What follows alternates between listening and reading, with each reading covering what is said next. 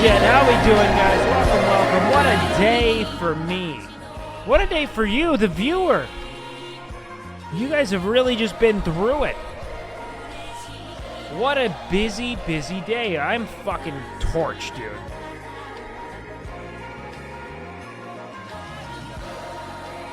Amazing singing. All I did was scream into the microphone. I just picked songs that I didn't have to sing in. Thank you so much. Like Tutti Frutti. Tutti Frutti! All road! You're just screaming. You saw me on the Missy stream Oh, why, thank you. Where's the VOD from today with Baby No Money? I think Miz delisted it. I don't know why, but I know it's not there. Love the karaoke. You know what's really funny? When I was in the 5th grade, I starred in a musical. And then I was never able to sing again. I think audio leaked. That's what I think.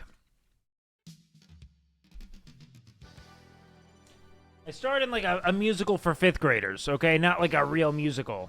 Just so we're clear.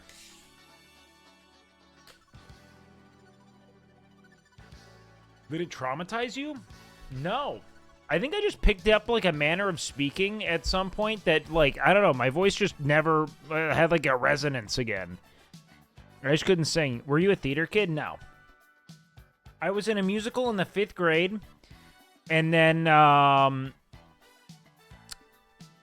right after that, okay, so I was in a musical in the 5th grade, and then I think when I was a senior in high school, I did a, like, kind of musical number-ish thing. What was it? Yeah, it was like a musical number I had to do for, like, a talent show as a joke. But I was like, yeah, that's kind of fun, and I feel, like, really alive. And I was like, this was way more fun than sports ever were for me. And then when I got to college, I accidentally got put in a theater class instead of a film class that I had signed up for my freshman year, and then the theater professors saw me through that and encouraged me to try out for plays, and then I did that for a couple years, which was fun. But yeah, accident? Yeah, no, it was like a booking issue or a scheduling issue. Like one class was full, and they just dumped me into the one that was open in the time slot. It was fun. We could do clip queue. I was at work. I'd love to see some clips. I don't want to watch myself at all. Yeah, Nick's stream was fun, man. You know what I realized? Okay, the hardest songs are the ones that have, like, talking in it. Because my voice does not do talking well. I have to, like, shift how I sound. Like, what was it? Fucking, Semi-Charm Life sucked. Because there's, like, so much talking. I cannot do that shit. In any universe. The talking is a nightmare. Alright, let's put on some City Pop here. It's just weird. Songs that have massive tone shifts? Oh, huge. Yeah, the like, I Want Something Else is so odd. I don't know. Well, and like you read it, and it's like, it kind of sounds like a dude who's sexting poorly. You know what I mean? When he's like, those little red panties laid out on the mattress. I didn't want to say that. That's a weird... It's just some fucking, like, it's just like this dude who, like, the, like, hot girl at your high school's dating who's, like, a 29-year-old line cook, you know? And it's inappropriate. It just seems like what that guy would say. You know any streamer I've seen on Twitch where your chat messages appear before mine? I don't know why that happens, but a lot of people have mentioned the same thing. Why did nobody sing Wonderwall? I don't know. I was surprised there weren't, like, more meme songs. Like, everyone really threw their whole fucking pussy into it, man. Like, they did it. Russell had a nice kind of velvety baritone to him, too. You're like, I did it all. And did it my way. It really wasn't bad. Where was Fortunate Son? I don't know the lyrics. I only know the sounds. You know what I mean? Caroline should have to do harder songs. Oh, Caroline's just a smurf, dude. Like, she's like an actual singer. All of us, we don't know what the fuck we're doing. We don't know what we're doing. Russell was weirdly good. Russell did great, dude. Did you win 50K in the end? No, that would go. Well, to be fair, it was 50K worth of Ozempic, which I think is enough to lose about 6 pounds. But Russell actually did great. Everlong was such a good choice.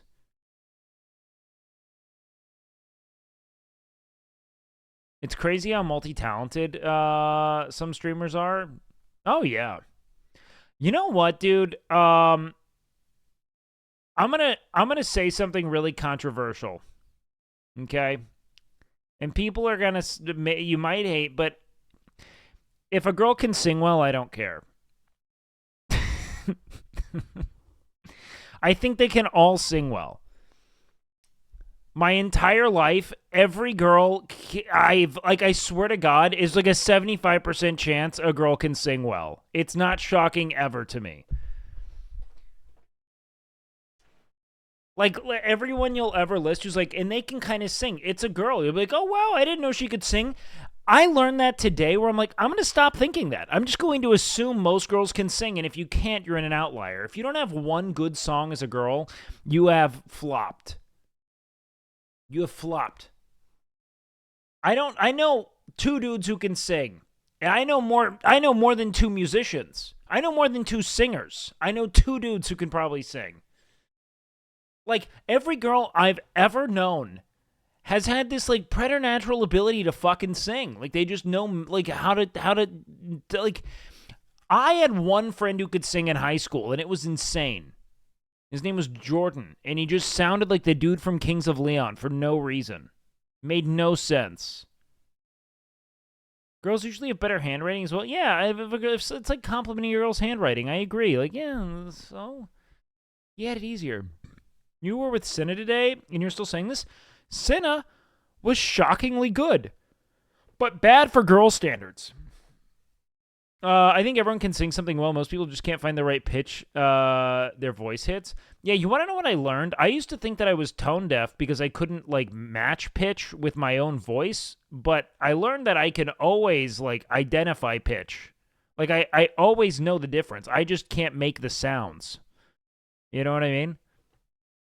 I remember, I'll never forget, I was lifting weights with this guy, and I, like, sang something. He's like, oh my God, you're tone deaf. And I was like, no, I don't. No, I can tell the difference between pitches and tones. No. Why? No, I can. And then I had, like, Ari, like, played a sound when we were doing a stream, and I was like, oh, that reminds me of this tone from this one, like, Nicki Minaj song, and it turns out it was, like, the exact same note, like, to a T. And then I did, like, a test on stream, and I have, like, at the very least relative pitch, but it's, like, very good pitch. I thought it was awful.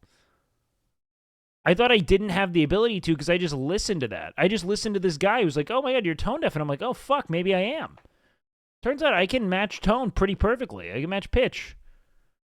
I, like, avoided doing anything musical after that. I was like, oh, I guess I suck. Did not like me and didn't teach me how to properly use the head voice versus chest voice. I still don't know how to sing at all.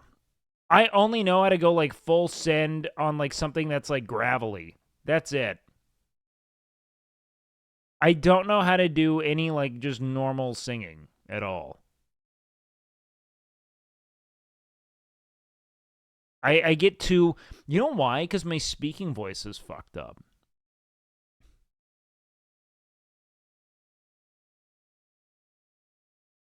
Wait, Sears engaged? Yes, Sear got married today. Oh, Jack Black? Dude, Jack Black is so fucking... He's such a good singer. He's such an amazing singer, man. Well, no, I mean, at the Ren Fair, he's engaged. He's not actually engaged. How many hours did you stream last month, and how many are you shooting for this month? I don't fucking know. Who the fuck are you, dog? How many hours were you? Combined between all the stuff I do, I'm not sure. For me personally, I try to think about nowadays how to concentrate my content better rather than just go for raw hours. Did you know Pepsi Zero has higher levels of caffeine? Maybe by like 10 milligrams. What does this have? This is 63 milligrams. Hold on, I have a Coke Zero in here. What does the Coke have? Coke has 57. So it's 6 milligrams higher. Now, for me personally, my objective with streaming is like, how do I make every stream something I'm not absolutely miserable doing? You know what I mean? That's my objective. And so if I can go here and have fun and like put in good time, I'll do that. But I used to put in a ton of time on stream, especially during gaming metas. Lately, though, I just don't feel the need to be on stream that much. You know what I mean? Like, it's just too much time, in my opinion. I like having more to say and do. I just feel like I can really work the fuck out of it. No, I mean, I stream every night. I love how you'd been making more appearances on other streams lately. Yeah, I haven't really been. I feel like I just was on 2 streams today. So everyone's like, "You're on so many streams." Nah, for me personally, when it comes to amount of hours, I feel good if I stream at least 4 hours. If I stream at least like 4 or 5 hours every single day, I feel pretty good. Which isn't too bad. I mean, like, what is that? If it's 5 hours, it's like a 35-hour week on stream on my channel, and then I go on literally anyone else's channel anytime they ask. I pretty much go. We're destined to be best friends like we are. Oh my god. Yo, Unleashed Energy, thank you so much. What the fuck? So anybody can clip and use title to make it look like it's posted from me because what the fuck, Twitch? Oh my god.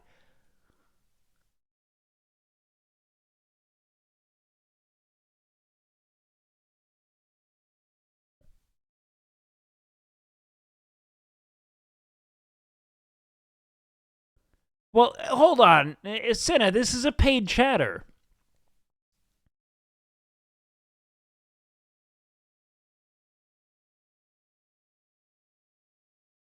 Her unban appeals today were insane. Did she do ban appeals? I don't know if I'll ever do ban appeals because most of the time we ban people, I think. I don't keep track of every ban, but the ones I oversee are like normally pretty bad.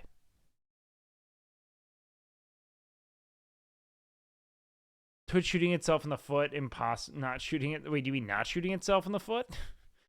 She had like 10 hard R ban appeals. Yeah. Wake is anti-reform. You know what? No, I'm just pro vibe protection. I've experimented with the I can change them philosophy, and I think it just created an awful chat environment for a while. And the more I just suffocate the baddies with a fucking blanket and never let them back, the better. You live in Round Rock? I am moving from Austin to Atlanta, and the area looks super nice. I don't know if you know how like not awesome that question is. A better question is, do you know Round Rock? What do you think of Round Rock? 07 that guy? Probably. I don't know. I got banned from Mrs. Stream today. That's probably how I lost the wedding. How did you get banned from Mrs. Stream? What did you do wrong? How'd this happen to you?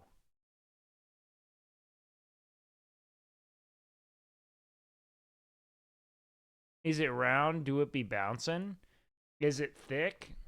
Do it be twerking? I feel like it's hard to get banned from Mrs. Stream. But maybe not. Some people might just set it all on fire when you don't want anything. Like, when you have that many chatters, you're never going to miss them. You know? Oh, it be round. It be pooping. It poops. Do it be shitting? Do it be farting?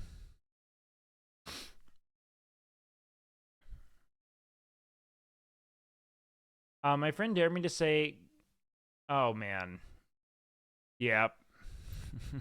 You're a fucking idiot.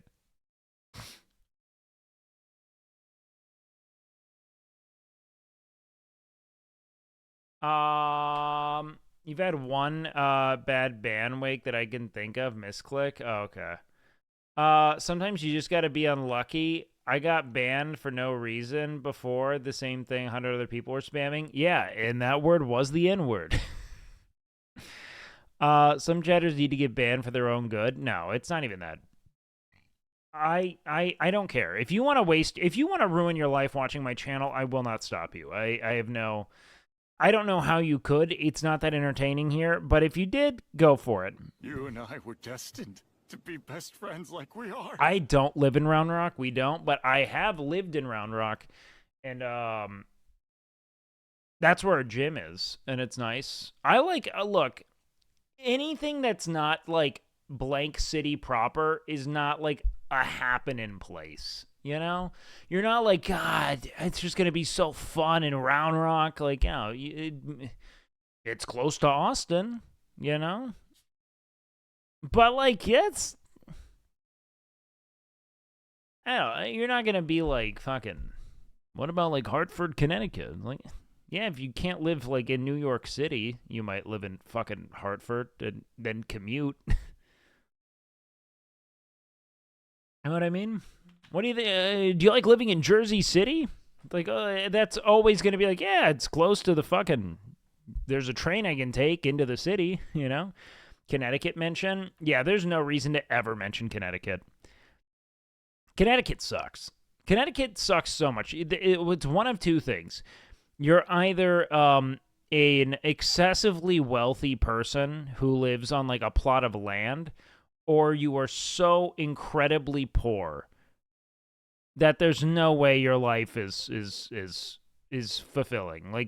There's no life is just paying rent. That is it. Honestly, one of the biggest red flags for me in college, because I went to a college with a lot of people. I went to college with a lot of people who were very like northeastern. What's the right word for it? Like very posh kind of yacht clubby. And the biggest red flag for me was always when people would say they were from Connecticut. Every single time, bar none, 10 times out of 10, if someone said they were from Connecticut, I was like, this is not good. Oh, hey, yo, Jeff sent me some photos from today. You guys want to see some photos from me in the Baby No Money music video? Yo. Yo. So apparently the garb I was wearing, this surcoat, this was from the owner. This was the owner's surcoat. And it was enormous on me.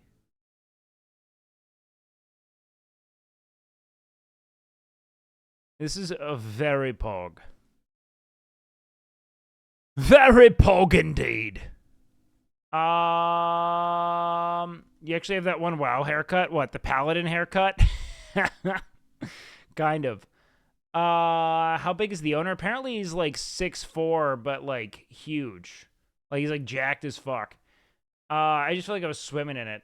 Was it The Mountain? Yes. Good supporting actor in Game of Thrones before eventually getting stabbed in the heart. That's every character. It's not even a supporting character. They all do except for Bran the Builder. Or Bran the, I don't know. Bran! With the stories. Doesn't it suck that they somehow found a way to make this entire thing just a roundabout circle jerk for authors? Bran the Broken.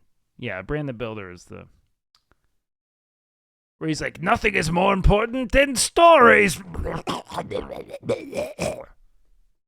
know? God, I fucking hate it.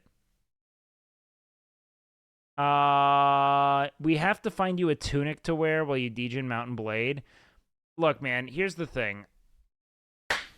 Thank you so much. Here's the thing. Wait. Bradley Martin thinks he can take Demetrius Johnson? Here's the thing. I think a lot of people think about this stuff in terms of, like, boxing. You know what I mean? Or even, like, I don't know. But in the context of, like, an all-out MMA, like, the ability to use all of his fight experience is just so much more significant than his size. Wait, hold on. He goes into 248-pound dude?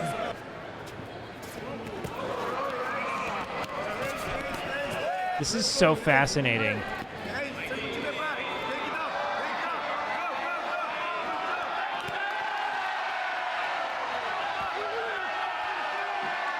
He's so athletic.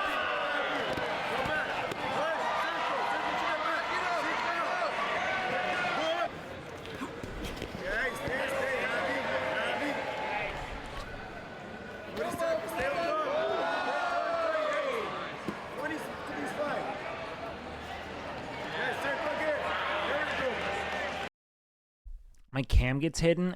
Fuck me, dude. This is my...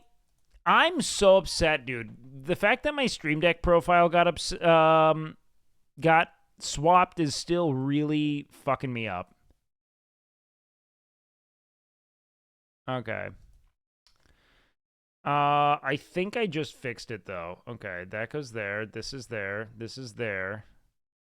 This is there. This is there. Okay.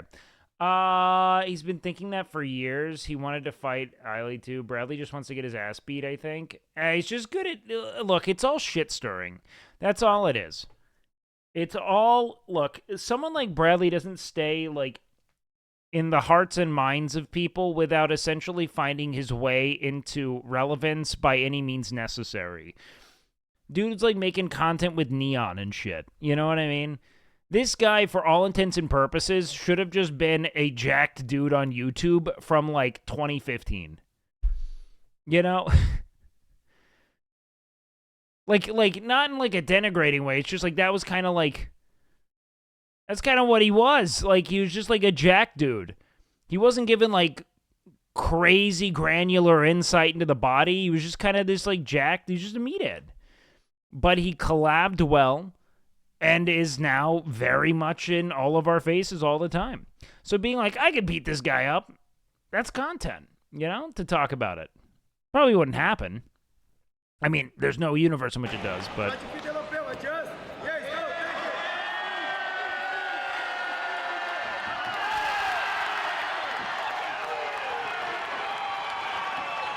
It's a big... If I don't make it, tell my story to my wife, okay? I think it's wild that this guy's just an Asmon fan. Also, Bald King looks great with no hair. Jesus. You know Mighty Mouse streams too? Yeah, someone shared him collabing with Chance one time. Like playing whatchamacallit. That feeds his soul. Okay. I did open clip queue, so we can go ahead and do that. Is he showing up to next Miz fight promo? I think we're working on that. I'm not sure I know he's coming to a fight. I don't know if it's the next one or the one after. Mavs game started. Fuck, like tip-off just hit. I'm so worried, dude. Hold on. I'm actually going to open this up in another tab. Thank you so much, best friend. Oh, God. Okay. Game 5. Here's the thing. If we win tonight, because I'm on the team. If we win tonight, I'm going to the game on Friday. Like, in Dallas. Which would be awesome. So, Miz said he might not make it to the next fight. Okay, so he's already talked about this. Okay, fuck yeah. Okay, yeah. So right now, it doesn't seem like he's gonna make it to this fight in particular, but I do think he's gonna make it to the next. But we'll see. Good calls. Only so many times your favorite team's in the playoffs. Oh yeah, but also I mean I'd just be going with my buddy. I don't want to watch Dracula Flow right now. Send me like other clips. Wait, hold on. I want you to lie down at Asman's feet. No easy boost. The dashes. Sorry, Kings. Nick isn't being historically accurate with the sunglasses. Oh, Asman, I'm sorry. man. You just pet me. Yeah, I'll forget those. Can you do it again? You give him to the funny guy, he'll hold them for you. Doesn't it feel like we're introducing I just someone bought new to that. OT? Dude, yeah, Miz's flexibility is insane. It does feel like they're introducing someone new to OTK, actually. Like in the middle of the song. Yeah, I was the king's hand. So the whole time I'm just going to Asman's ear and whispering into his ear. That's it.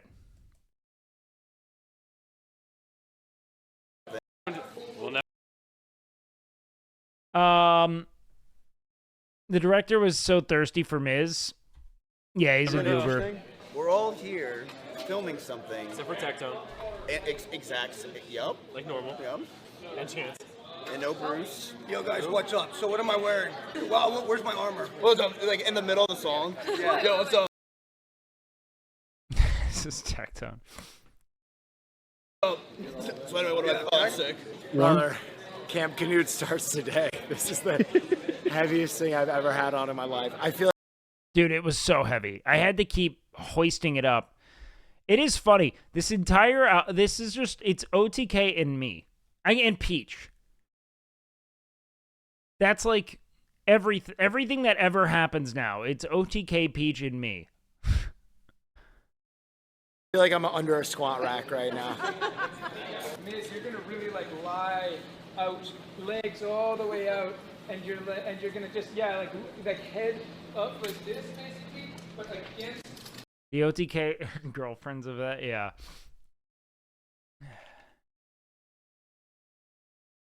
OTK Esfin's partner and Sears partner.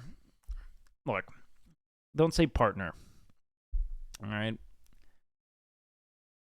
We didn't fucking scratch and crawl to hide under the name of partner, all right?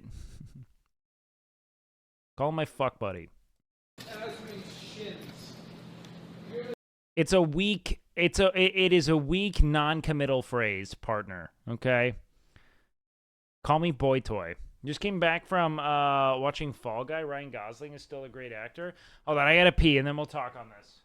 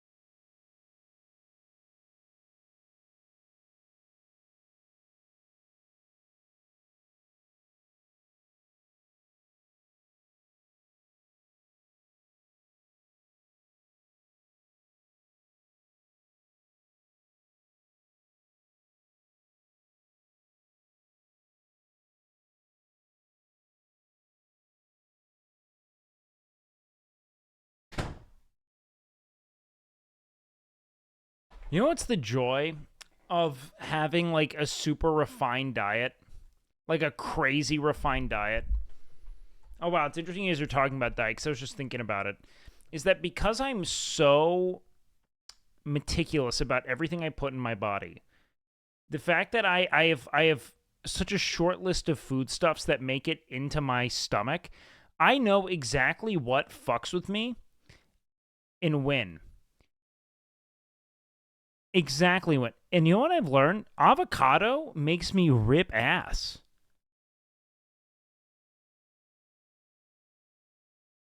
Like, it makes me fucking fart. I do not know why. Now, they're not gross farts. They're not hot farts. They're room temp farts, which means it's fine. No, it does. You can rip a room temp fart anywhere. It's never going to stink. It will not stink. A tepid fart is nothing to fear. It's the fucking hot, like, those magma farts.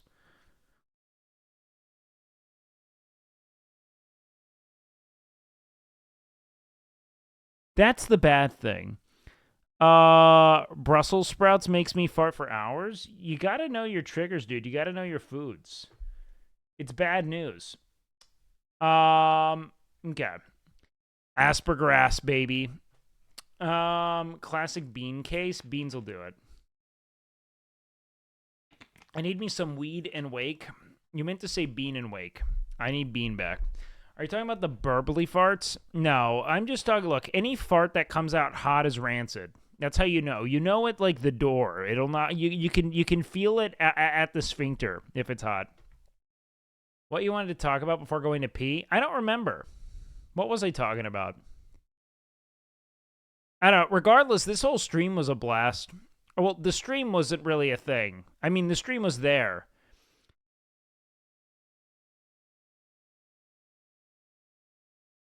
But for me, the fun is just being, you know.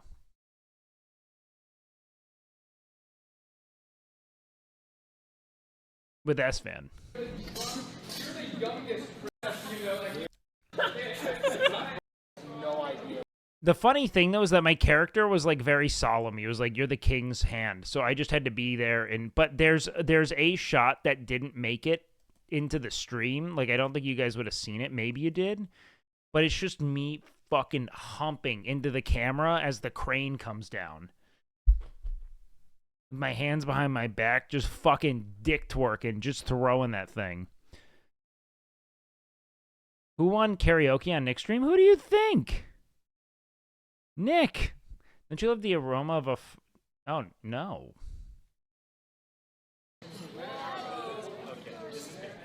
Like, actually try. I'm actually trying. You put in a ton of effort for every stream? Maybe on other people's channels I put in effort. For me, How can I be homophobic? 20 minutes? Bro, I can't listen to 20 minutes of one-liners. Are you letting new press in or just that one? Just the ones that are in already? Where's this? Is this UCLA? I have a press tag with you. Where is this? You need a press tag at UCLA? What is this fucking Hollywood-ass protest with, like, security? What is this? How you need a press pass to go to a protest?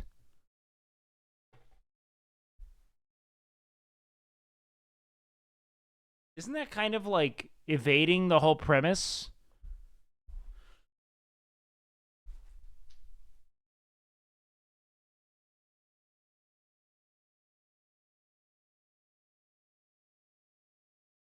Why are they protesting at a college, though? Colleges, I don't know if you know this, they make money. And they have partners with companies that are deeply invested in or in support of certain initiatives, yeah. Zionists have been attacking people at the pro-Palestine encampments? Oh my god. Okay, good. Good that there's security, that makes sense. They're not letting press in?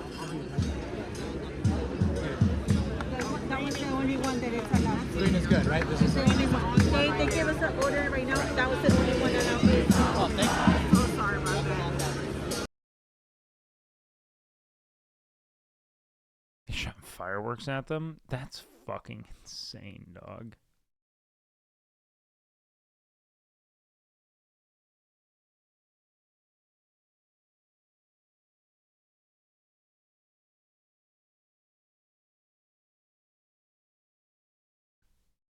Pro-Zionists were throwing fireworks into encampments, throwing pallets at people.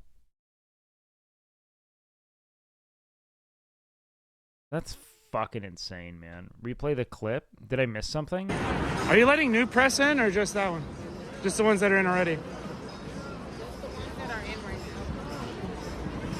I have a press tag. Oh, you missed the clip? No. Starting off with A tier and A tier. It just makes sense. Then we have F tier and S tier. F tier is important to a tier. They were calling the students Hamas encampments.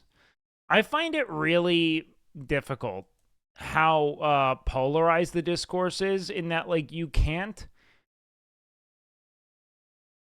stand against the, like, unjust occupation of Gaza and the carpet bombing of the people who inhabit it without it seeming like you are in, like, ardent support of the horrific things that people are going to do in these kind of power vacuums. I don't know. Heel, come down.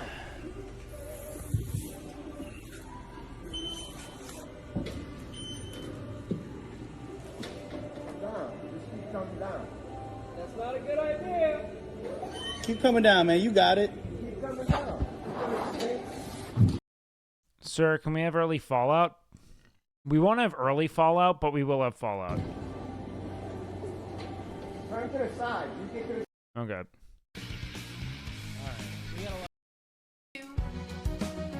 And now I wonder if I could fall into the sky. Do you think time? Do you think time will pass me by? How does it feel to have a hunchback of Notre Dame? How dare you jump off of that plane, bitch? I'm allergic to the lame shit. Only you like being. How dare you send that to me? You know, people dedicate their evenings to sitting here in this channel because they feel safe and they enjoy themselves and feel like for a moment they're free from the fucking perils of being. And you send me that to haunt them for what? Famous. Yachty can't give you no swag neither. I don't give a fuck about who you hanging with. Yachty can't give you no swag neither. I don't give a fuck who you hang with. Oh my god.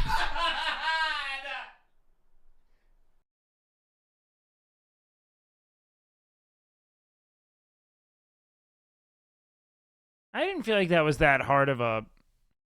Was that a diss to Yachty? I don't think that was... Jump off of that plane, bitch. I'm allergic to the lame shit. Exaggerated reaction? Yeah, it's fun. I like it. What's wrong with that? What, do you want them to react to it like you did, which was this? That's why you come to this channel, for nothing. This guy's been around for a long time, man. I remember Dante with, like, he was like one of the first reactors on YouTube.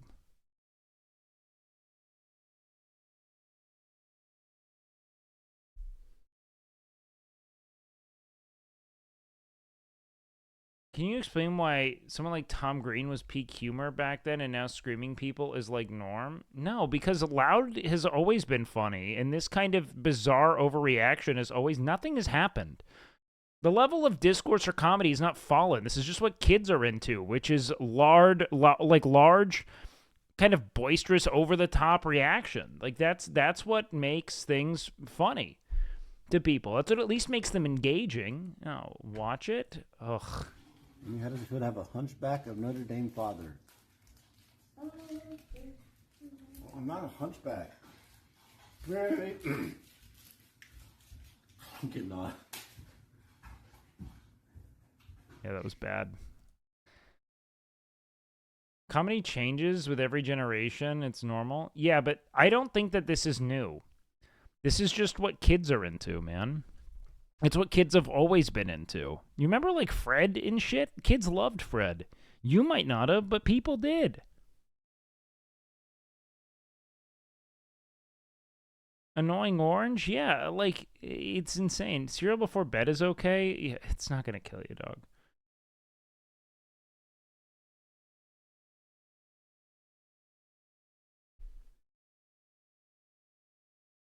You're telling me pharaohs laughed at fart jokes? I don't care what pharaohs did. Pharaohs probably fucked their siblings, like all royalty did. Why are we, like, why? Who are you to compare yourself to royalty anyway? like, we're all just dinguses. We don't have fucking, you know, centuries of, you know, the pressure of sustaining a bloodline in service of an empire, you know? Like, it's all dumb. Everyone laughed at dumb things. Humor's always been entrenched in the things we didn't feel like we were allowed to say or reference or point out. Fart jokes were always funny. Only you like being famous. Yachty can't give you no swag neither. I don't give a fuck about who. Only you like being famous. Yachty can't give you no swag neither. I don't give a fuck about who you hanging with. Hairlines? What about hairlines? Hairlines are funny. Oh, that's just a Twitch thing more than anything. Twitch is so obsessed with it.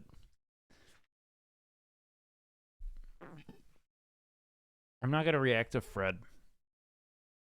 It's funny, you go into the world, very few people care about hairlines at all. Fair's probably laughing at cat hieroglyphics. I don't think they were laughing at hieroglyphics, dog. Why do you say you are a problem? Did you actually send Fred? Oh, God. Yeah, I can't.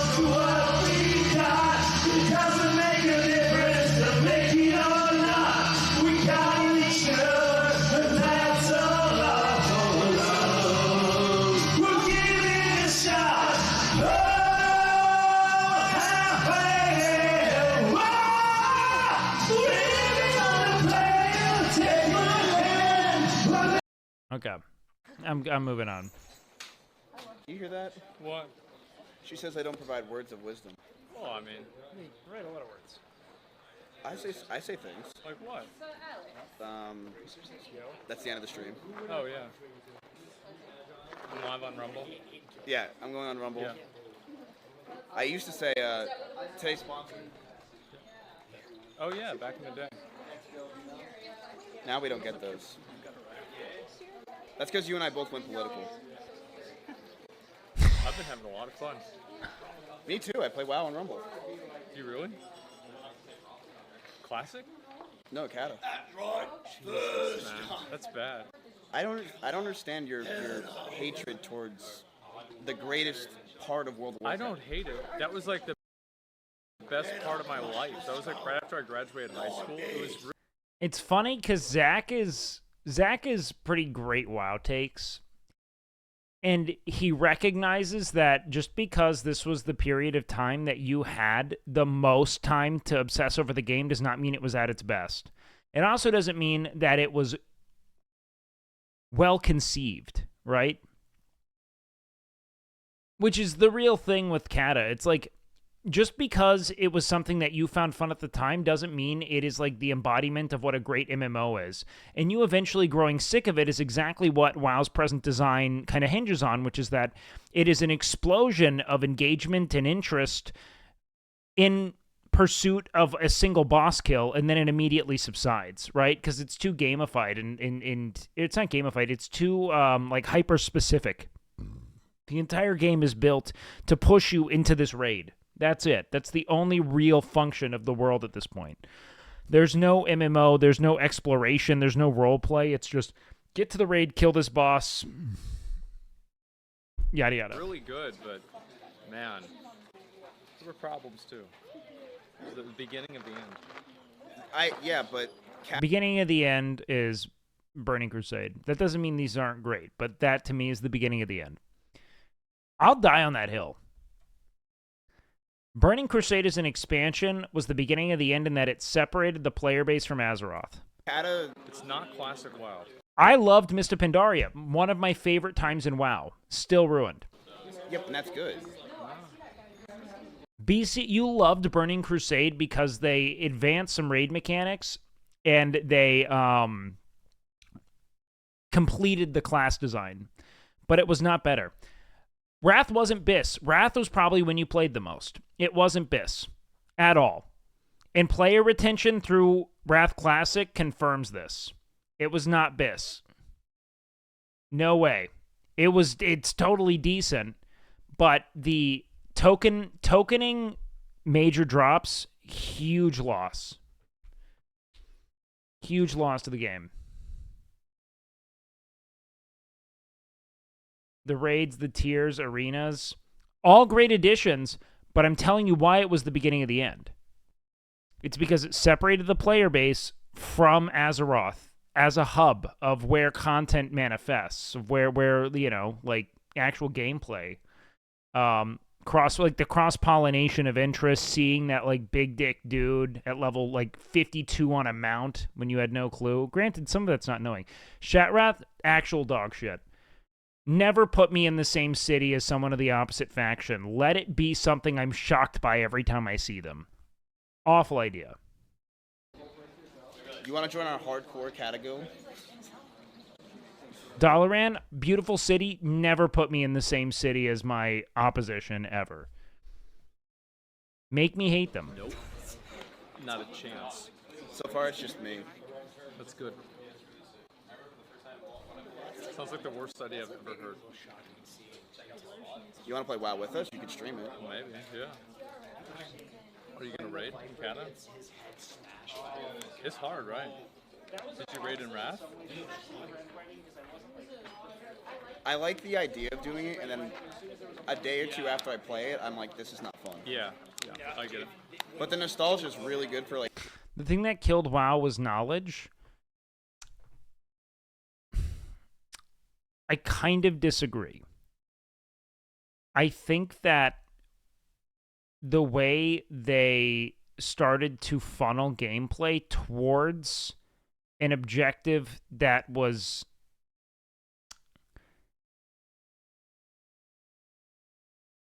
let's say like contingent on that knowledge was the issue. It's a part of it, but I don't think it's the whole of it.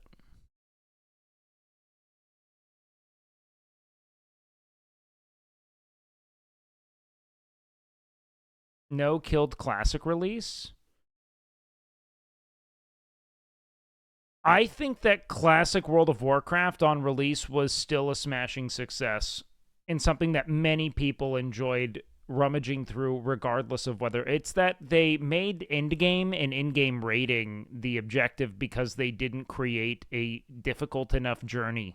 Like, inconvenience is in many ways the spine of an MMORPG, and I don't mean inconvenience in the sense that, like, I have to do all these things to get this legendary item. I just mean, like, it's kind of scattered, you know? And you have to traverse the world to get places, you know? I almost feel like sometimes WoW didn't realize how much of a sandbox it could be. Add-ons could be an issue, I'd say that, yeah. I think MOBAs killed WoW. They killed WoW Arena for sure. Like, how does he look like Jesus? Jesus was not white. Base. On the set of Baby No Money, new music video. Yeah, it's amazing.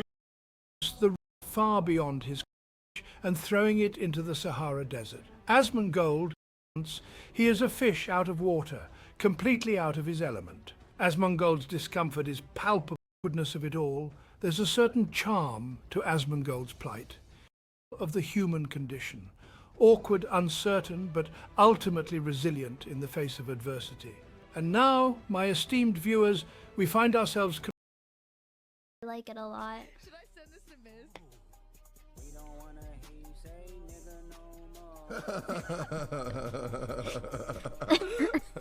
I don't know why she's saying that. That needs to be sent to her. She doesn't say it, What? does she? Why is she, of all people, saying that? That's crazy. Dude, Mar looks so young in this. I mean, she is super young. She like looks crazy young here.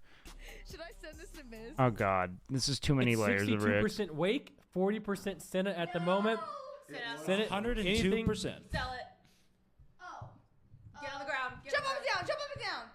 What else? What else? The girl. Oh my God, I can't compete. Santa looks so small.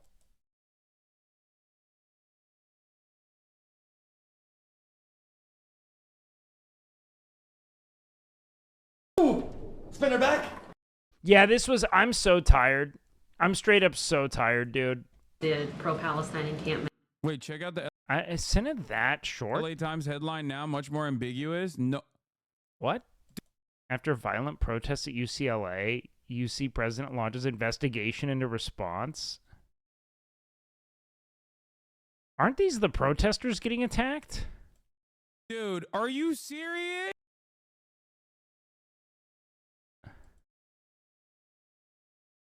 UCLA cancels classes after counter-protesters violently attack pro-Palestinian camp? What the fuck?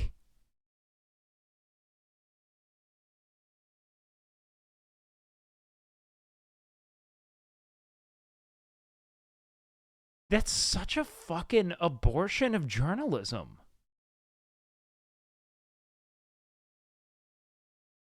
I saw the XQC clip yesterday. This is such a fucking mess, dude.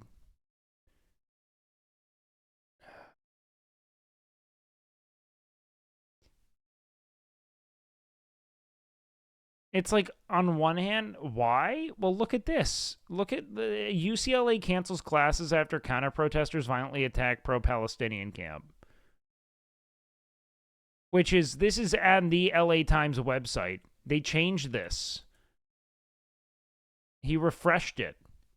After violent protests at UCLA, UC president launches investigation into response. It's painting the picture of the protests themselves being predicated on violence, which is exactly the narrative that I think mainstream media is starting to lead into. So the headline was wrong? No, they were. This is exactly what happened. Protesters were attacked. They were not doing the attacking. The protests have been peaceful.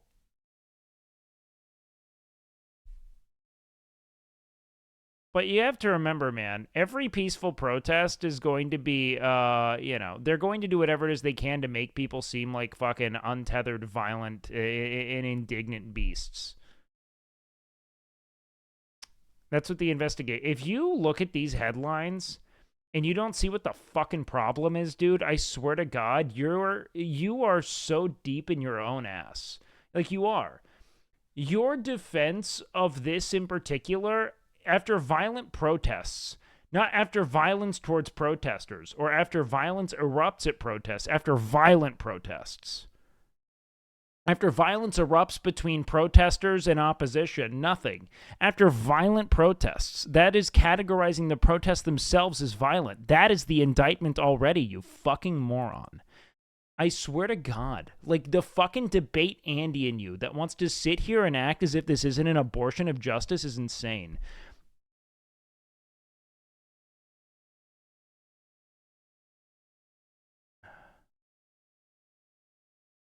I am genuinely curious. Why does it seem like every single one of your beliefs is gathered from the social group of the left? It seems like you gather information strictly from leftist points of view instead of having a bit of nuance and taking every point into question. I feel like you could write down every single one of your beliefs/takes.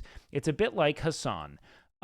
So my positions tend to align left because I have, through my own inner work, my own actual surveying of different viewpoints, and engagement with literature and theory has guided me towards a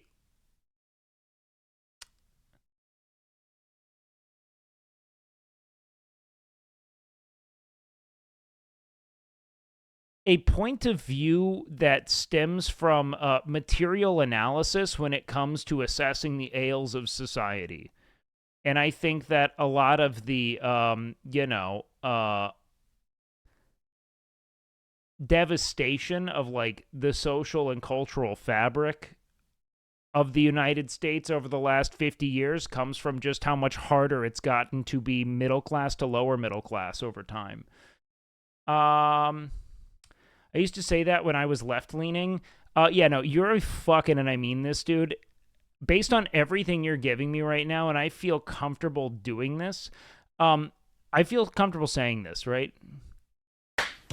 I was right-leaning. Okay. This sub has a leftist bias.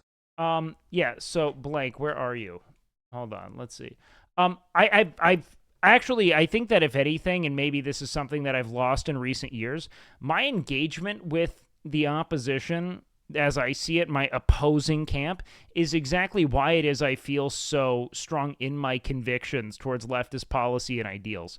I don't take anything from a social group, and I don't rip anything from a singular source. I'm very varied in what it is I consume, and I try to build it more on actual, let's call it like written theory rather than headlines. I stay as far away as I can from the kind of like a hullabaloo of like citizen journalism and the dog shit you see perpetuated through your For You algorithms, and I try to, why are we even addressing this bad faith comment? Because it's important.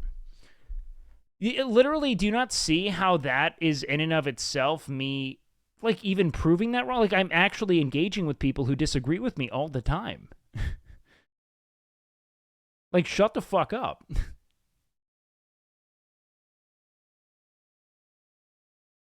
No, I'm actually very far left. I'm about as far left as I can be on the political spectrum. Why are they acting like your views are based around Hassan and not just the fact that you're a leftist? Because for them, and this is why I don't build my platform on political ideologies, because I'm not trying to farm clout from my ideals.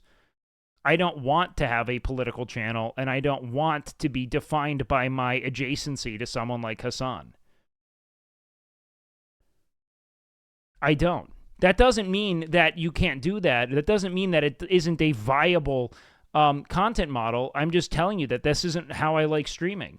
My beliefs are my beliefs because I went to fucking college. I read things. I studied. I then went out into the world. I traveled. I experienced where there were massive policy failures and triumphs. These are things I've done with my life. I have not just sat here, listened to Hassan, and then repeated it. I don't watch Hassan stream.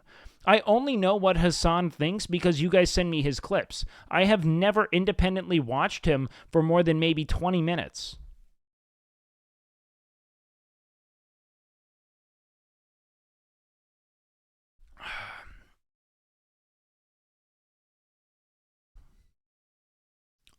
My stances are left of center because that's where my moral compass lies. It's one of compassion and care, who wants desperately to create a sense of parity socially and economically in the world. Does that make sense, Blank? And I think that the ideology of the left is, and I don't mean the left as you see it, I mean actual leftist principles, is one of radical compassion and empathy.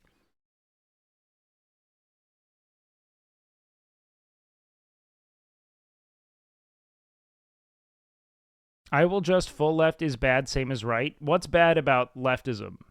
Like what about leftist ideology do you see as bad?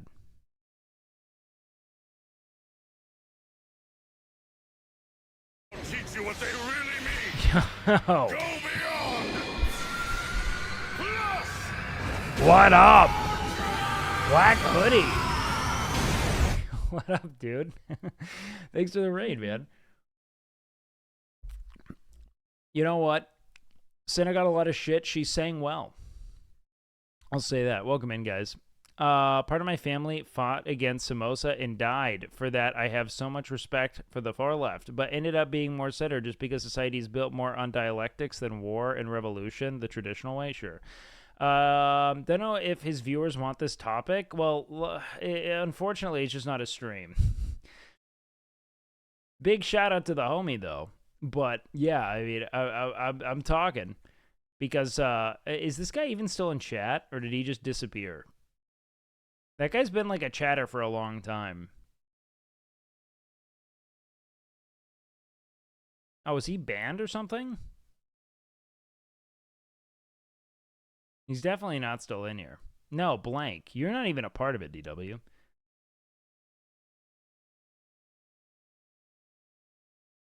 The guy who asked me a novel of a question, yeah. Both right and left wing are connected to the same bird? No. You're thinking in terms of the United States, Democratic and Republican Party. I'm literally center left. Obviously, Chad is going to try to muddy water here instead of taking what I said for what it is, which is fine. It's just interesting because I feel like I've never heard you give an opinion that isn't leftist, which is concerning for trying to assess someone's authenticity. What do you mean? What stance would I possibly take that was right of center if I identify with the ideology of compassion and radical empathy that defines a lot of especially leftist idea? Like, what should I arbitrarily stand right of center on? Can you give me a policy that I should be, that you think I would be better sorting right of center? Like, what is this? You're getting baited? I don't care. Shut the fuck up.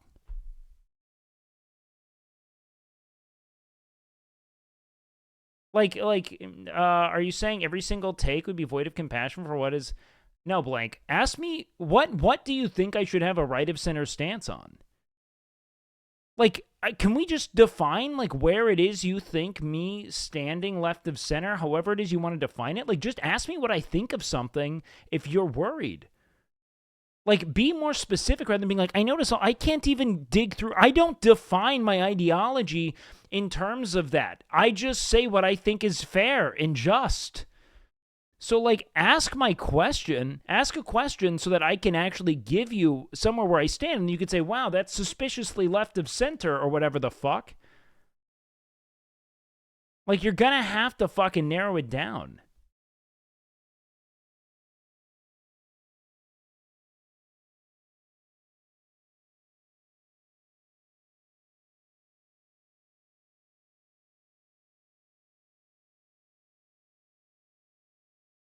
Like, I don't sit here and, like, jerk my cock off to the thought of being a leftist. I just have, I read enough, and then I thought enough, and that's just where I ended up thinking that's where my fucking heart is, man. That makes the most sense to me.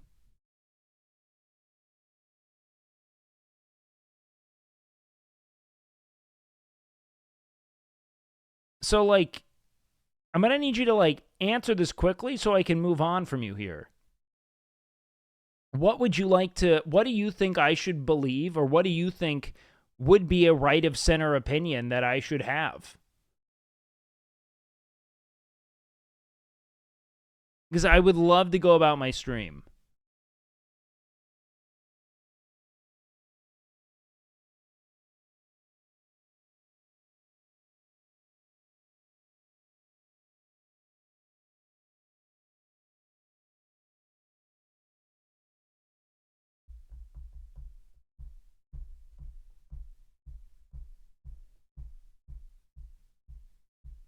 We're waiting. You had your moment in the sun. Start typing. I'm actually frustrated with you, and I've had a long day. So fucking write down what you want my stance on and why it isn't considered enough. If it's somehow left, it's now inauthentic. I'm totally fucking dazzled by this. I even said yesterday that I thought that the whole fucking Goonergate scandal with Stellar Blade was somewhat justified because I think that those dudes paid to look at titties, not to play a game, and they should get that if that's what was advertised. I literally, like, I do, just because not everything, I'm not just sitting here being like, why, they want to just objectify this. Yeah, they wanted to and they paid for it, and it's a fucking cartoon. What the fuck do you want? Far left doesn't work. There's always one narcissistic one that thinks for himself, and he is in position of power. You're describing something that could be systemically ameliorated in the event that we weren't creating shit like Citizens United. One narcissistic person doesn't decide what the system is for the lot. I don't think DW was ever a problem. Why did we... He just said Stunlock. All right, I think this guy just left. Is he still in the chat? If so, I'm going to move on. DW didn't do this, by the way.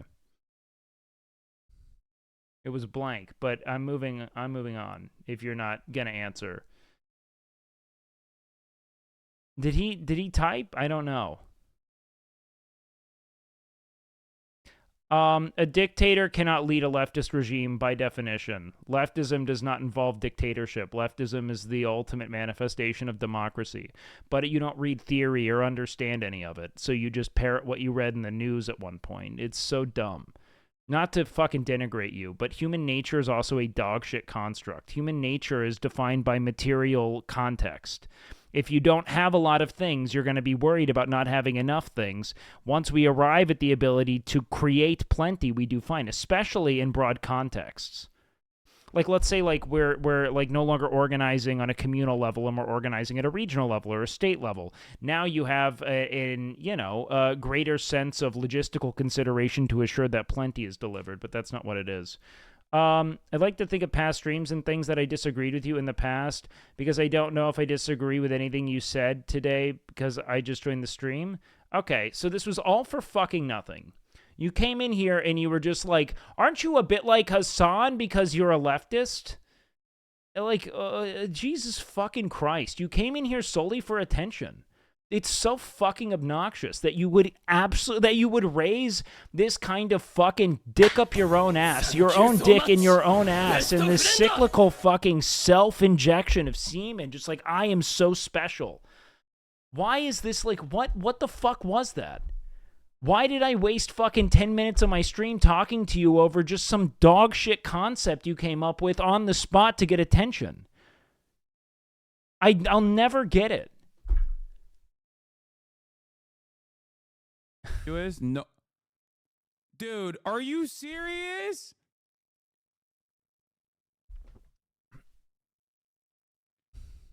Well, he couldn't even just ask me like what I thought of something, which absolutely would have been it. If he just asked, well, what do you think of this? This is something I tend to be more right of center on, which is all it is I asked for, was not even to cite a take. Just to say one thing that you'd like my opinion on that you think I should be right of center on. It's so annoying. Hassan annoys you because he fucks women you want to fuck. That's why Hassan annoys you. Hassan is, you either dislike what he believes in or you hate that he's hot. That's it. But he doesn't just annoy you. His existence isn't annoying.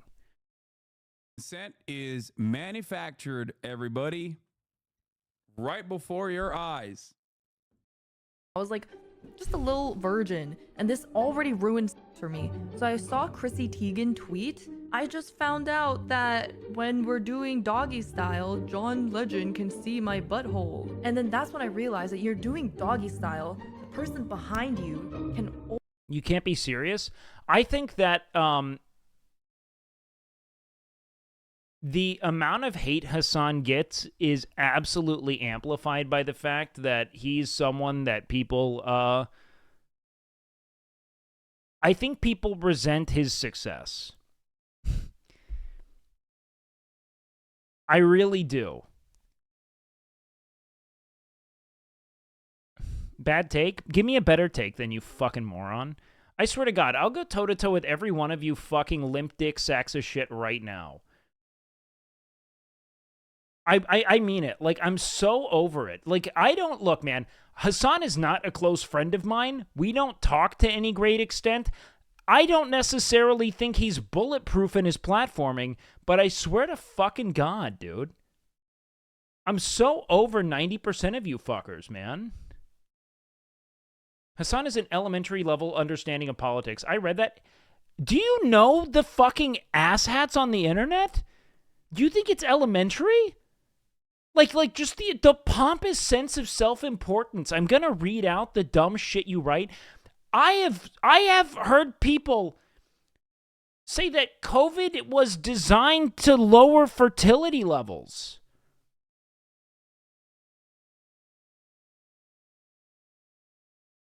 Like, designed by you.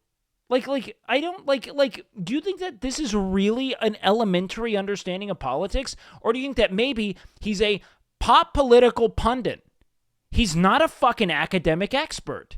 He is an entryway into broader political discourse about quarantined ideology. Whether you agree with him or not, you cannot deny the fact that Hassan is in many ways responsible for, not solely, but a part of the destigmatization of leftist, socialist, and communist discourse amongst youth. Dude is.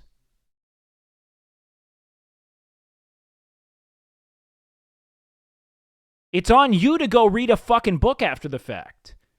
If you use one fucking idiot, any one idiot, the son's not an idiot, but I mean any person, as your sole beacon of understanding, of your sole fucking fountain for insight, you're an idiot.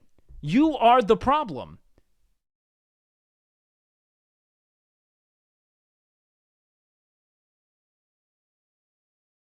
He gets hate from edgy comments, not that deep. Dude. I don't really know how else to put this. I'm and I mean this, man, like, I don't like getting in these stun locks because I tend to be pretty defensive of a lot of people I know because, like, I think that the sort of like the viewer psychosis and like blind tribalism you guys develop is a cancer. Like it's this like, I watch Destiny, therefore I have to think that this person is like a literal fucking demon lord. I don't get it.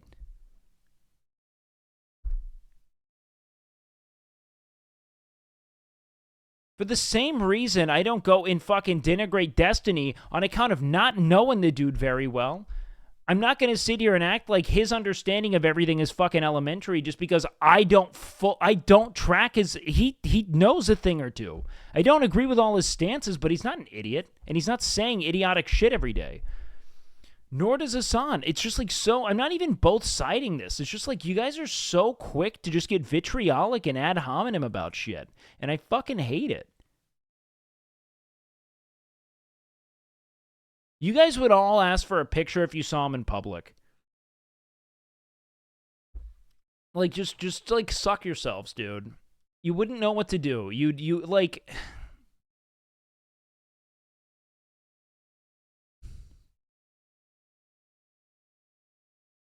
I don't know, man. I stand left of center on a lot of issues. I don't know everything. I'm wrong on things, I'm certain. But I like to believe in the goodness of people, and I think that my stances, undefined, all center on that, of not just believing in, but allowing to lead that sense of you know, optimism and care and love and compassion. I do not care where that puts me.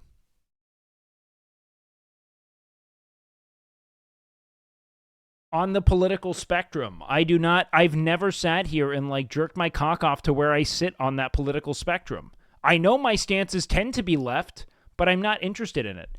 Sounds like a lot of narcissistic tribal talk, like why should I care about Hassan in person? He doesn't strike me as an interesting person at all.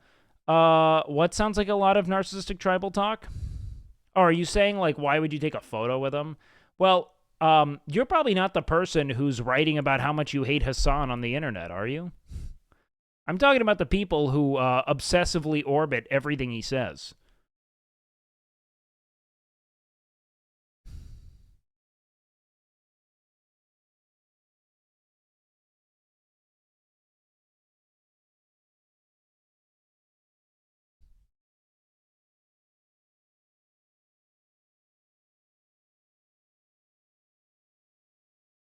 I don't care. I know some of you guys just want to go like tit for tat on every dumb thing you think these streamers have said. I really don't care. They're not me.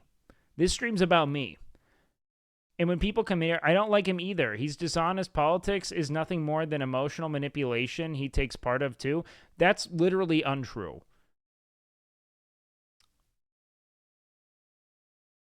Like, not, I'm saying, like, politics are not about emotional manipulation. Like, maybe, like, pop culture reporting on politics, but it should be about enacting policies that represent the will of the people.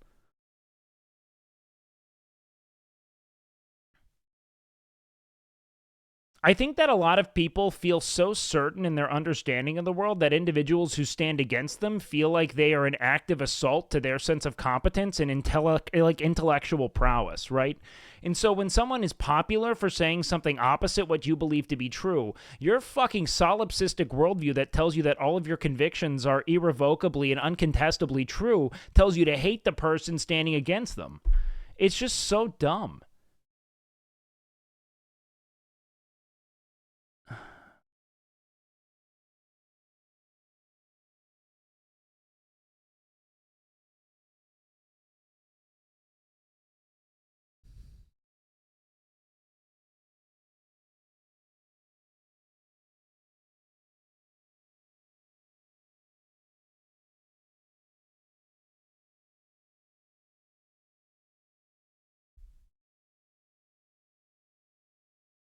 Like, I don't know, man. I haven't watched a lot of Hassan. I like my interactions with him. I'm sure he said things that I would hear and say, that was dumb to say. But I don't typically disagree with him often. You and I were destined to be best friends like we are. Why did we get into covering politics? Things always get weird because people come in here and like, here's the problem, okay?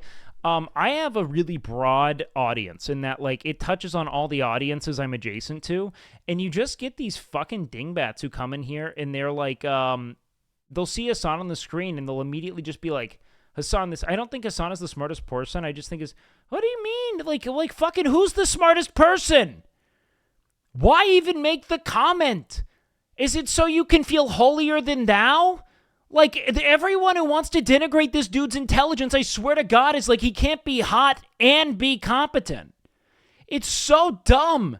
He's clearly quite bright. He articulates himself well. Like, it's so beyond me sometimes. Why do you mean the smartest person? Why even say it? I don't think he's the smartest person. I'm not the smartest person. None of us are the smartest people. The smartest person is a fucking hermetic savant in the fucking wilderness, just trying to not go insane because every time he hears sounds, he sees numbers.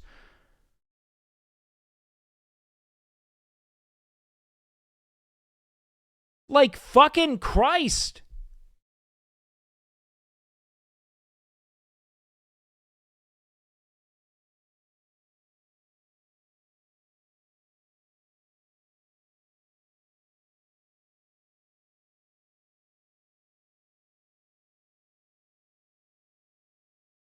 Like, every single one of us are fucking pundits and idiots. We're just people, we're just talking heads, wanting attention.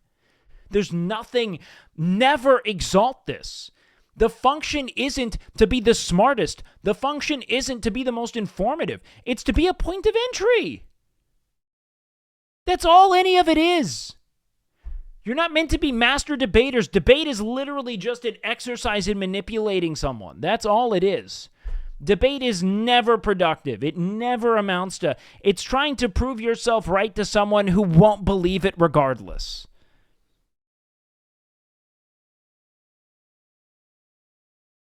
Watch a Hassan vs. Destiny debate and you'll see why people don't like him. I think I'll just see two people acting like fucking children. Because that is what every debate gets. It becomes this fucking semantic, I'm smarter than you, my community is smarter than yours because of it fucking circle jerk.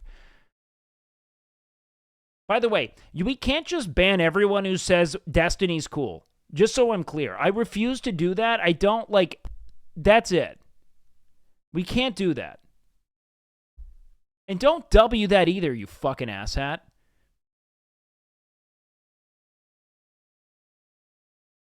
I will be a fucking centrist about people. That's not my job. I'll stand on hard lines when it comes to things in the world, but when it comes to people, I can't ban fans. I just can't. I don't feel good about it. We'll wait for them to say a terrible thing.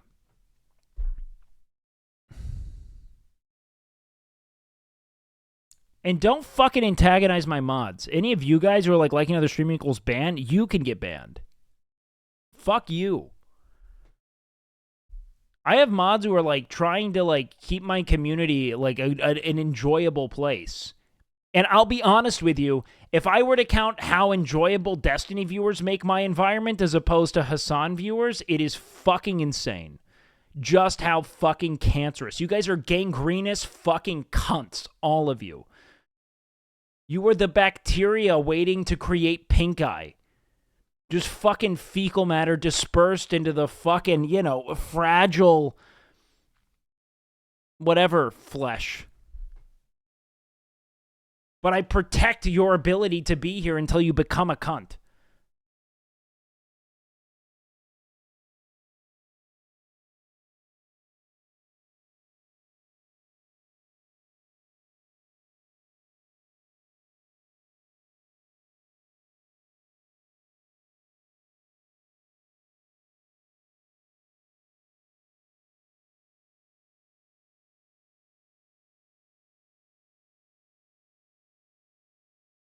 These people make it less fun to be here? No, I agree with you.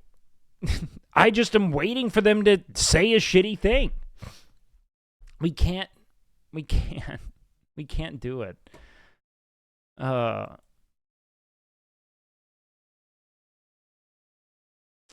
problem is that it makes sense if it's unprompted, but I'm talking about this. And so now when people are saying, like, I am a supporter of this, Destiny is a lot of fucking... He's got deep roots in the website, and I have viewers who are going to watch him. I have friends who like him. This is just my reality here. This is where I exist in the website.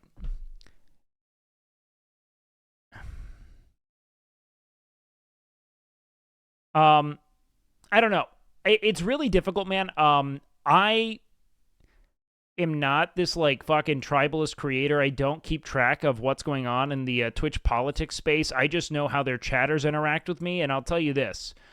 I do not necessarily see the Destiny community coming in and being awesome.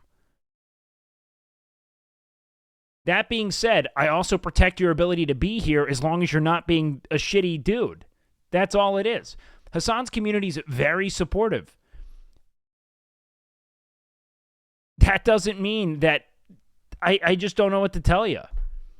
Do you want more engagement or happy community? Neither. I just don't want to be... I just want to be fucking... I want to fucking live with myself. I don't know. I don't like banning people because they're a fan of someone.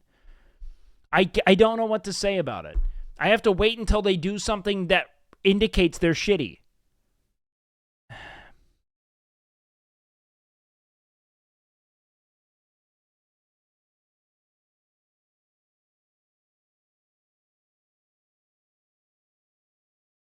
You and I were destined to be best friends. Like, we I'm gonna are. be honest, guys. I can't have infighting in like this capacity.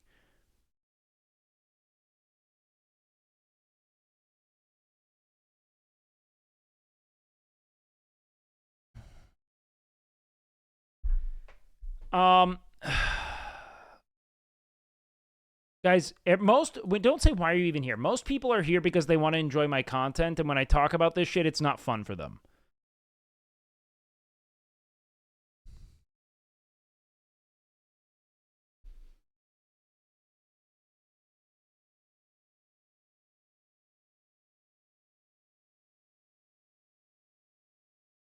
Is the infighting that bad? Yes.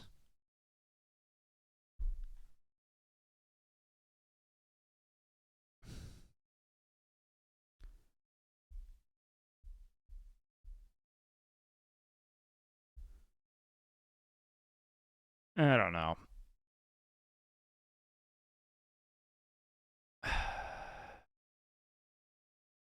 Guys, I'm gonna be honest with you, man. I can't get on a fucking roll and try to make my point because I feel like, frankly, like the amount of I don't know what to do about it, man. I want to protect my core community who doesn't want anything to do with a lot of the vitriol that comes in when like debate pervs from Destiny's community make their way in here, but I also don't want to ban people for just being fans of someone.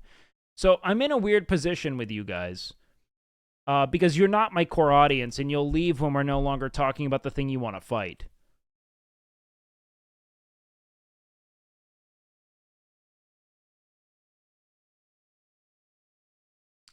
I want my core community to be happy and have fun. But I'm not going to like, I don't know. Like, I don't know.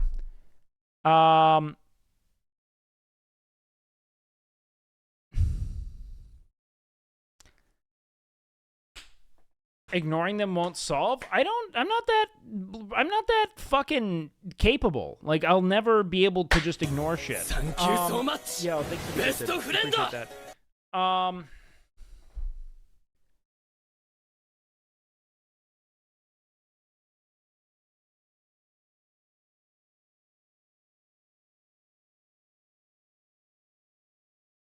It's so weird. The next streamer they view as a lefty, isn't Destiny like categorically? Doesn't he always? Is he? I don't know. I don't know his fucking stances. I'm not gonna ban people who like D. I hope they stop watching his stupid pro-genocidal ass, but they are the most annoying humans on the planet. Sure. I don't know, man.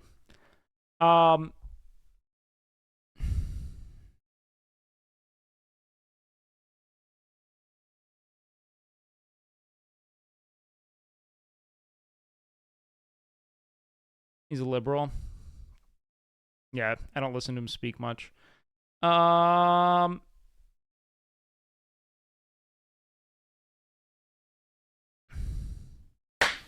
Thank you so much.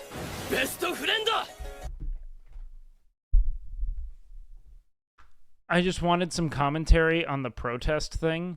Yeah, but your idea of commentary was being like, how do we know that they didn't change the, like, the title was like categorizing the protests as violent rather than highlighting the protest that erupted between the protesters and antagonists, which is different. You say you don't want things, but when I get rid of unwanted things, you disagree with it. I am always okay with banning people after they say shitty things. I don't, there's something about me in particular that feels incredibly bothered by banning people for like dropping a DGGL or something. I don't know why. It just doesn't feel good to me to ban people strictly for being fans of someone.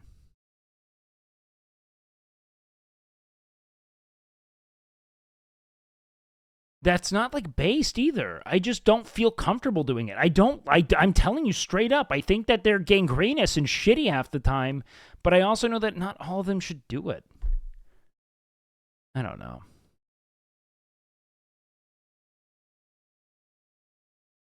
What's wrong with BBLs? Nothing.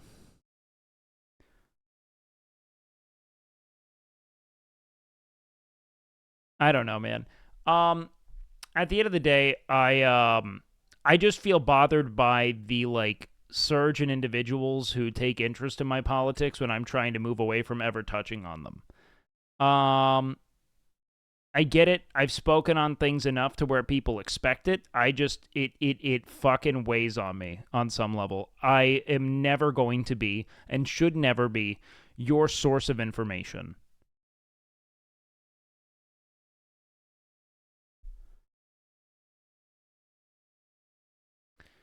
I don't know, Gran. Guys, to my mod team, I will always try to believe in my ability to have like a productive conversation with someone, and I do not know how to like scale that with the growth of my channel.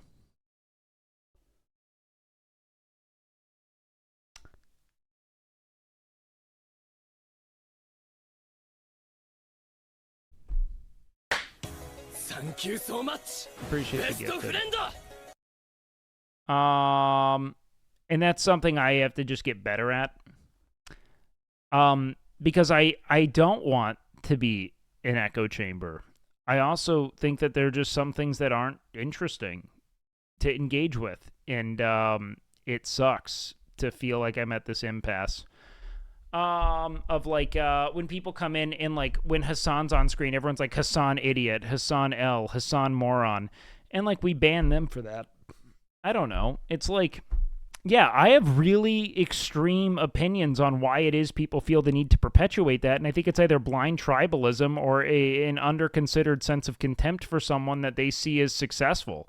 for reasons that maybe they feel they should have in their own right, that their understanding of politics makes them more qualified to speak on this, which is like, dude, do yourself a favor, help the world, go study this, leave with an advanced degree, write an important book, do something other than sit there and fucking just shout into the void in a Twitch chat if you have such a superb understanding of something. You know what I mean? Like, I don't know. But at the same time, it's like, if I'm going to ban someone for going in and being like, Hassan, idiot, I need to also ban people for doing that with other creators, but there's some people I think are idiots. They think he's an idiot. I just don't agree with them. And so I'm at a weird point with that where I don't know what to say. It's like, I don't know. I guess maybe I'm trying to be too, like, just in how I approach that. I don't know. I agree. Everyone who doesn't like him is jealous. That's obviously not a well-considered take. It's not what I'm saying is, like, the actual case. I just, like, it's so funny to me. The instantaneousness of it. How predictable it is. The amount of people who just fucking, just fucking inflate my stream with contempt. Like, the second the dude's on screen. Thank you so much. Hassan should be the new host for Blue's Clues. I would unironically watch that with him wearing a cute oversized Mr. Rogers sweater. Yeah. Thank you for the sub. I don't know.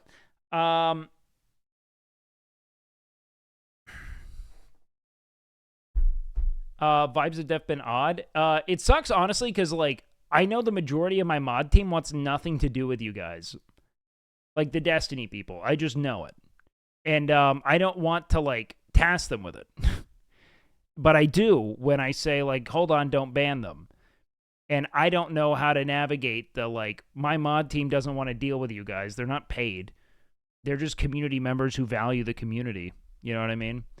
And it sucks. I'm not even really coming off the fence when I tell people to shut the fuck up. Like, you come into my stream strictly to express your contempt for a creator based on your attachment to another, and it's fucking annoying. I don't know. I had to pee.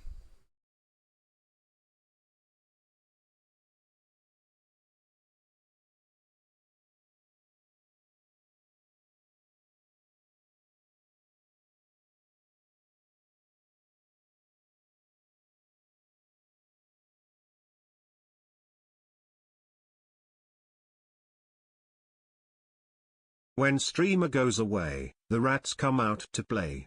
We wait all night and day, to rat jam when I say, beach, mouse, beach, beach, mouse. Beach, mouse, beach, beach, mouse. Beach, mouse, beach, beach, mouse. Beach, mouse, beach, beach, mouse.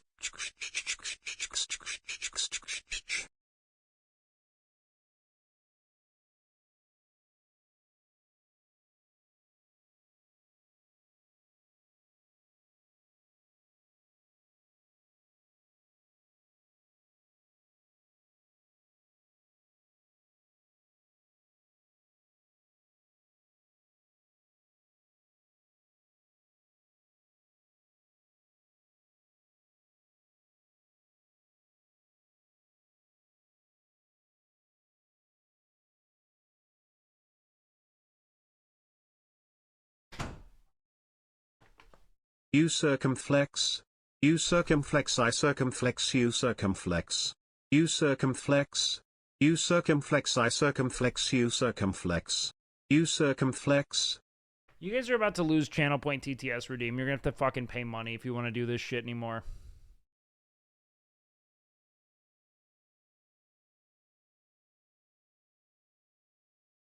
Would a 3-day timeout instead of bans for the stuff you can... No. I don't care. I'm actually done with it. Shut the fuck up. At the end of the day, my mod team's more representative of my core community than any of you guys are. I think I'm just gonna let them go crazy. I don't care.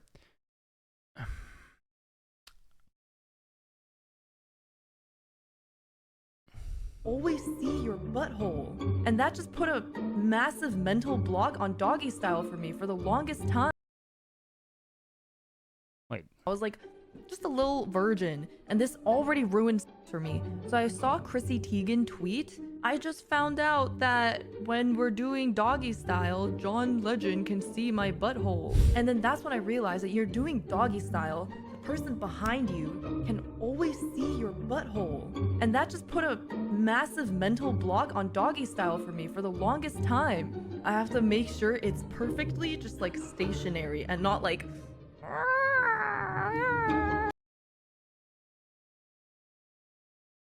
Nah, man, that should be puckering.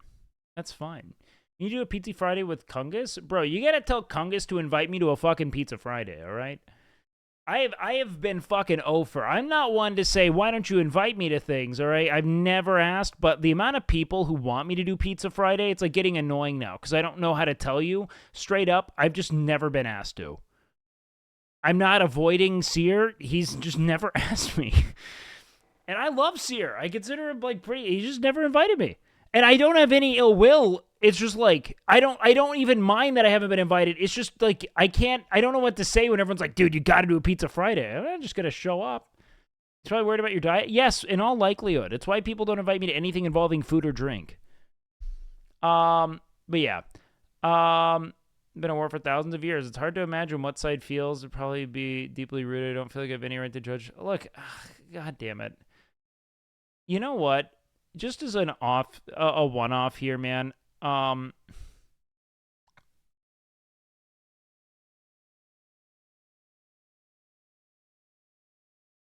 If we want to consider in like, no, because like there was a whole fucking like exceptional like diaspora, not just of people but of ideology. It's like, how many generations removed, how many hundreds of thousands of years, how many hundreds to thousands of years can you be removed from a location while still like just like claiming you have a right to be there? I'll never understand this premise.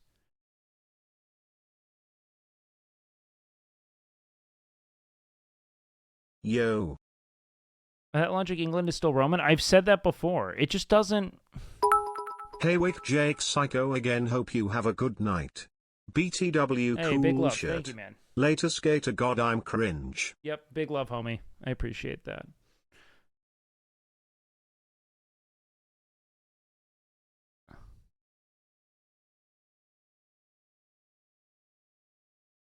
It was religion, had to unlearn that. Yeah, I mean, like, you just have a lot of, like, there are some, like, Arab Jews who are there who, like, should never be displaced because of what they believe.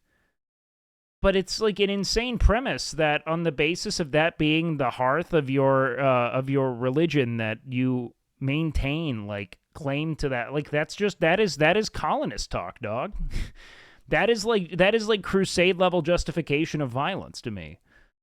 People are living there, and a big group of individuals are like, no, I should be there too, because someone like I just don't.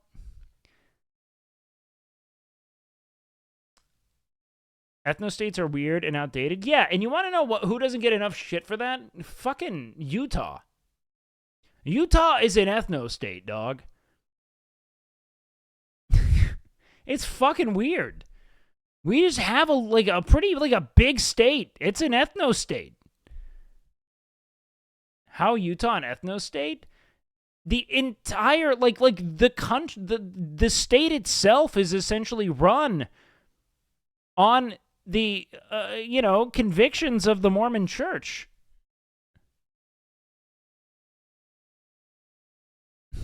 Like, yes, so much of the state legislation is built on Mormonism, specifically. That's not an ethnicity. What do you think an ethnicity is? Just out of curiosity. Have you ever defined it? Or are you someone that thinks it's a skin color?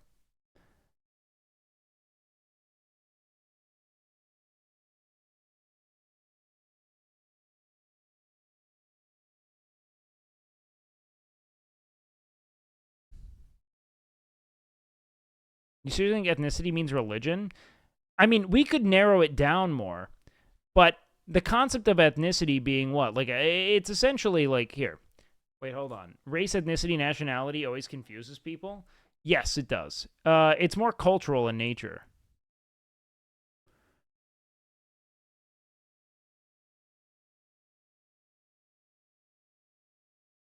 Mormons only 41% of Salt Lake City. The Salt Lake area, yeah. But also 41% is pretty significant.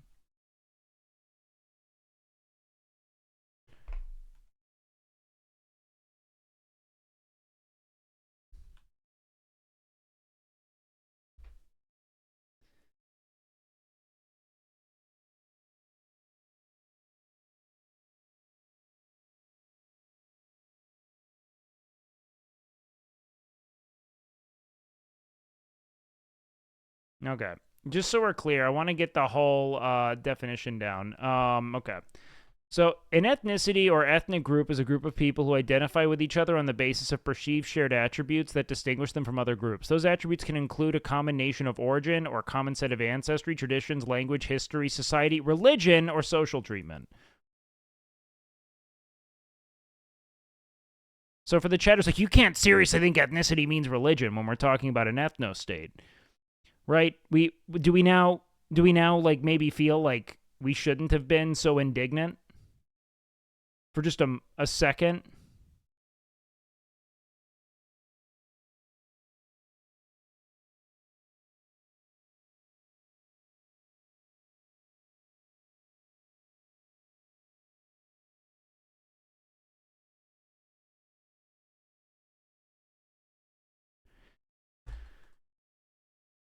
Okay.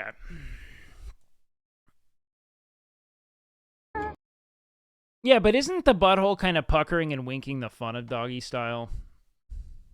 You just stare at it until it whispers you're hallucinating.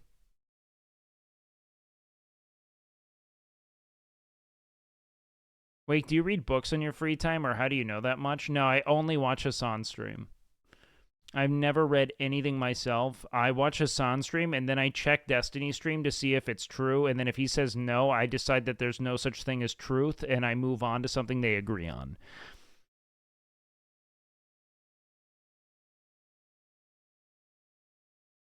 Tell me right now. I just ping-pong between two people. One dude eating chicken and rice while talking, the other dude playing Factorio. And if I don't arrive at true, unadulterated truth between the two of them, I kill myself that night. And then I wake up again and start anew. I am Sisyphus. Now tell me right now, they did not steal my fucking shit.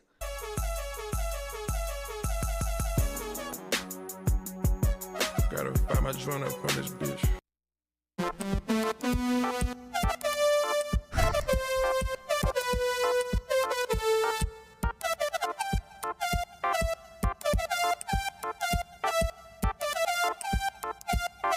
I have a lawyer. I miss you. I have a lawyer.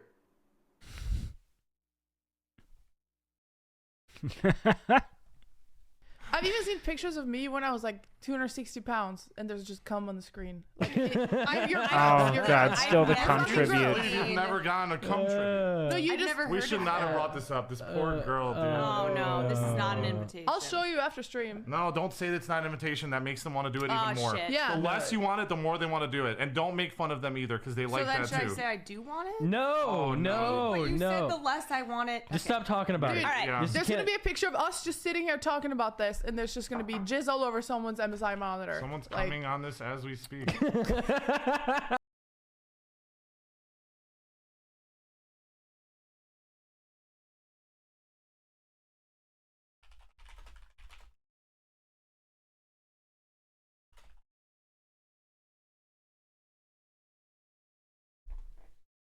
Okay.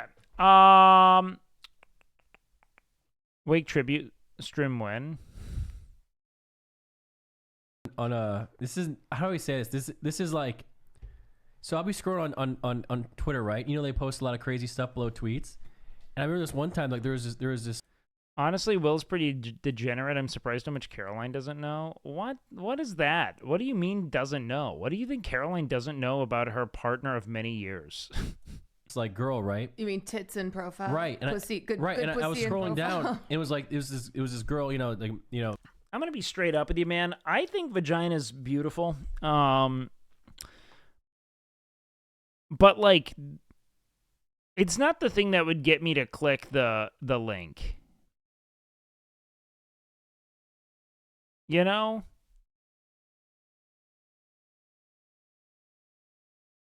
Yeah, it would be a hefty set of just nads, you know? Just a couple of fucking bowling balls hanging there. super hot, right? And then all of a sudden, a massive cock just flops out, and I was like, dude, this was sick. It was because like I didn't expect it. I'm like, oh my god, it was wild, dude. Love. Did Caroline start streaming as well? Yeah. Well, I don't know if because of is the right term, but they were dating for a very long time before she started. They did not meet, like, as streamers. I don't really even know if either of them are streaming. They've been together a long time. Going to Twitter.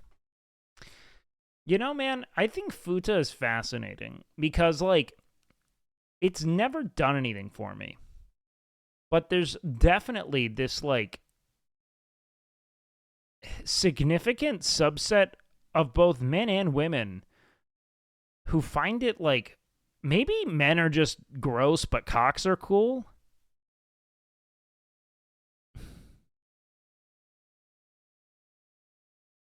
I don't know. Like maybe it's like I like cuz you know it kind of harkens back to that old you know discourse of like you know straight dudes being disappointed by small cocks in porn, you know? Like, why do you care about the weight of the cock? Like, what's your deal? You know what I mean? Like, maybe there's something about the cock that people are into, regardless of sexuality. But there's something about the whole being attached to a man wasn't interesting. She saw Will and felt pressure to start streaming because of her age and felt like she hadn't done much with her career. You know, I kind of feel like that's reductive. Maybe what she was saying was that as an actor, it felt like things were slow and she could go forth and do more with streaming. And that it was more... For me, for instance, right, when I was introduced to streaming, it felt like a... Not necessarily meritocratic, but more meritocratic than acting. I felt like I was more in command of how my career developed. It wasn't contingent on some fucking sleazebag who's like the son of a dude who directed a film in the golden era of Hollywood giving me an opportunity because I let him suck my dick or something, you know? More to do with what others around her had done in contrast to her. Okay. I mean, I know why she got into... I know when she got into streaming. I feel like I missed the boat with streaming. No, you didn't. None of you... There is nothing... Like, you are so unlikely to make it as a streamer. It's actually insane. Like, everyone is... Every major... But, like, no one, like, missed the boat with streaming. The boat has to literally hit you while you're swimming in open waters. That's it. The boat just has to hit you, like by chance.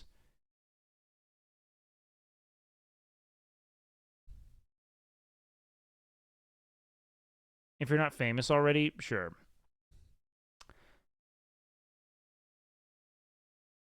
I'm 24, I'm unk now, gotta pick up golf, true.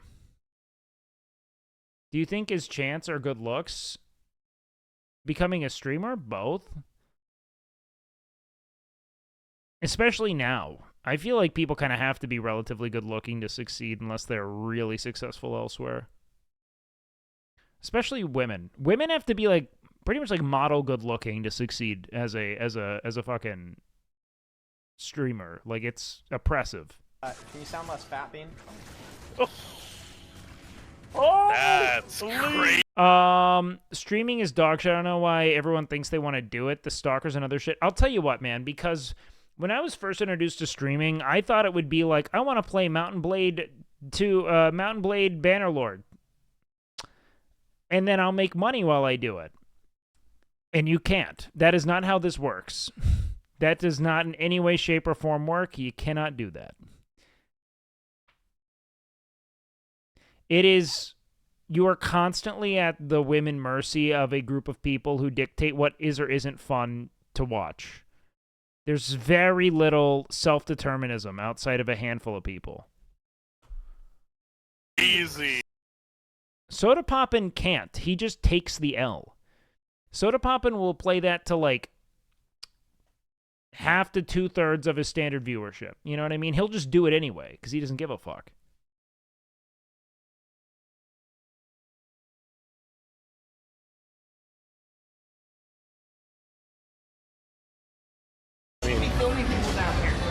I'm the mayor of Weed City, man. Yeah, welcome.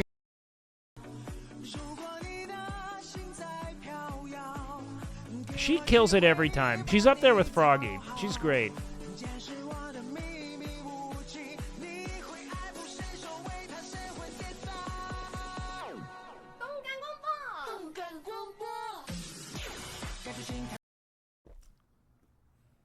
What did we do today?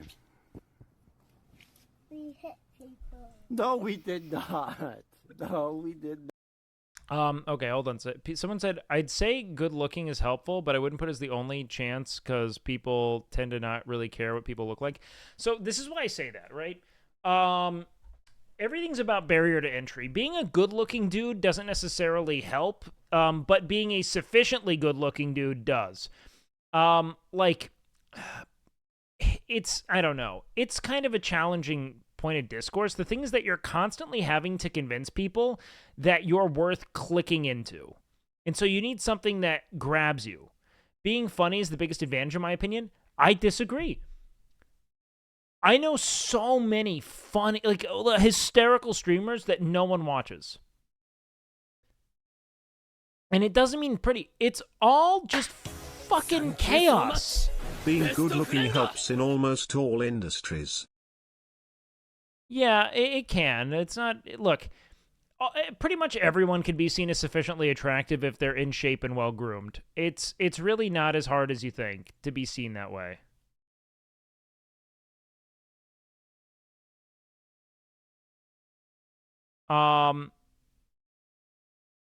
So, as streaming has become increasingly, let's say, like... As... streaming has become more saturated and the viewership hasn't necessarily scaled alongside it. We have this interesting predicament where... Oh, what a flop. God damn it. Fuck. Sometimes it doesn't help to be good-looking, female and male-dominated field. Sorry, guys, I'm watching the game. I think it's not being physically attractive more than being very unique and solid aesthetic. Okay, I should rephrase this. I think that if you're a man right now and you're trying to grow on Twitch, you're a fucking idiot. You should be trying to grow on TikTok and YouTube. I think that women who are adjacent to larger communities can still grow on the platform organically because I know how people are, like, we have analytics to prove it. I've even talked with individuals about this who work back-end on Twitch.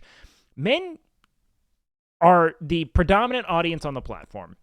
And it is a lot harder to convince a man to spend time with and connect with another man that he knows nothing about than it is to convince a man to look at a hot woman for a little bit.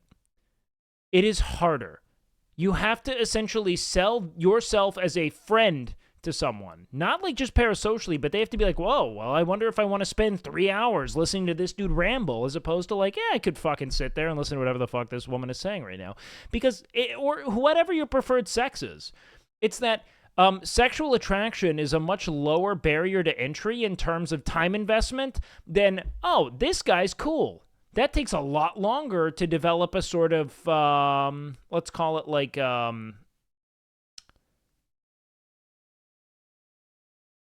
my brain is so broken because I haven't slept well in 2 nights.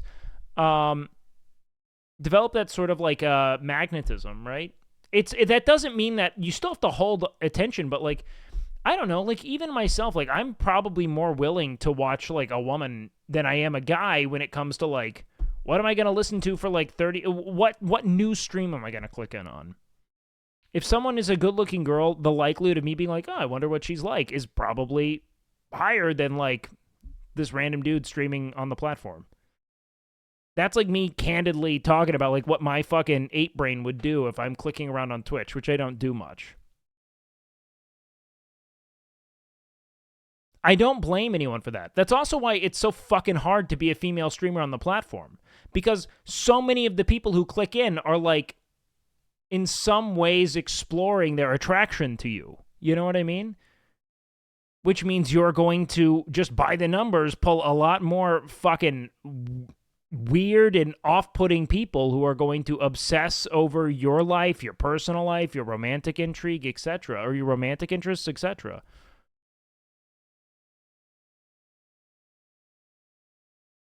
I don't speak like normal fucking humans, even if they are online. I don't even know what you mean. I personally don't like those streamers with thirst traps. It's not even about thirst traps. It's like people are... this doesn't mean that this is how people grow, by the way, because once you have that sense of attachment with a dude, you're probably going to watch them far more fervently than you are a woman. If you're a man. Because men tend to take other men more seriously based on, you know, a lineage of chauvinist sentiments. Of women are for oogling, men are for connecting. And so once the connection is deeper, you'll probably be a more loyal viewer.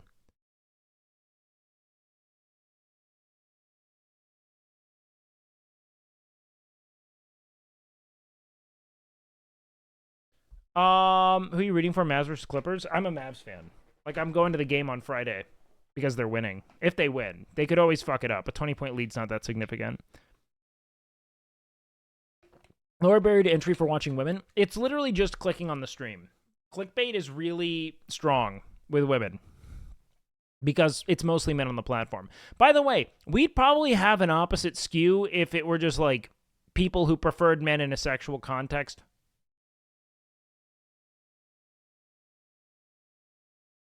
On the platform.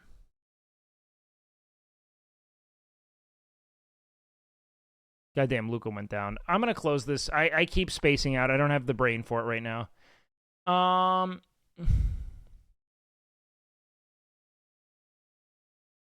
does it have to be chauvinist? Can't it just be that dudes you connect with dudes better since they are more similar? It doesn't have to be. It just likely is on some level. I don't think that men have really been taught to connect with women in ways that aren't necessarily predicated on sex. I think men have been taught to be cagey and to be withholding. I think that, for the most part, a lot of men never learn to share themselves candidly enough to really connect with women at all because they're taught to always lead with an I should be attractive to this person. And when you don't feel the need to be attractive to someone, you're likely going to be more candid about who it is you are and what it is you're into, right? I shouldn't even say chauvinist might be a bit of a like loaded term for it, but you don't pine for the validation of women in a way of men in the same way you do women. It looks very different in these contexts. I don't know if that makes sense. I just think that we're withholding, you know? We don't always lead with our nerdy interests and the things that we find interesting. We're worried about how, you know, our hair looks in a way that we... Like, you're worried about everything but connecting with someone because you've been taught that when women affirm you sexually, they're, you know, essentially, like, validating your like prowess as a man. I mean, there's a lot of conditioning to kind of unravel there, but I don't want to get into anything adjacent to like once people start asking why does it have to be chauvinism, I already know I don't want to go there because I think I know where the bait is here. Don't say that. We pissed people. No, we did not. I'm getting powwow vibes. Oh, like we're like at the beach and we.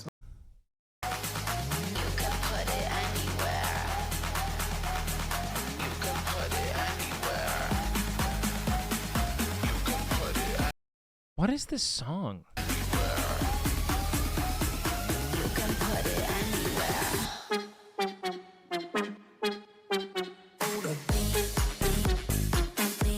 Froggy's a gem.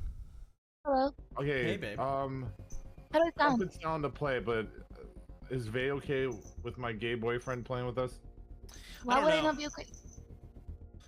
I don't know. Hello? you Yeah, know, I'm just making sure. I'm we just just making sure. we've been talking lately, and we've decided that we actually hate gays. Wait, can you hear me? I can't tell. I mean, she wouldn't admit it herself. Dude, that's but... my new sub alert, dude. I'm done. That's so funny. Mean nothing to God if they even exist. I can't. I have to look again. What's the score? Sunday at 8 on You're Can I say something that's potentially drama? Here's what I'll say. Northern Lion, by far, is the funniest guy on Twitch. He's one of the best streamers ever. But some Northern Lion viewers think they are the smartest fucking people because they watch Northern Lion. Yeah, no, that's entirely true. Like, it's like a resume builder. They want to be like, yeah, I watch Northern Lion. Read a book. What are you talking about? It's so cringe to read people talk about this like they're learning something so smart. You're watching a fucking streamer. Yes. And one of the best. Easily one of the best. But he's like... Yeah, to act like it's like supplemental to your education to do so is not Dad, fun. I went to the groceries and I'm saying, what the hell? He's like the only streamer that's not talking about streaming. However, I will say the average Northern Lion streamer is absolutely smarter than the average Destiny and Hassan viewer combined. Infinitely smarter than the average Wake viewer. Because they know that they shouldn't sit there and obsess over the fucking unraveling of the world. That once you know what's going on, you vote accordingly, and then you either go talk about it out in the world, or you don't just like. But just sitting there and fucking deflating in real time is not helpful. NL and Hassan share a ton of viewers. I'm just making jokes, dog. What's the best way to approach a girl at the gym and ask out, in your opinion? Do it. Make it quick. Get out. Don't be weird when they say no. And everyone's like, he's so intellectual, ethereal, the commentary.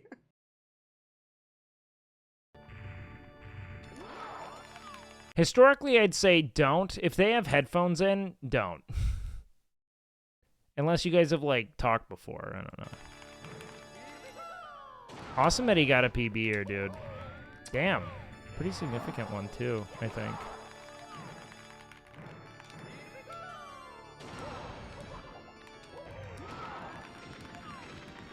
Wait, his PB was 2 hours and 31 minutes? Wow, he crushed that. What the fuck? All right, it's a PB.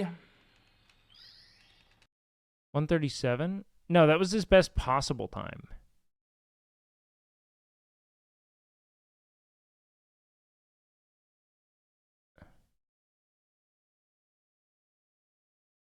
$137.19? Oh, fuck yeah. Okay, so he's just shedding seconds. Like, damn. Ugh. Who did I bop? What does that put me at? It's kind of crazy how good Ryan is at this.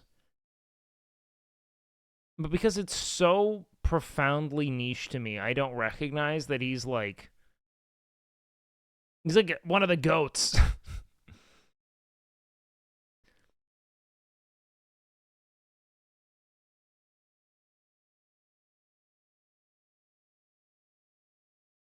I tuned in earlier. It was really fun. Oh, Ryan's one of my favorites, man. He's awesome.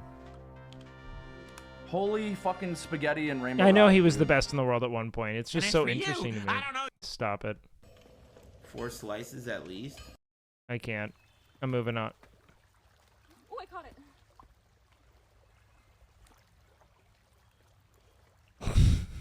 Did that last time. Hey, what's up? I Hello. just popped a Bang Energy, bro. I'm ready to go. Woo. Oh my god, he's eating Cheetos! Cut him out! No, no, no. What? Why'd she run away? Is she afraid of me because I'm gay? Yes. Wait, you need an eye tracker? Why? I was looking at her ass. Where do you think I was looking? That's why I skipped the clip. What's shocking about that?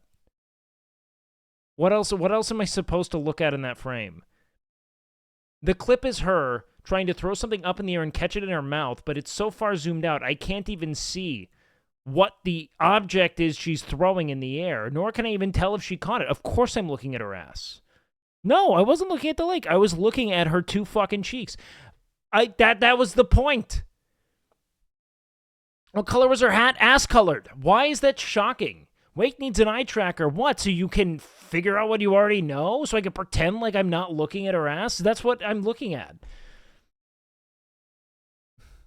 Oh, what the hell? No, it's puppy eating flaming hot Cheetos. Sub alerts are. I need some like straight help. Yes, don't worry, I got. Hey Tyler, how you doing, buddy? You're not in trouble, man. You high five. Your family's working.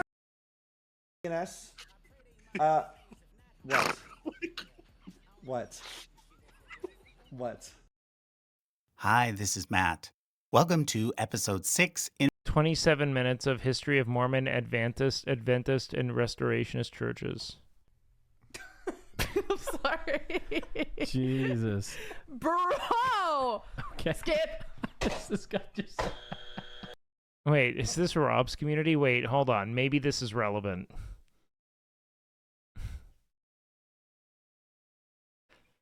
If Rob's community's banning this, this is Caroline's? Okay. Yeah. Skip. Pineapple. Pineapple! We're pineappling this! To be fair, that is hilarious. Okay, I'll read this. Has he talked about Lizzo yet? Yeah, you missed all the Lizzo discourse. You missed me giving 45 minutes of my opinion on Justin Trudeau's divorce. You're definitely watching the right Twitch channel. Does the title down here, is it all caps? Emoji, get in here, bullet point list of all the big news happening today, open parentheses, gaming after. It turns out that last part was a f***ing lie. This f***ing guy, bro. What the fuck? What? Yo, chill. This kind of... My channel, I definitely say Fallout playthrough continues. kind of bald rage is expected, I'll be honest. Goes for the bald? Brutal.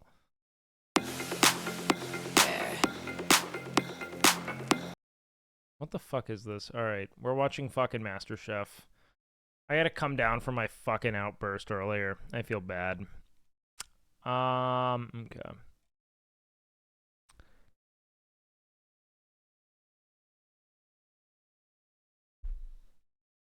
Very important, look how happy. Okay.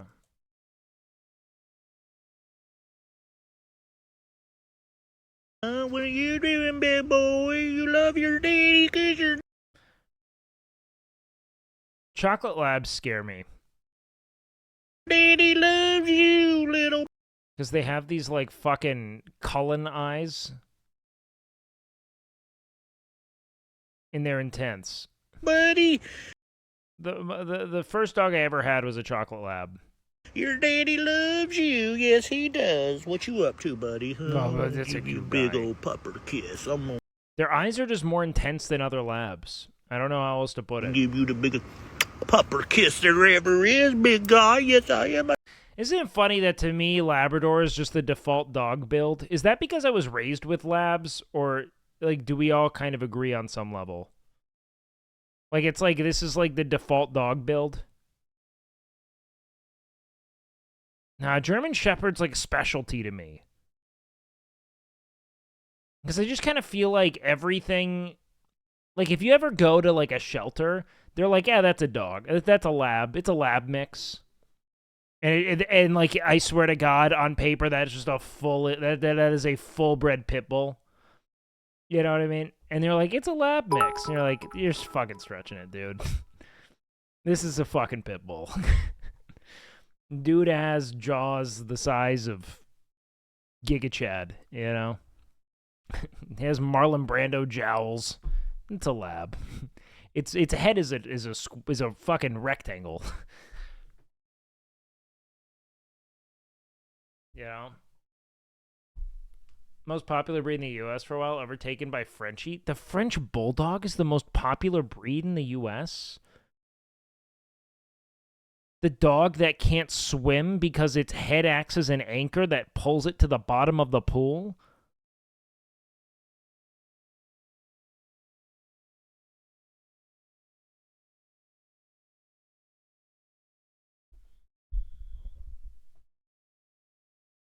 That's just such a fucking...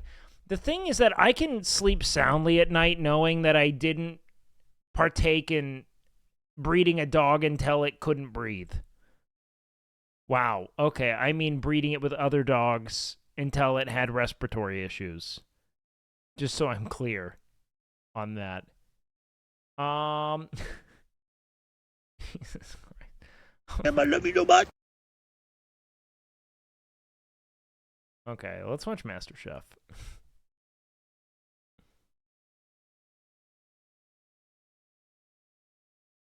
And get a glass of champagne from the bar. It's time for me to escort my... Do my best WakeWilder impersonation. I don't want to talk about Hassan. I don't want to talk about Asmongold. I want to talk about Destiny. Okay, send me that Asmongold clip about Hassan talking about Destiny. Stunning wife home, please.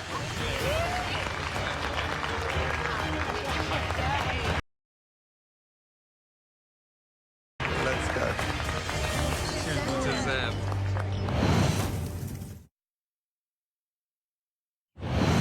Alright, MasterChef.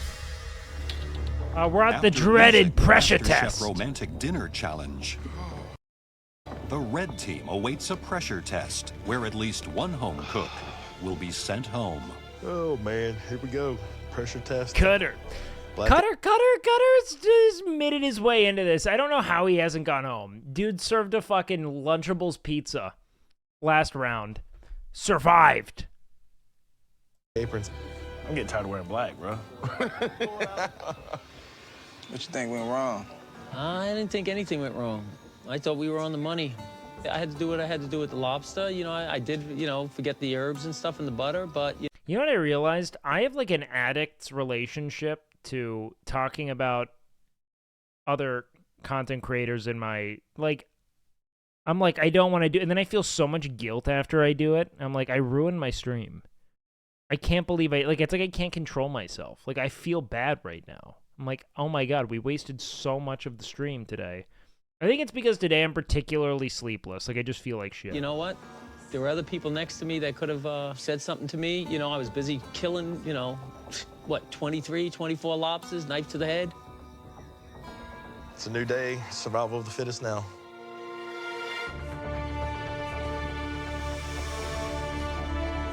Is it just me, or are these dudes wearing the tightest fucking cock print pants of all time? I'm not on hog watch here, but I kind of am. What the fuck is, like, all of them together the tightest pants I've ever seen men wear? Like, fucking, what's going on here?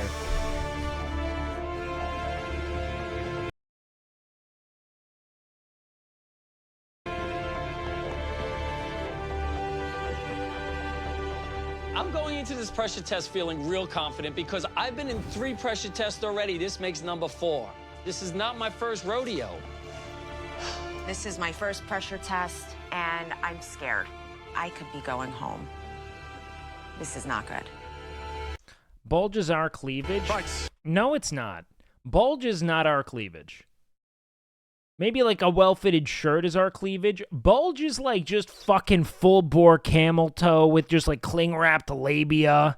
You could see the fucking hood of the clitoris and shit. That's what bulge would be for women. It's just not the same thing. Let's get one thing right. Last night, we asked you all to cook a stunning romantic dinner. Blue team, you had the restaurant's favorite dishes. More than 3/4 of the votes. And that's why you 6 home cooks are all up on the gallery, safe from elimination. Gray sweatpants bulge is our yoga pants? No. That is not bulge. Like, that is not yoga pants. That's genitalia, bro. We have to stop conflating genitalia with, like, tits. They're not the same. Tits are always nice. I do not want to see everyone's genitalia. I don't, like, you know what I mean? Gray sweatpants bulge is, like, I'd feel uncomfortable in certain settings like that. You know what I mean?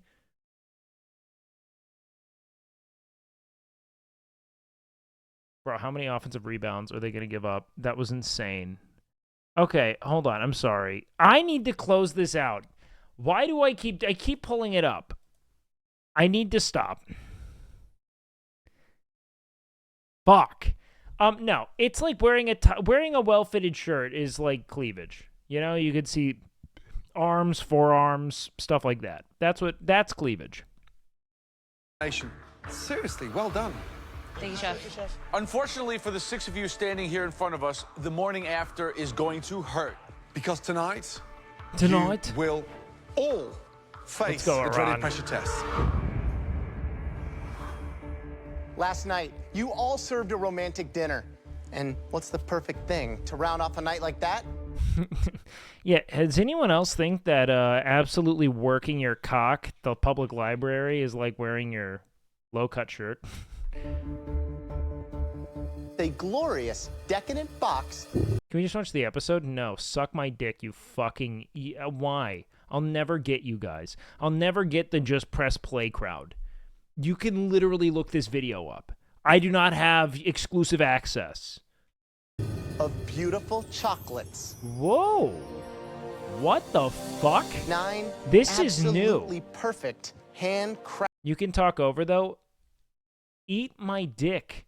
You're like one of the instigators who wants me to talk about fucking the one time Destiny sneezed during a Hassan clip and how that was a slight, like, like, do you know what I mean? Like, you're one of them. Crafted gourmet chocolate truffles. We're asking you for 9 high-end You're chocolate why we're truffles. just to get starting. those truffles right, you're going to need a lot of technique. The chocolate has to be melted. Is that a fucking jalapeno on the bottom right? To the perfect consistency. Smooth, not grainy, with just the right amount of sweetness. And your filling has to be spot on in flavor and texture. Don't forget. Bro, Willie idling is so fucking... It's so good.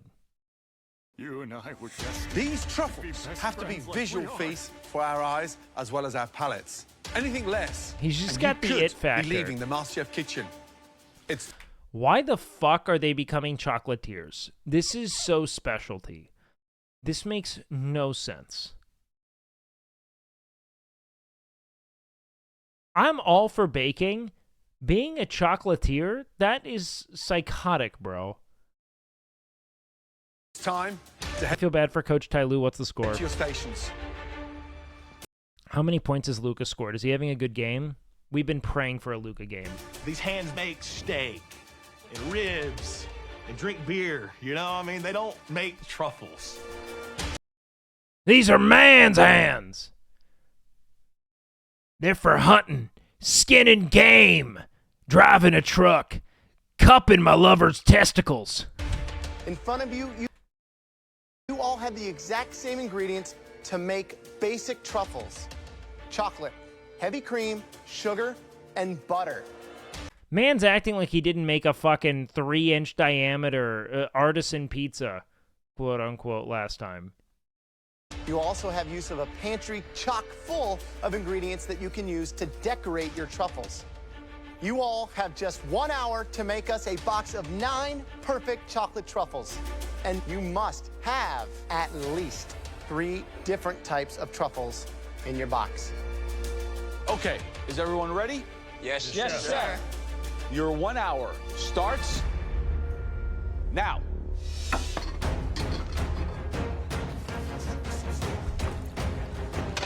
Watch out.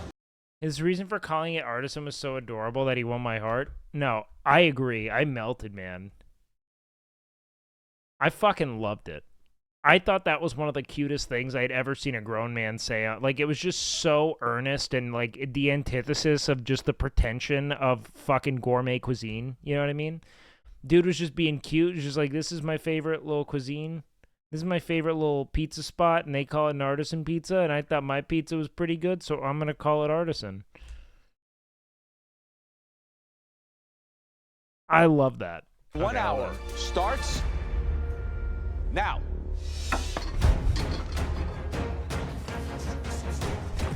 Willie just takes his fucking time. You won't catch Willie even trying to up his pace, man. Willie is just so in his fucking bag, dude. Watch out. You girls. Watch out. Watch out. Watch out, little girl.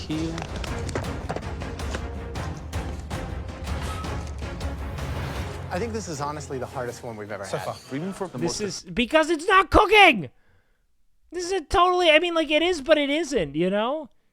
Accomplished home cook. Chocolate is very, very challenging. Chocolate truffles is very difficult. It's chemistry, it's precision, it's not familiar ground, even for the most accomplished home cook. But it's about that ratio, that chocolate, that butter, and that cream. You know, insufficient cream, they're too hard. Insufficient butter, then it's just pure chocolate. But more importantly, the coating. Now, you can go down the easy route and dust it with cocoa powder. You can temper chocolate, get that nice sheen on it, and dip them. All right, Big Willie style. I'm gonna do a dark chocolate mint truffle and a. You know what's funny? A long time ago, I joked, I was like, we need to spam your chat. And then I never really touched on it again, but we've just been collecting copy pastas, and you guys love, like it's just funny how that just popped up out of nowhere over the last, like, month.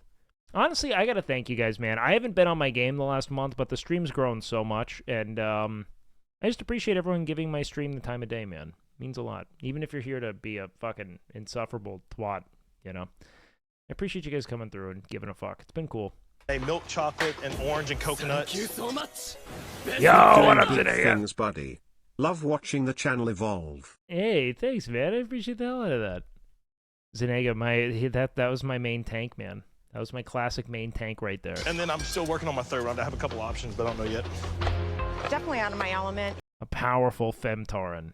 I'm making a sea salt chocolate truffle, a cinnamon coffee truffle, and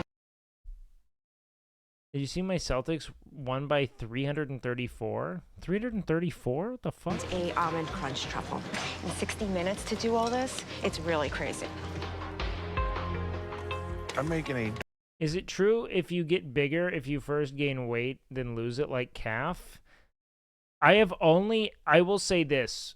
Fat people who then lose the weight. Panic Bob, thank you for the 5, dude. You're a horde? Yeah. Of course. Why would I want to play the generic high fantasy faction, dude? Horde versus Alliance is a literal fucking I understand it. I just think it's kind of a soulless faction. The only cool faction, the fucking races, the Night Elf on Alliance. Otherwise, you're just playing the status quo. Dark chocolate truffle, kind of Japanese inspired with Tigarachi and orange. I've never truffle, kind of Japanese inspired with Tigarachi. What's Tigarachi?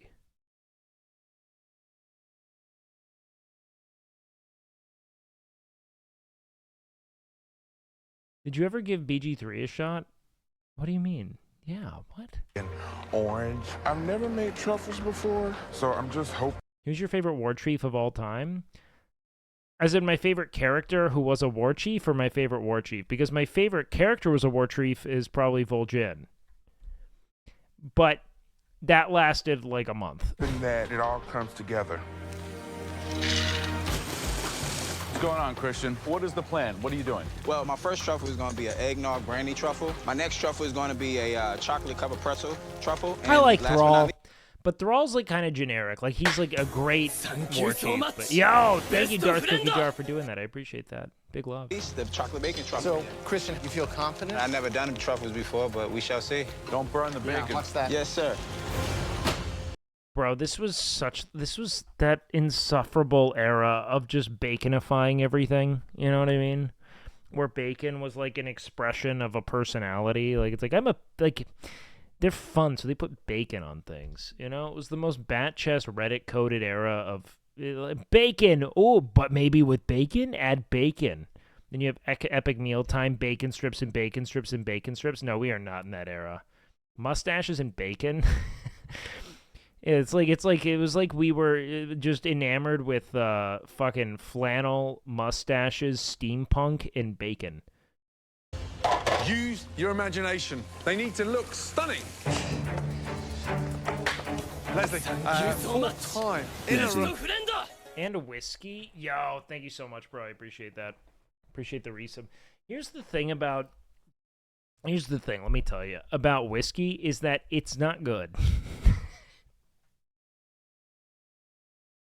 I'll drink it. It's not good. I'm fucking sitting there trying to pick out whether or not it tastes more like shoe leather. Thank you so much. Best of friend. Yeah, no, it has the aroma of a 16-year-old trying to burn out the tires in his dad's BMW in the school parking lot. It's that kind of same taste. Like, it's just not good. Yo, thank you for the fucking sub. Who was that? Habibi! Damn, 27 months. Thanks a bunch, brother. Bro, have you had Hennessy? I've had plenty of alcoholic beverages. Why don't you just be a real man and do a hard drug? Quit drinking, like trying to make like something sippable that's meant to be poisonous. It's poisonous to you. It does not taste good. It tastes like poison.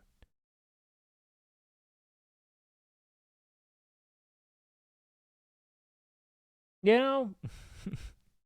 In a pressure test, truffles, ever made them before? No, I usually go to bed. Yo, Medina, thanks for the prime, dude. I What appreciate are the that. actual Big three love, styles? homie. I want to use the brandy in the dark, and then I was thinking of throwing a little cayenne pepper in the milk because chocolate and heat is very sexy. Okay. You know, and I'm throwing truffles in my wife's mouth. I want her to feel hot.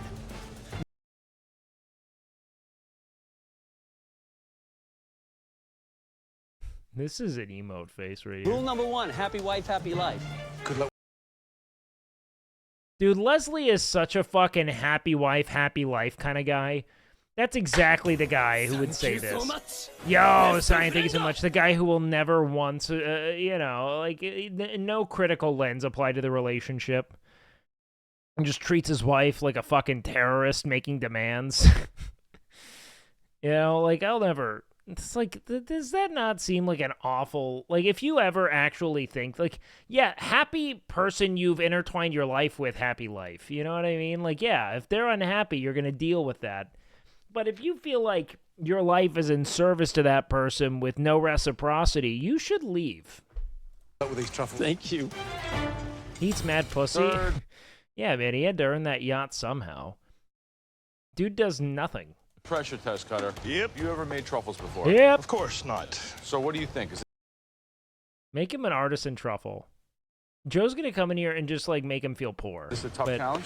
Yeah, not only is it tough, you know, dealing with chocolate because it's so temperamental, but also being in the pressure test just adds to it. Okay, who's going home? If I don't get this right, it's definitely me. I mean, there's no ifs, ands, or buts about it, so I'm not worried about it. I agree. I mean, everyone's saying that you're going home, so Yeah, that should be more Yeah, incentive. fuck, for you to prove guys. you wrong, right? Dig in. I've never seen them just absolutely spit roast a guy like this. Yep, everyone's saying it. I agree. I think you're out, man. 100%. 36 minutes remaining. I'm making kind of a chocolate pizza. Well, I had it at my local CC's Pizza, and I thought it was pretty good.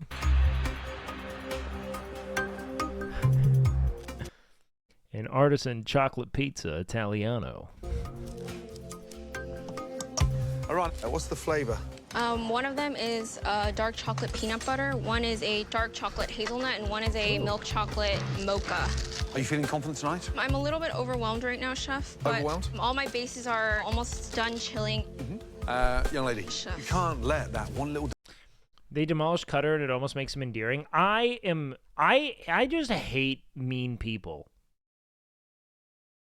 You know what I mean? Anytime someone, like, even when someone is detestable, and you guys will do this, when someone's mean to someone, I'm like, hold on, you fucking watch your fucking mouth. Like, someone I hate, the second they're mean to them, like, really mean, when I, like, hate everything they stand for, once someone says something like, yeah, look at this fucking gap tooth piece of shit, I'm like, hold on, his gap teeth have nothing to do with it. You know what I mean? defeat get you down. Now, big deep breath, composure. Stay on top of it. Yes, Chef. Good luck. Thank you. I used to be like that. Yeah, but then you spent so much time fucking... here's what happened to all of you who say that you're not still that way. What happened was that you've spent so much time fucking quarantined away from people, just sequestered in the fucking recesses of your bedroom, that you've forgotten what it's like to hurt someone's feelings because you never have to sit there and deal with the consequences of the dumb shit you say. You just type it in a fucking comment thread on Reddit, and then close it and leave. You don't think about the fact that a real human is going to feel that and just be like devastated all day.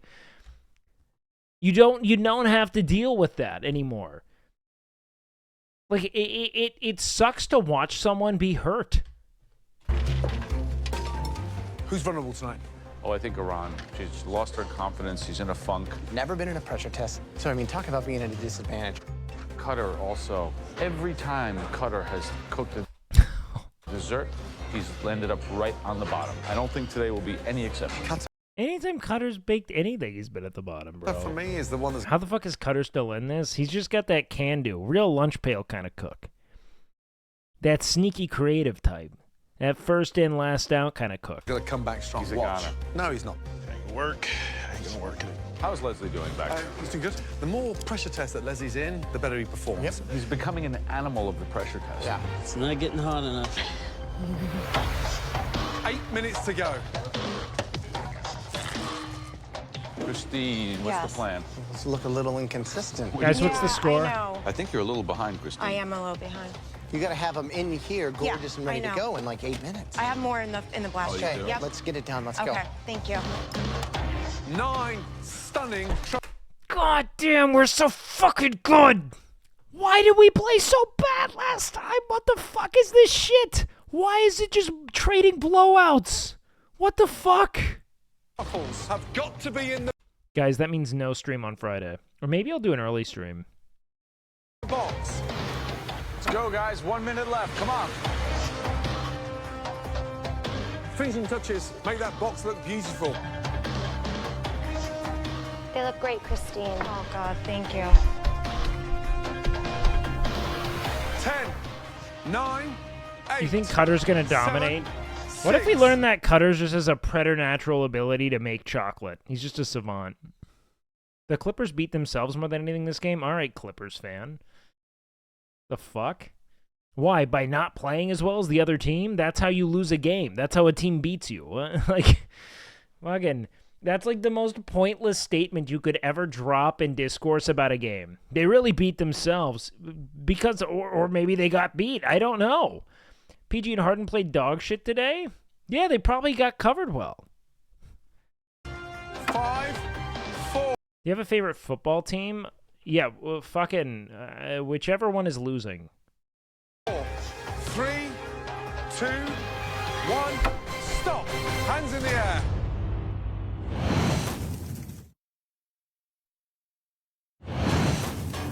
Nine stunning truffles have got to be in the box. 5. Like, everyone would look at, like, the last Clippers-Mavs game and, like, not see a team that shot 62% from 3, 60% contested from beyond the arc. Contested shots, they shot 60%. You cannot beat that. Of course they're going to cut ahead. 4, 3, 2, 1. Stop. Hands in the air. Right, all of you, very carefully, please bring your boxes of chocolates down to the front. I am not happy with my chocolates at all, so I'm a little bit scared. I'm literally praying, oh, please be good enough that I don't get my ass chewed. It's time to taste your chocolates and find out who will be leaving the MasterChef kitchen tonight. I'm in a weird position, too, as a Mavs fan, because I hate the people who, like... I hate the people who, like, love Luka. I also hate the people who hate him. Like, because, like, there's, like... I'm not... All right, I can't talk about this. This isn't relevant to people. I'm moving on. Cutter. I don't think it's going to be a Ron or Willie. We'll be honest with each other. I'm not a centrist Luka fan. It's that any white star is going to have an enormous amount of undue support and undue hate because of his whiteness. You know what I mean? And so he'll develop this weird cult following around, like, where people are like, Luka's the best. Like, and Luka's probably going to be one of the all-time greats. But his basketball speaks for itself. You know what I mean? Like, you don't have to go and be like, we have to put every white star in the world next to him.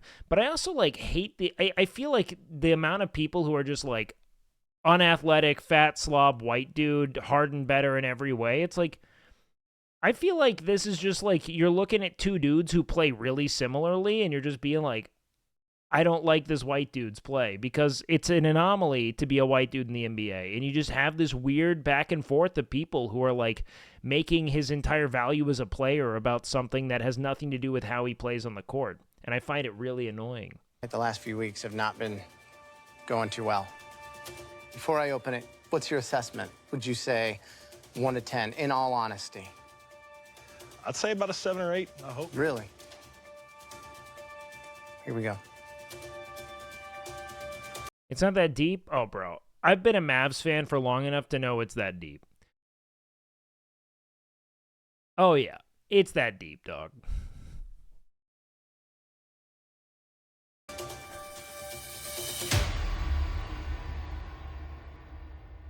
Wow. Is that a good wow or a bad wow?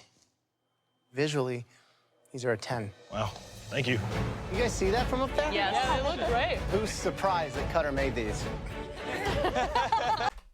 He fucking gets through.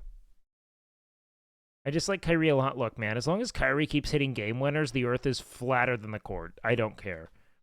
Tell me the flavors. Okay, so I have mint infused dark chocolate with a peppermint coating, and then I have 2 milk chocolate infused with orange liqueur. One's got white chocolate shavings with orange zest, and then I did a toasted coconut. So what should I try first? Did you feel that way with Dirk? Yes. Mavs fans were always insufferable about getting other white players with Dirk. Always. Yes. Truffles for after dinner, and so I would go with the mint to freshen my breath so I can kiss the girls.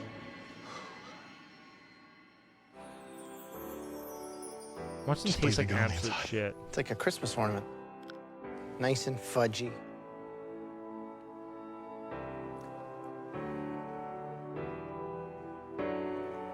It's perfectly balanced. The peppermint candy on the outside is a great foil for that creaminess of the actual ganache. I don't think you could have done it any better. Good job. Appreciate it. Thank you. So, is this like the new Cutter we're going to see here going forward, or is this just a one-time deal? Even though y'all have been hard on me, I've tried to pay attention to what y'all say. I'm hoping this is my rebound. Rebounding in a box of chocolates. Who would ever As thought, a Lakers Cutter, fan, I hate right? Jokic and strictly because he's fat and white. Honestly, thank you. Great flavor. The orange infusion is very sophisticated. Tastes like something you get from a real chocolatier. Good job. Thank you. Right. Personally, I think Joe and Graham are full of crap. I mean, they look like you. Clumsy. Sir.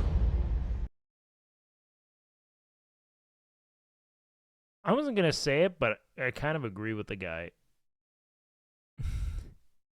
I don't think they look that insane. Just kidding, Cutter. They look great. I kind of agree. I mean, they look fine. But I don't, like, even if it's a debate, I'm kind of glad they said it out loud. You want me to die right here? Finally, man.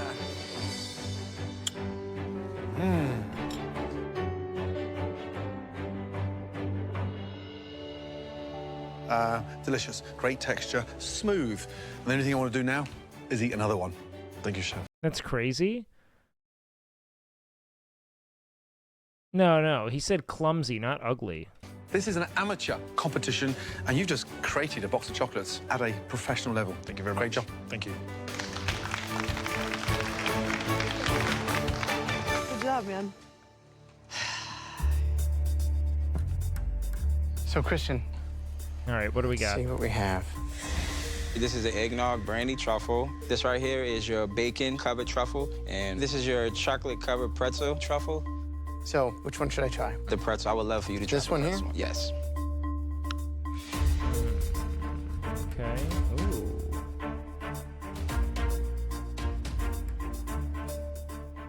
Ganache is nice. It's a good flavor. I love pretzels. What I would have done, a larger chop on them. Yes. Just a Chocolate is kind of mid in general, and maybe it's because American chocolate is horrible. You got to think, too, chocolate's kind of novel in the quote-unquote new world, right? Isn't chocolate, or in the old world, isn't chocolate like a new world creation? Like, does do cocoa beans come from?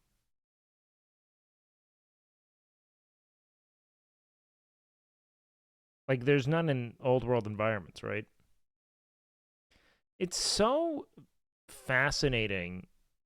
Oh, so wait, it was there from, you're saying from Africa? So it has been around for some time. The Amazon River Basin? Okay, thank you. That's what I understood it to be. But I just find it funny how everything we think of, like, being European is pretty much just all shit from South American conquests. Like, potato. That's Incan, dude. That's not... There were no potatoes in the New World. Tomato. None.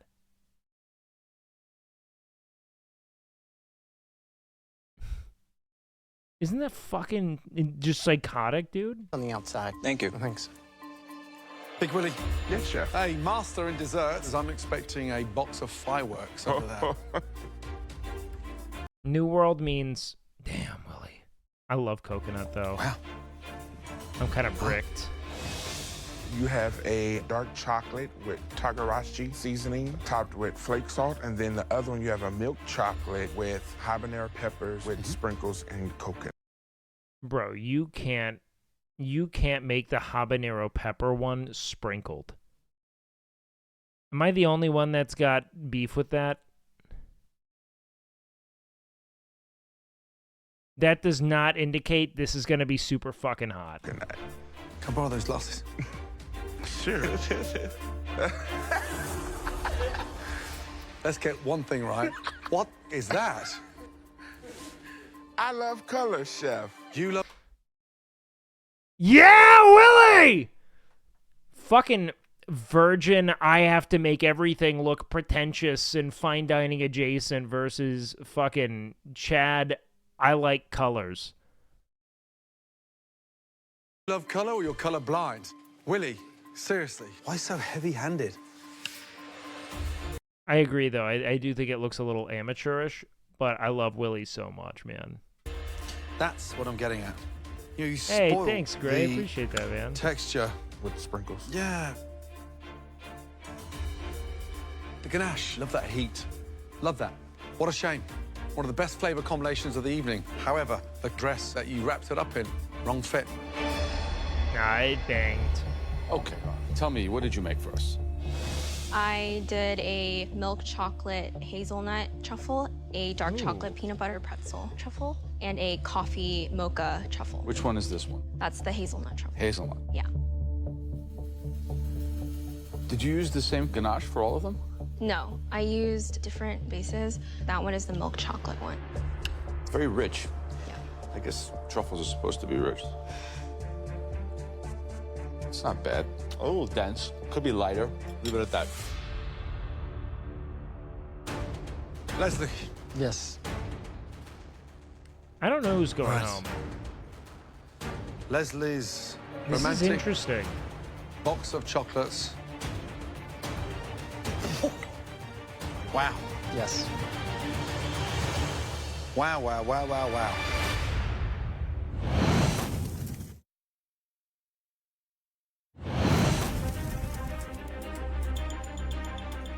Leslie's romantic box of chocolates. Wow, wow, wow.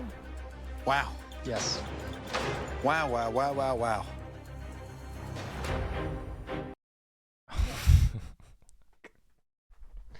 It looks like what dung beetles roll up. That. Look at this.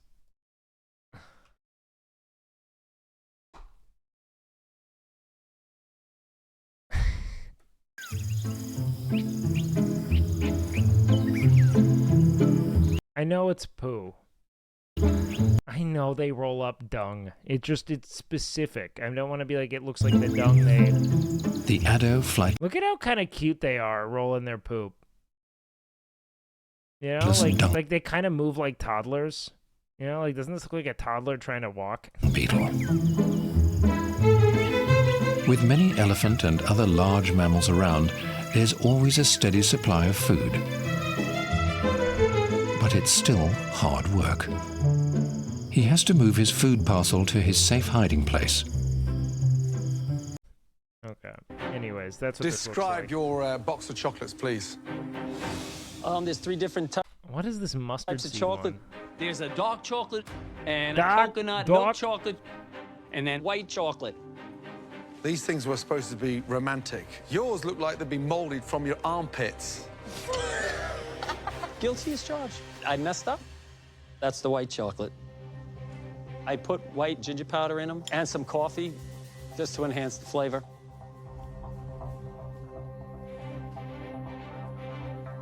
Is Leslie going home, bro? The white chocolate, I like that.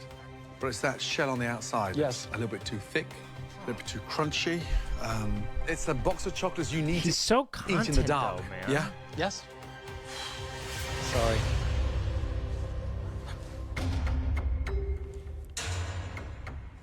I'm not perfect. I guess I'm just the worst mom ever. Great flavor on the inside. Totally do not like the raw coconut. But thing is, they look really bad. Okay, Christine. What are the flavors?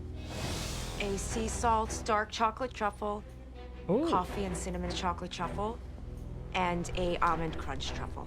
Why didn't you make Weird them round? order they went in. You were so close, but you stopped. This short of might that. be They could be Christine. rounder, you're right.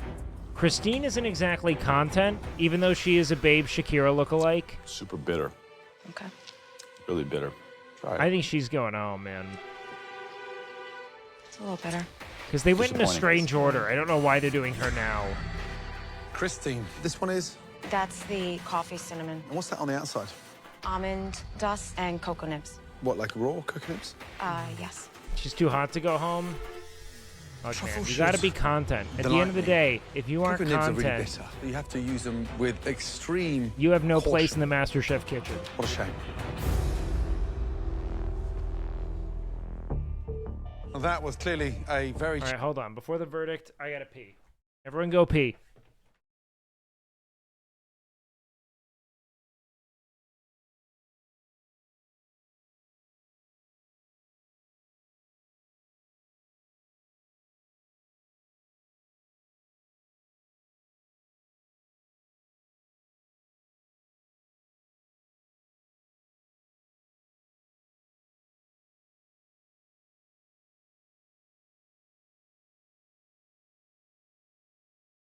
Maybe it's just me, but I love Cutter when he plates a dish he honestly believes it's the best dish in the competition. Hell, Cutter would eat it. He's shining a light on a truth that MasterChef too often obfuscates. Cuisine is subjective. Who is anyone to say that Cutter's opinion is invalid?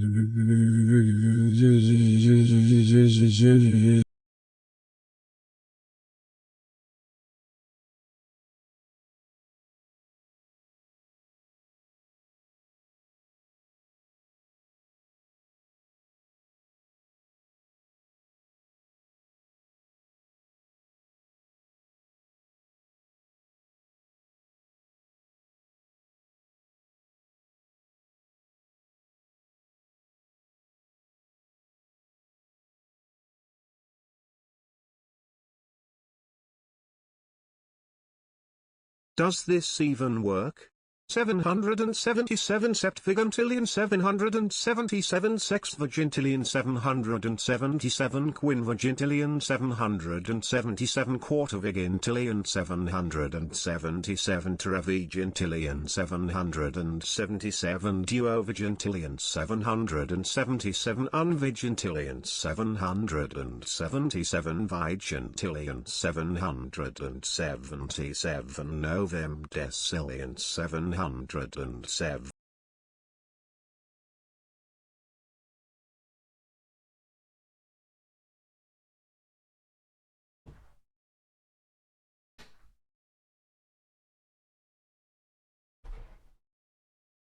All right. Challenging pressure test. Excuse us because we've got some big decisions to make. Great job. Good job, bro. First off, Cutter's were Amazing. You see, miracles happen, even here in the MasterChef kitchen. You got this. Iran's were kind of a sluggish start. They weren't perfect, but they weren't bad. And Willie's, well, the flavors were good, the aesthetics were lacking. Yeah. Christians were a little dry. Christine was missing the whole boat. I don't think she tasted them. They were just bitter. But look at Leslie. Those Christine's got to be the one who goes down here. things were the ugliest things that we've seen. Jesus gotta be. Okay, Cutter, step forward. So, I've made no secret of the fact that I've doubted your ability to create quality food, but when I am wrong, I will admit it. And tonight, you proved me wrong. Thank you, sir. Take your box of chocolates, go up to the balcony, and have your fellow contestants have a taste of success. Yes, sir. Please, head to the balcony. Good job. The shock of the season. I want a chocolate. Wow, buddy. Obviously, Cutter was way above the rest of the class tonight. And the following 3 people, please step forward. Big Willie, Aran, They're all safe. and bro. Christian. These chocolate truffles tripped you all up in various ways. Luckily tonight, 2 people fell much harder than you did. You are all safe. Maybe Please it's head just to the me, balcony. but I love am Cutter. really relieved to When be he sent- plates a dish, he honestly believes it's the best dish in the competition. How Cutter would eat it is shining a light on a truth that Master Chief too often obfuscates. Cousin is subject. Too many big words to be realistic. upstairs because honestly, today was a disaster. It's like a nightmare just ended. Christine and Leslie, 2 completely different boxes of chocolate. One looks pretty decent, but tastes inadequate. One looks a mess, but tastes pretty decent. You gotta go with The taste. person leaving the MasterChef kitchen Christine. tonight. No way they get rid of Leslie. That person is... He's been way too significant to the storylines. Leslie, it's not you. Christine. We are as You always gotta wait until they play the music. shocked as you are. Leslie, say goodbye to Christine and head up to the balcony, please. Sorry.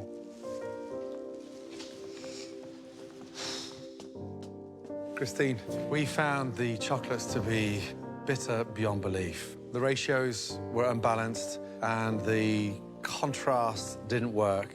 If only it was called Master Chocolatier.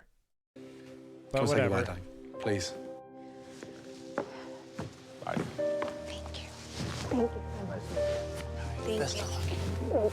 Sorry I let you down. Take a look up there, the top 11. Who do you think is going to win MasterChef? My girl, Aran. Aran, keep your head up high. Thank you. Please. Yo! Good night, darling. I love you, Christine. There are no words to describe how. I bet Christine just went back to investment.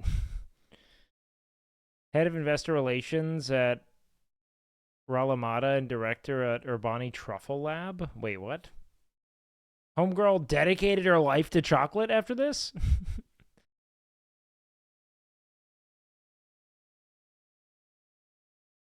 Before becoming chief financial officer at Abiona Therapeutics? Okay. He used to work as a cook, is also a private chef, cooking class instructor, and invests in food concepts. Go Christine Silverstein. Wow, what a fun name. Christine Silverstein. Yo, this is an ancient meme. Newest and most viral? Wait, who clicks this shit? Hold on. I gotta see what this meme is.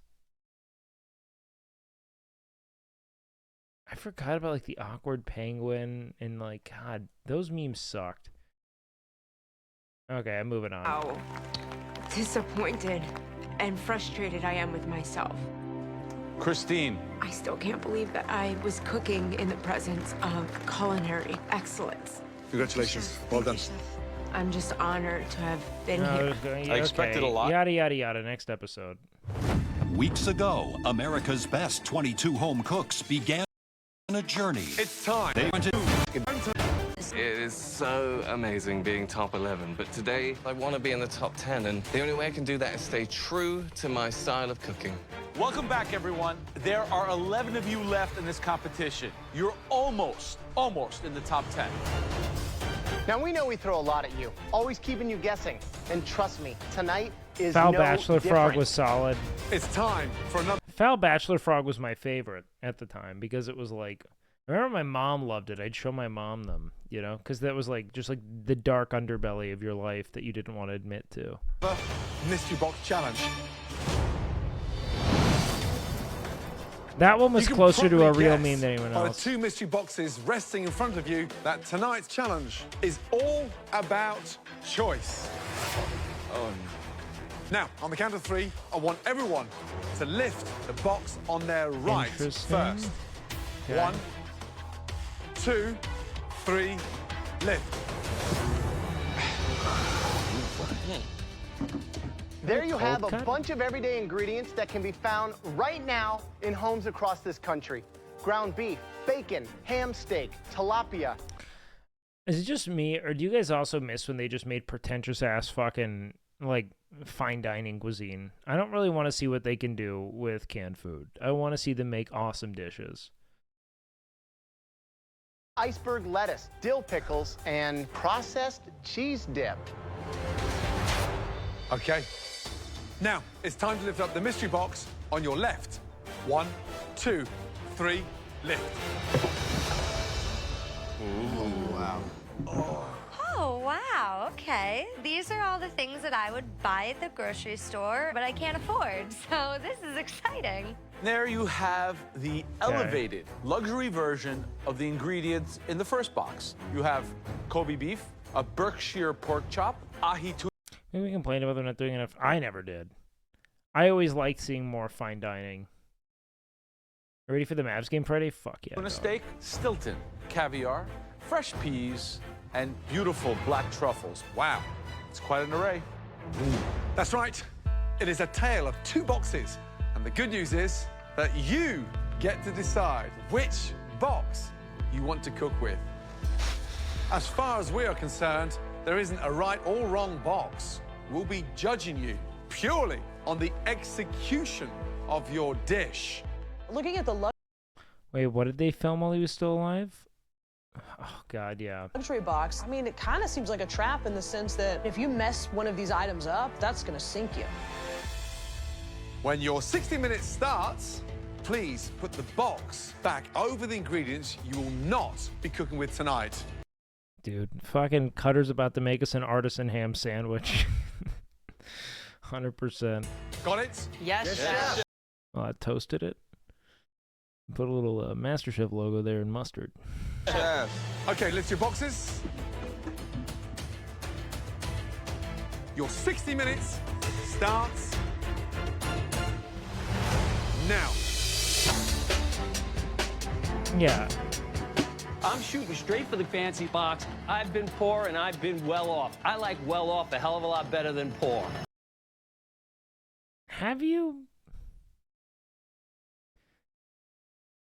Has he been poor? I don't know, man. We'll have to see. I feel like less people in the kitchen are going to embrace the cheap box. It seems like more. I'm surprised. I was about to say, I'm surprised there's not like this like dystopian simulation where like people will go who are well off and like LARP being poor and like waiting in line at the grocery store and, you know, like, I don't know, trading things to people. And then I realized that they all just go to Burning Man. That's what they do. Where they're like, I have to barter with my neighbor to get this thing I want. That's what they go do. They go to Burning Man. More of a challenge. I'm gonna take it and make something that nobody else in this kitchen is making. I guarantee it. I choose the expensive box because to have been given such amazing ingredients and then to not use them seems kind of disrespectful to how great those ingredients are. I'd pick the everyday ingredients. This is the wiser box to pick because if you knock it out of the park, it's really going to show something. If I can elevate these, that definitely feels like a winner to me.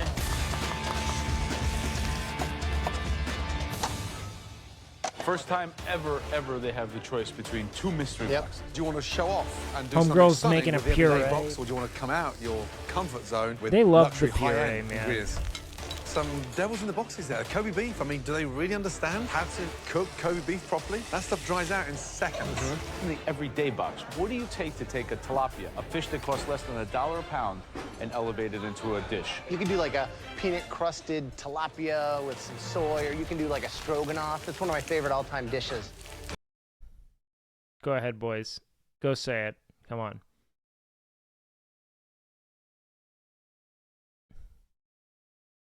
Yeah, there it is.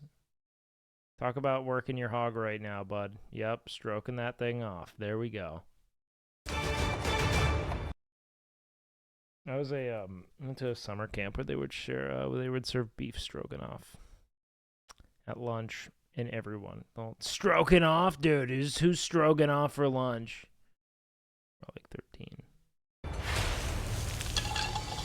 Right, Courtney, which box did you pick? The fancy box. The fancy box. Good. What's the Yeah. dish? So I'm gonna do a pan-seared pork chop with some fragrant rice, and we're gonna do a truffle and parsley. You're What is it- back what at is it with fragrant Chill rice? Stream. Yo, Keep what up up, the good TJ? shit, Welcome my in, baby. man. The puree. Thank you for the resub. I appreciate that, brother. Taste everything. Have I a will. taste that Kobe beef. I'm Good going luck. to. Victoria, what do you got going? Everyday box? Everyday box. I think you're the right person for the everyday box. That's flattering. Thank you, Joe.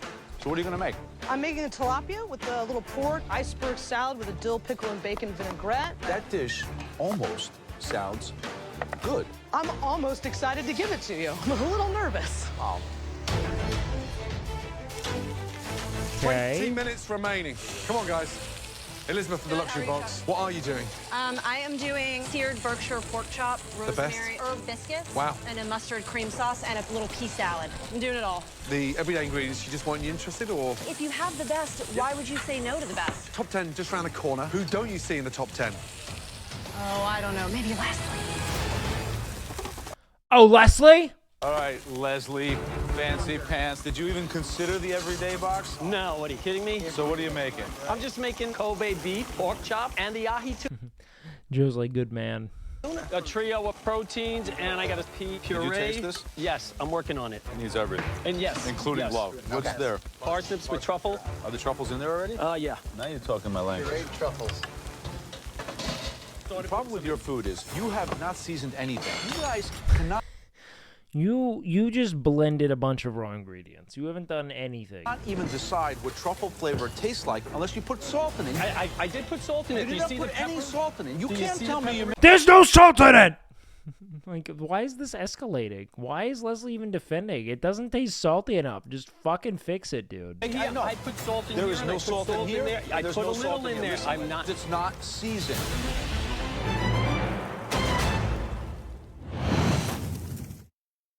Hey, I'm not perfect.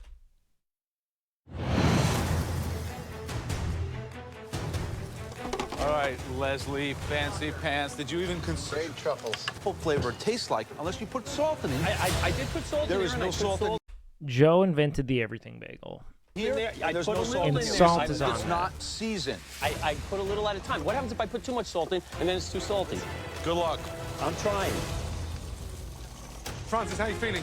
I'm good, confident, chef. Luxury ingredients. Yes, now, chef. what are you doing? I'm making a filet and tuna chessboard. What's the chessboard consisting of? It's going to be pieces of seared tuna. Okay, right. So And they're pieces- the black squares. Yeah, And the white squares? I'm going to make little squares out of them of the Kobe. So it's a surf and turf? Yes, chef. It sounds confusing, but then it's Francis, so good luck. Thank you.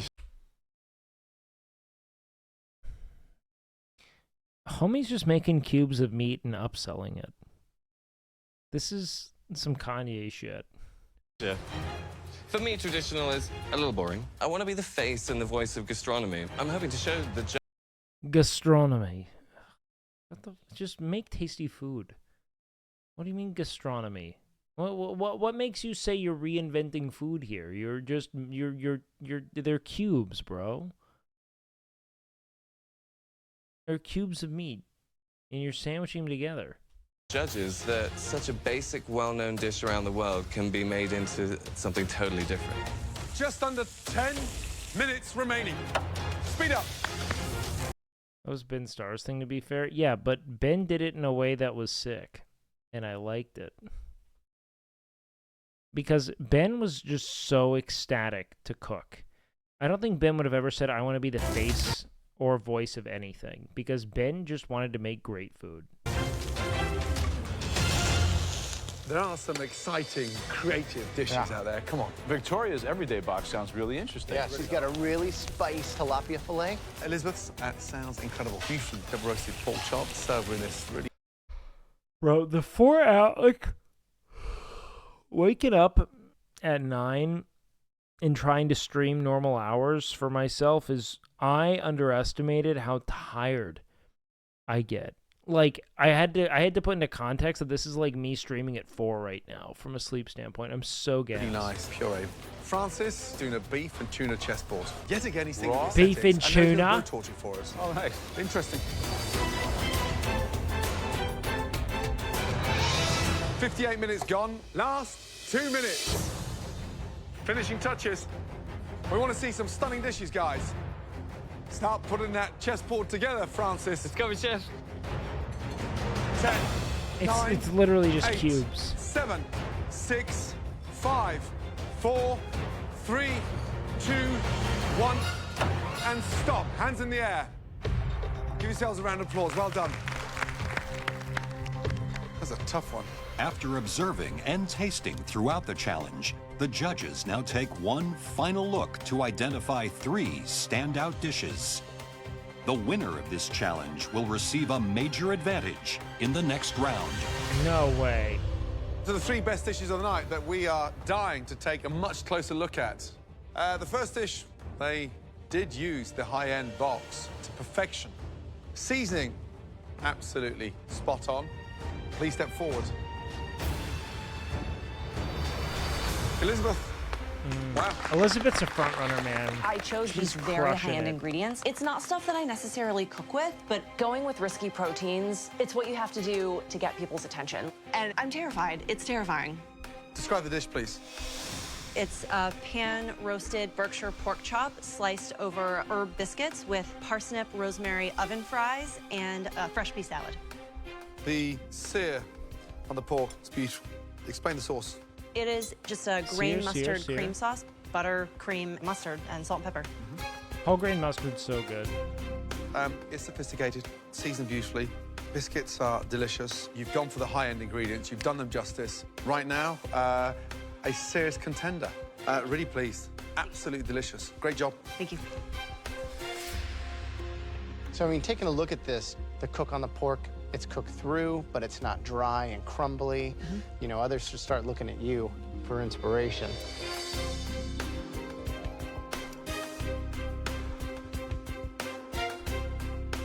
Couldn't be better seasoned. Thank you. Everything on here serves a purpose. It's delicious, plated elegantly. This is probably the best dish that Thanks, you've Reggie, made man. so I far. appreciate it. Great job. Ooh, what do we got here? God, it's, you know what it is? It's that Joe holds like eye contact when he eats. You know what I mean? Like, it's like, that's part of what makes it so menacing. You just like, it looks like it's just so pregnant with disappointment all the time. You baked, you pan roasted, you oven roasted, you seasoned, you're kind of firing on all cylinders here. It's a great dish. Thank you. One to watch, Elizabeth. Good job. Thank you.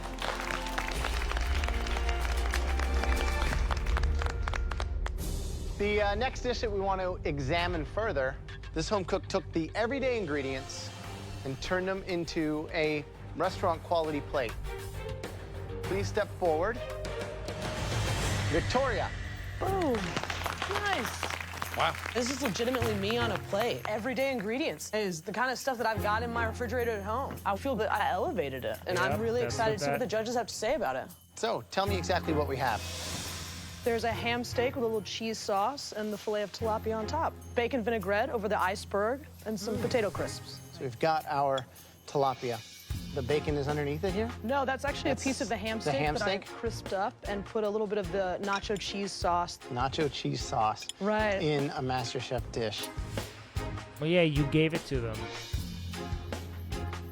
The rich saltiness that comes from the ham balances with the seasoning. But the best flavor that I'm getting, actually, is the pickles from the vinaigrette.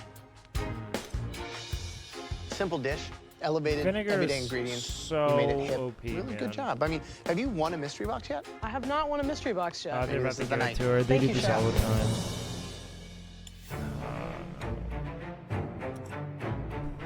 The one thing Joe's like, I could feel my net worth slipping as I ate this. you need to know about tilapia, it literally eats garbage, so you have to very, very aggressively season, which is exactly what Yeah, you did. what a- Tilapia's yeah. actually cooked well. Thank you. These chips are good. You went through a process. You really thought about a strategy, picked the box, and then nailed it. Thank you very much. Good job. Thanks. Okay, the third dish we want to look at. This home cook opted for the luxury box. And in this case, the risk paid off. Please step forward. Leslie. Boom, my name's called. I'm walking up, and I don't want to pat myself on the Okay, back just Leslie. yet. But I just Joe's might got have more this for here. truffle, man. Describe the dish, please. You got a trio of protein here, the pork chop, the Kobe beef, and you have the ahi tuna. They've all been seared on a griddle. You're the only person out of everybody tonight that had the balls to say, I'm going to go for all three. Right, describe the tuna. It's just marinated in a little soy sauce with a touch of balsamic vinegar and some salt. Slightly warm in the center. Perfect. Kobe beef. Kobe beef, just salt and pepper, and then the Stilton cheese and the caviar, just to make it look rich. And the pork was just salt and pepper and just seared. Here's the thing. You're not a fluke. Let's get that right. Brilliant dish. For me, the best dish that you've cooked so far in this competition. And I'm just so glad it's tonight because you've picked the Interesting. perfect moment. Thank you. You just cook meat with salt and pepper. With proper technique, you don't have to cook with much more. There's oil in the pan, but salt and pepper, for a great cut of meat, you don't need to add anything else. In fact, I'd actually implore you not to. Tell me about the pea puree. It just has some salt, pepper, some of the cheese. It's good. You can taste the freshness, the greenness of the peas. The Kobe, love the idea of putting Stilton on it. It's a classic, but it's a classic because it's delicious. And where do you put the truffles where? In the parsnip puree. Oh, it's delicious. I was angry when I was at your bench because I tasted some good food that had not been seasoned at all. But this is seasoned perfectly, so good job. Let's leave it at that. Don't answer. Great dish. Thank you, Good job. Chef. Well done.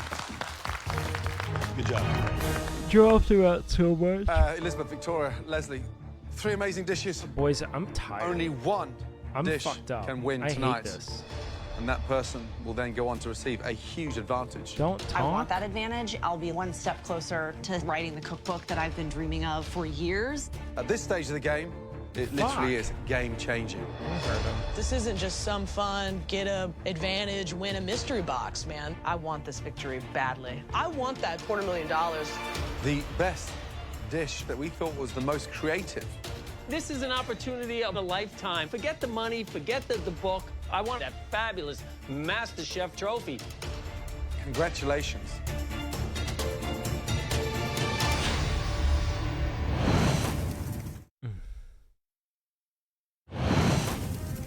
Three amazing dishes. Only one can win tonight. I wish I was more sensitive to caffeine. And that person will then go on to receive a huge advantage. A huge advantage. Congratulations. Leslie. Wow, finally, I'm a winner. Are you ready to receive your game-changing advantage? Yes, I am ready to go into the pantry. Let's go. Who do you think he fucks with this, man? Thinking that the entire competition is now in his hands is a terrifying thought. I really want to Oh, win. he's gonna go for a run here, man. For tonight's elimination challenge, you will have to choose between three 56 types years of old. a certain kind of food. Something I'm very familiar with, something that I grew up eating. Stuffed pasta. Now, the first filled pasta is like me, refined, cultured. It's a classic. Tortellini. Tortellini, okay. The ratio Tortellini. filling to the How do they fit a whole turtle in there? pasta has to be exactly right. Each one has its own perfect construction. This is a very, very sophisticated filled pasta. Your next choice is once again a filled pasta. Like me, this filled pasta is inventive, hearty, fun. It almost looks like candy. Caramelli. I've never heard of caramelli pasta. They look like little bonbons, almost like the wrappers, just twisted on the outsides. Here they are, filled with mozzarella, finished with a simple tomato sauce. Okay. Ooh. Finally, my own personal favorite, Leslie. A bit like me, rough around the edges. These ones you're gonna love. Ravioli. What the fuck is a ravioli? The pasta is so thin, almost like these light, fluffy, elegant pillows. Filling needs to be absolutely perfect. One small thing out of place, then this stuffed pasta can become a disaster. Leslie, you now get to choose which one of these 3 filled pastas everybody out there will have to cook tonight. What's it going to be? I choose. Straight upstairs, please, Leslie. Enjoy that walk. What a happy chap. As you can probably guess, Leslie does not have to cook in tonight's difficult challenge, and now has the honor this year to be the first home cook to be in the top 10 of this competition. Give a round of applause, please. Good job, Leslie. For his second advantage, Leslie got to choose from 3 different types of my favorite food. Stuffed pasta.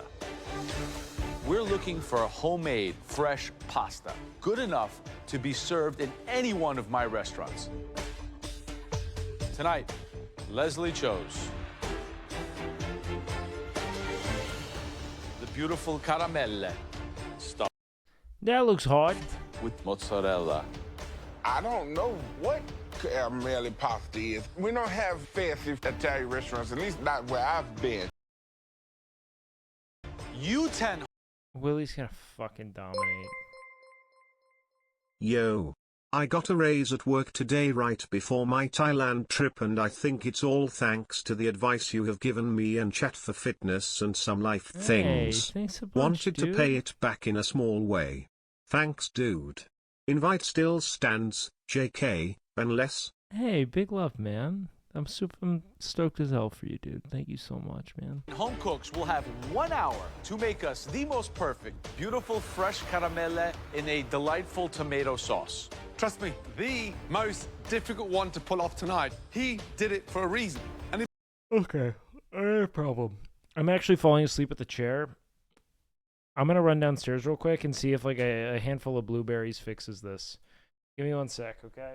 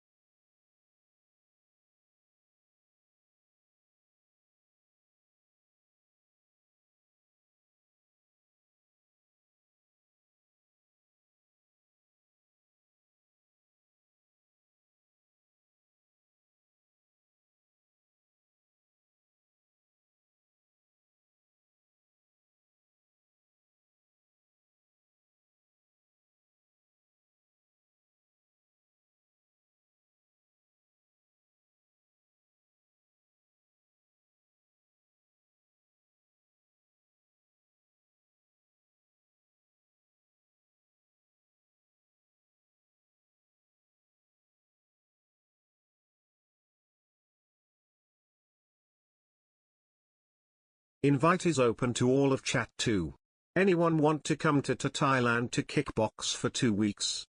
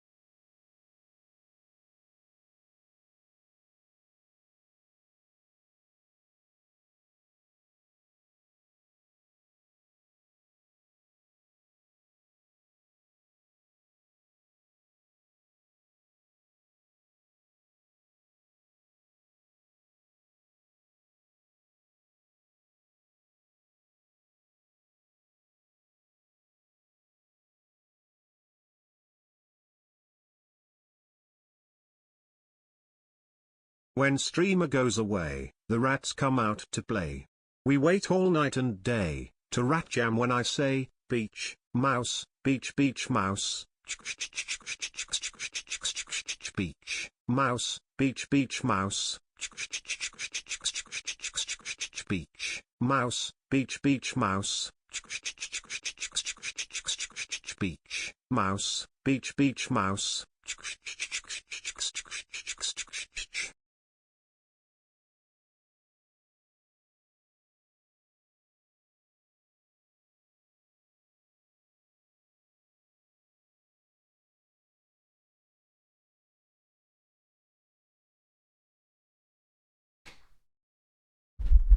Okay.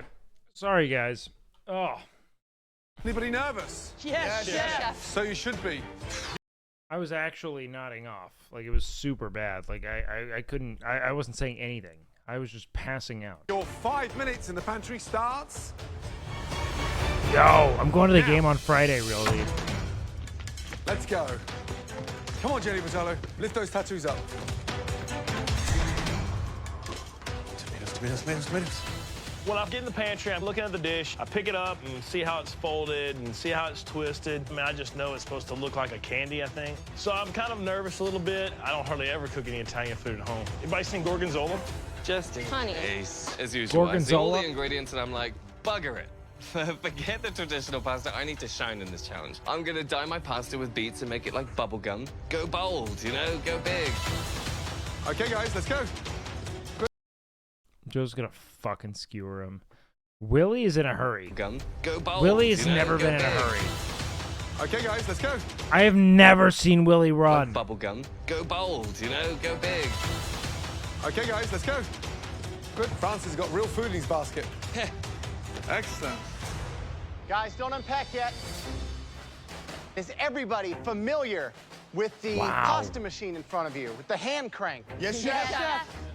Leslie is going to receive another advantage. Come Someone on down doesn't here get and it? stand next to me, please. Oh, they're taking it away. I feel like it's Christmas and I'm getting more presents. Leslie. Fuck. In my hands, I have a good old-fashioned rolling pin. And you, my friend, are going to give this to one of your fellow beloved competitors. You will also take away that home-cooked pasta machine. If he Whoever takes you Willie's give that away- rolling pin to, you're taking them back old school. It's probably moving their foot one step out that door.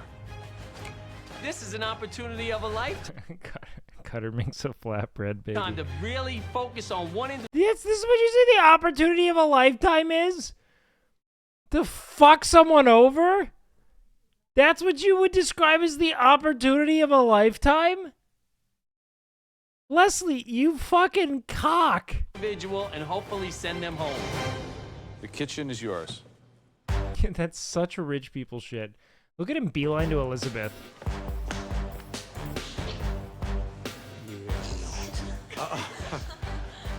I want you just to touch it. Oh, really? Leslie? This is what Leslie was never poor because this is how he is. He just wants to go around and be like, look at what I have and you don't. Look at what you could you imagine? I have this power over you. Do you know that? Is walking around. Leslie definitely like thumbs through hundreds of dollars of money in front of waiters and waitresses and then leave no tip.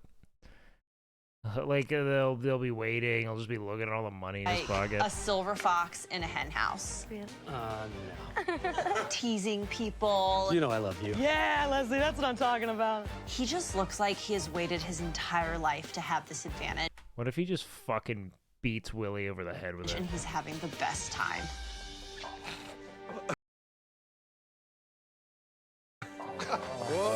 Hugging it out. And he's got that grin on his face, and like everything Leslie does and Gary. says, I'm just thinking, get it over with. Oh, yeah. Oh yeah, they got into some conflict. I am feeling forgot about so that. happy right now. Just the look on his That was a weird fucking touch. face was worth $1 million. Daniel, Yes, chef. I'm sorry, young man, but you have been singled out by Leslie. That's going to be very difficult. I mean, are you surprised that Leslie... This is the smallest amount of power I've seen go to a person's head. It's not going to someone's head. They revel in it. This is just like having power over people is their fun. singled you out here? No, chef. Because Leslie is a petty man that bears grudges, and this is precisely the type of behavior I expect from him. Wow. It's about to get real. Yeah. You have 1 hour to make us perfect homemade caramelli, and at least one person is Kinda going to be base. going home. Bro, look at Willie. Perfect homemade caramelli, and at least one person is going to be going. Looking like a sprinkled candy right now. I love this man's love of colors so fucking much, man. Home. Is everyone ready? Yes, Yes, chef. chef. Your hour starts now.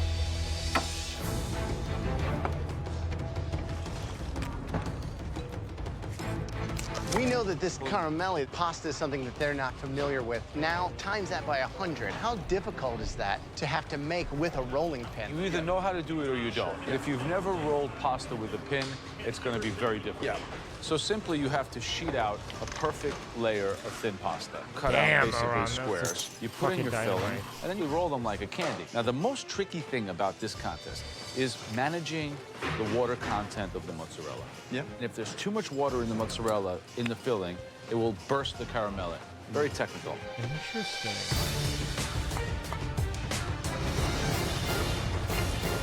Makes sense, you are boiling it.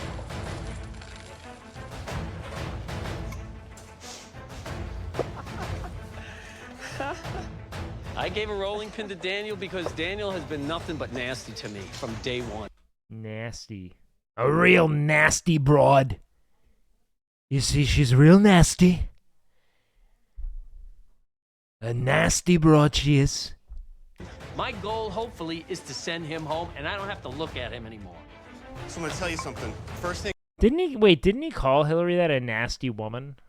Am I going crazy, or wasn't that a thing? Because, like, didn't women start being like, I'm a nasty woman?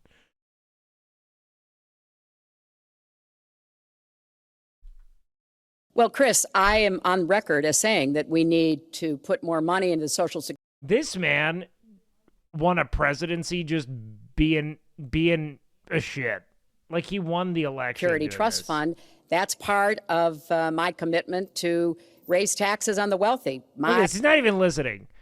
This is the exact face Miz makes when he glazes over, waiting to do his bit. This is it, except it's a smirk, not a like. This is it. Like when you're talking, Miz is just not. He's just of my commitment to raise taxes on the wealthy. My Social Security payroll contribution will go up, as will Donald's, assuming he can't figure out how to get out of it. But what we want to do is to replenish the Social Security Trust Fund by making sure look at this. No, that we have sufficient resources, and that will come from either raising the cap and or finding other ways to get more money into it. I will not cut benefits. I want to enhance benefits for low income. Dude's not paying attention at all. He looks so different now. Yeah, yeah. The president, being the president, was I don't think this dude ever actually wanted it. Thing I was ever really into was... Should we have let her win? Oh, God. Baseball. I love the babe, so I'm swinging. I'm calling it. This one's going out of the park, and it's going right towards that right there. Wow. Wow. I don't care. It's over and done with.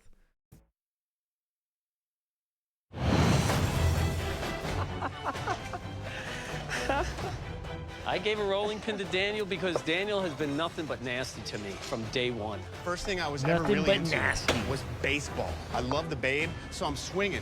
I'm calling it. This one's going out of the park, and it's going right towards that right there.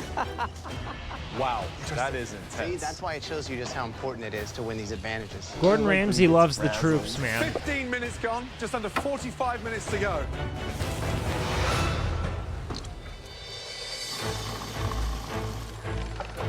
I'm third-generation Italian, so making pasta. Bro, what is... Did you guys convert in 1905? How does she keep saying this? Does nothing new to me. I'm gonna steam my tomatoes. I salt my mozzarella and I'm squeezing all of the moisture out of it. I'm gonna keep it I'm assuming she means she's like a third-gen immigrant. Like, classy and traditional, just like me. she worked 5 jobs in college. Well, yeah, she couldn't get to classes where they explain that what she's saying doesn't make sense. Right, Francis, how you doing? Good chef, good chef. What's that?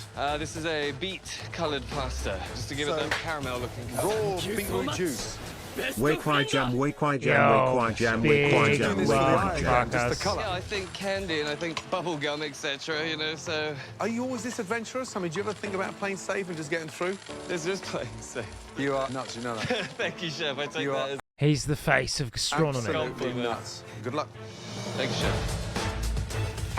I will say, very cool look. Big Willie, tell me what we got. I'm doing a dessert Carmelini. No. Yes. Are you trying to go home, man?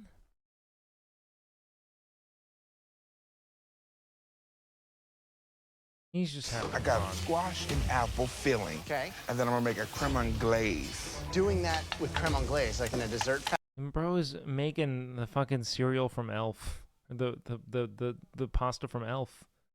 Right now. fashion, that's just crazy town. You know, go big and go home. Yo, Lucifer, appreciate that, I brother. mean, you don't want to go home, though, I don't right? want to go home. You know that we're judging you on the caramelli Yes. based on, like, what we showed you. But, you know, I have to shine. Well, at least you can live with that, then. Yep. Yep. All right, that was Giga Chat as fuck. 40 minutes gone. 20 minutes remaining. Woo! Jeez, time flies when you're having fun in the Master Chef kitchen, huh? I am going to be doing a mascarpone Asiago vodka cream sauce. You know, I'm Artisan. excited. I really am.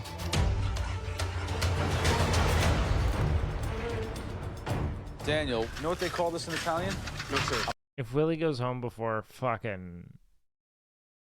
If Willie goes home before Cutter. Mattarello. Why you? What happened? I totally expected this kind of thing from him. I mean, you can see as he's lording over me right now that he has an axe to grind. You think that Leslie knows that you struggle with time? I mean, is it... Absolutely. He knows. What are you making? I'm doing a short rib with kimchi and watercress. I added a Ooh, that little wine sounds reduction to the fucking pasta dough. incredible. Give it a little color. I'm a little bit worried about the wine reduction, but aside from that, I think you're in pretty good shape.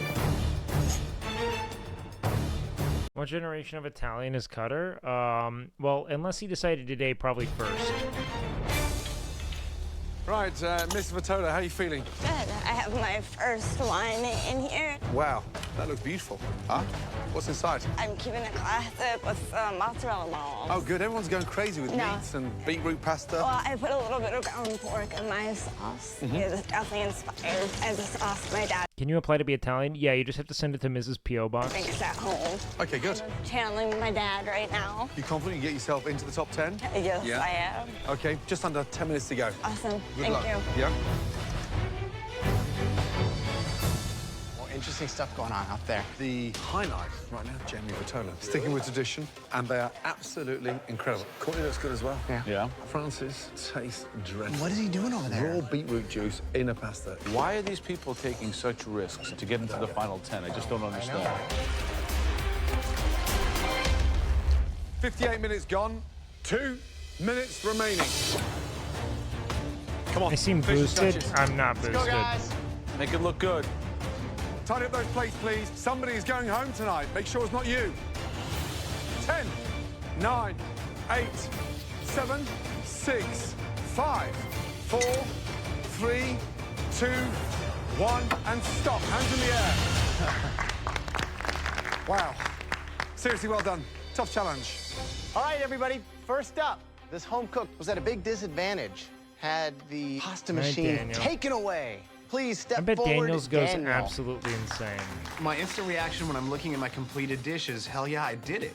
Even if I had the rolling machine, I can't honestly say that my dish would have been different. What do we have in front of us here? This is a red wine caramelli filled with short rib. It's on a tamarind habanero curry. It's topped with roasted tomatoes, peppers, and roasted nori. As far as the technique, the pasta looks like it's rolled fine. A little less appealing color-wise.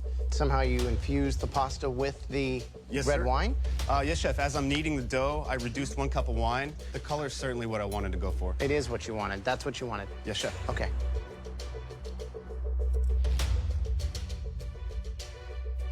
You know, the flavor combination, the heat, the acidity, the salinity, it just doesn't make a lot of sense. And it's so out of line with what we showed and what we were asking. Why? Graham reminds me of like a really great professor. Like, his criticism is always very grounded, but like if he takes issue with it, he makes it very clear why it is, and it's always based on criteria. Like, there's nothing emotional about it. I go so far off. This is a chance to reach the top 10. And you can tell he was like always like he wants you to succeed. Like, he's bummed when you don't do well. He's not like you desecrated the food. He's like, you could have done it, you know? And why give you something that you've had the best of in the world? Right. If I'm going out, I'm going out. Because it's the challenge. Guns blazing. Because that's what I asked for. Looks more like a steamed dumpling in a Chinese. How about you say that when you go over there and you say, everything's looking like you're in pretty good shape, you fucking asshat? Because you went over to his thing while he was making this, and you're like, yep, it all looks really good. Excited to try it. Worried about that wine reduction. It's the only thing you said. Restaurant. Noted.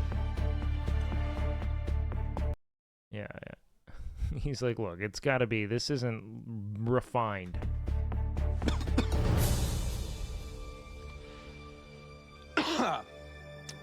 There's the habanero. Ooh, it's hot. You think that could ever be served in an Italian restaurant? Not in an Italian restaurant. I mean, the pasta itself is too thick, it's gummy. You would never put red wine into pasta. The biggest challenge here was not the lack of the pasta machine that Leslie took away. I think the biggest challenge was yourself.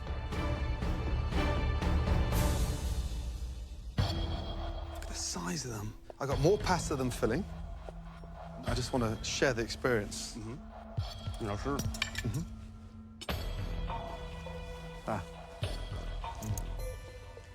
Too spicy. A contrast. Yeah, Gordon would say that if it was peppered. Doesn't work. But I'd like to congratulate you on standing out tonight, possibly outside the door. Like, I don't know if you read your emails, but Wilnef asked you to substitute for his film night tonight. Yeah. What do you think? I wish I had made the caramelli smaller. I enjoy the sauce. Yeah. And stop that. It doesn't. Good night. Thank you, chef. I'm not a vengeful person, but my fingers are crossed and going, okay, this is my redemption here, man. Daniel's going home. Disgusting. Disgusting. I'd like to congratulate you on standing out tonight, possibly outside the door. Leslie, some people just revel in other people's misfortune. I'll never get it. Good night. Thank you, chef. Oh, dude. Now, what Leslie's am I doing? unisex. Why am I making this crazy Japanese curry pasta? I gotta rein it in. Disgusting. Jamie. Jamie absolutely So bodied tell me about this. the sauce. It's a creamy tomato sauce. There's fresh oregano, fresh thyme, ground pork, crushed It's tomatoes. like a family She could be such an insane voice actress. recipe. You know, That sauce. it's definitely a take on my dad's. What's your dad's name? Michael. What does Michael Vitolo do for a living? He works for the Department of Sanitation, 13 Wow. years. It's a tough job. He makes a killer meat sauce. Your father's in the mob.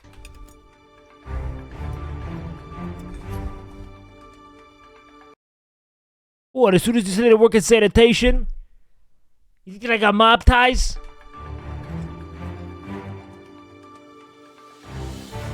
I should finish The Sopranos.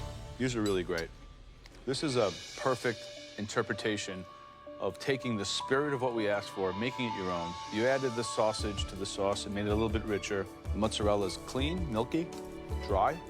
What do you think Michael Vitola would be saying if he was standing here and we gave him one of these caramellities? I think he'd be really proud. Does he know how good of a cook you are? Yeah, I cook for him all the time. This is a dish that not only Michael Vitola would be happy, I would be happy to also serve it at my restaurant. Thank you very much, Jamie, because you really brought me a taste of Queens. Yay, thank you.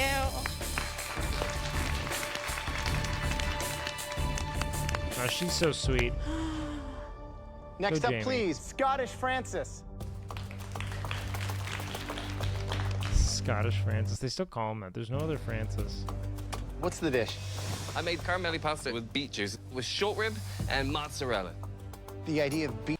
I hate that he was like, I'm gonna make these look like a fucking candy, and then he smothered it in this fucking yellow mustard ass sauce, completely nullifying it. So now you've just put the fucking essence of dirt, which is a beet, into this pasta for no fucking reason. I made caramelli pasta with beet juice, with short rib and mozzarella. The idea of beet juice in a pasta, that's solely for the look. You wanted the color because that made you think of candy. Yes, chef. What's going on with the sauce? It is a yellow cauliflower so and thick. yellow bell pepper puree.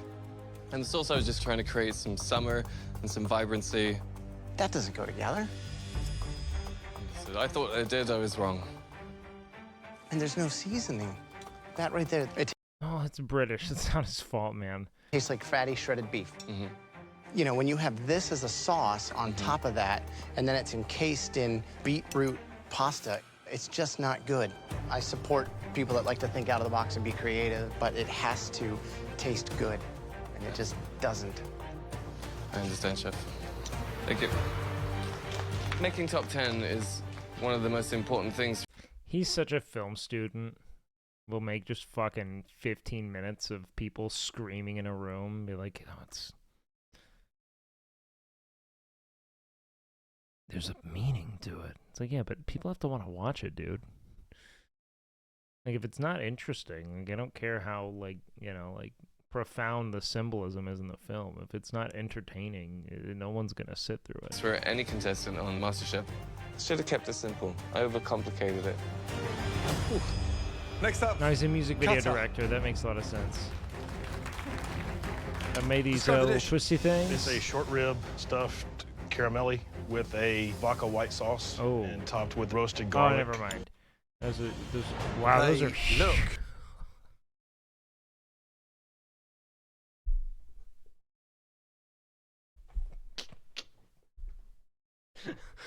It's so big. They're comically oversized. It's just the twisty end. With full confidence, he serves this, man. Made a caramelli. Hell, you know, the way I see it is I had to put my own spin on it. Didn't want it to be, it's a artisan caramellis. This is so funny, dude. Look at how giant this noodle is. I couldn't tell. Oh, fuck, man. Oh, God. It looks like someone's first attempt at rolling a joint. Just all the fucking bud jam-packed in the middle. With fucking copy paper they took from their parents' printer. Vodka white sauce and topped with roasted garlic. They look like they've got a right amount of filling. Wait, we're not even gonna point on? The filling's delicious. Love the heat at the end. We got excited that someone finally did a cream sauce. But you know what, Cutter? You may have a face like a British bulldog tuna wasp, but you do cook like an angel. We're not gonna talk about this?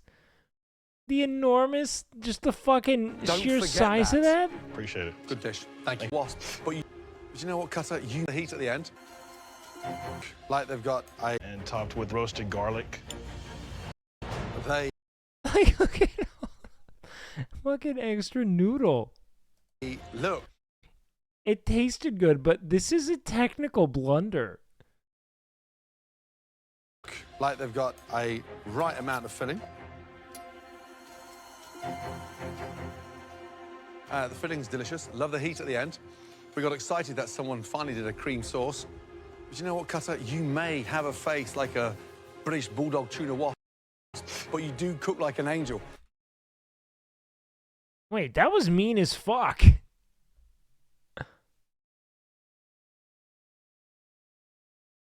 Wait, what the fuck? Tell him it looks like an inflamed British bulldog. Don't forget that. Appreciate it. Good dish. Thank you. Next up, Courtney. That Very was fucking courageous. You just offensive. used fresh tomatoes. It's a mozzarella-filled caramelle with fresh tomatoes, garlic, and some yellow onion. Did you do anything to season the mozzarella inside? I salted it and then tried to coax that moisture out of it. And this is very dry, very firm. A good balance between the sauce and the pasta itself. The plate is beautifully presented in its own simple Italian way. It's a super sexy, simple dish. Joe's so fucking her, dude. Joe has never called a dish sexy in 5 seasons of MasterChef.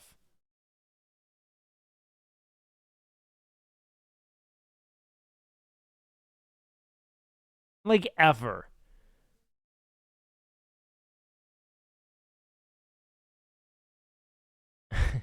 She make us sex on a bed.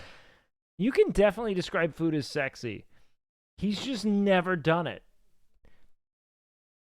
Alongside all of the, like, incredibly strange and charged exchanges they've had, and how defensive he's been of her to other contestants. People saying that Joe has a favoritism towards her, and him like fucking having a meltdown. Right. Describe your dish. Oh, fuck, I'm so worried. A squash apple caramellini with a creme anglaise sauce. Joe said caramelli, the kind of thing that he loves eating daily, something I want to see in one of my restaurants. And so, why a dessert? Please pay off. It just came to me. Based. That's a man who's totally okay to go home if he... No. Willie is there for the love of the game. That's all I needed to hear. This man does not care. I get so upset because it's almost like an abuse. Francis here with the tricks, Daniel's confused, and you're just all over the shop. But I am so unimpressed. I see this dish and I'm... Why are you reveling in Willie's denigration? I'm absolutely dreading tasting it because it sounds disgusting. It looks like regurgitated dog vomit. Oh. Yeah, but hurt Willie. Fuck, man. Oh. It's just unappetizing. Vomit. Oh. It's just unappetizing.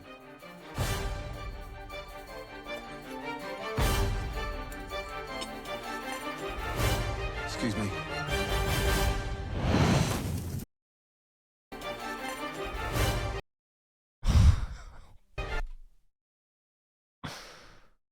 Excuse me.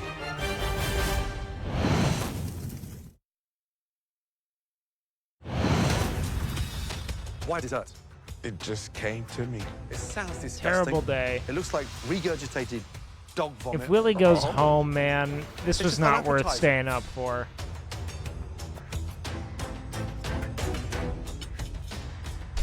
Excuse me. Willie's done nothing but give love, man. This is way too sweet. It's just obliterated with cinnamon. I love you when you cook humble, but I absolutely detest when you've been given the best of ingredients and a chance to just show some technical ability. I call it lazy Willie, not Big Willie. Disgusting. Not feeling Nah, too my voice good isn't about sore at myself all. because my dish sucked. That did not Oh, work. fuck, Willie. Tough challenge. Some of you rose to it. He may Some of actually you be out. deflated across it. There were 2 standout dishes tonight. The first one had a perfect balance between the pasta and the filling. you could taste the love That's that went into not that. Will. That is not That dish Cutter. was made by Courtney. Good job. Good job. Thank you. Well done. Thank you. Now, tonight's winning dish, the caramelli, were definitely restaurant Jamie. quality. This individual took the spirit of I the like night Jamie. and literally made it their own. A big congratulations, Jamie Vitolo. Yeah! Amazing. Congratulations to Courtney and Jamie. You're both going to be two phenomenal captains in the upcoming team challenge. Well done. Brilliant. Now it's time for the bad news. The 3 worst dishes of the night. The first home cook that's in danger this evening. Please send Francis home, not Willie. Willie's the soul of this thing, man. Overthought and underperformed. Please step forward.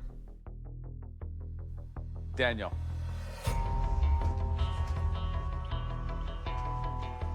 The next dreadful dish that didn't I think it's understand Francis they were promoting him earlier. the Yeah, I brief agree. and completely made a mess of it. Francis, step down, please.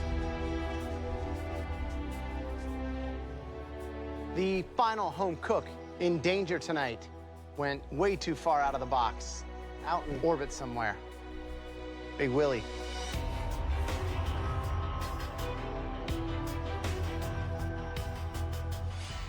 But he dared Tonight, to dream, man.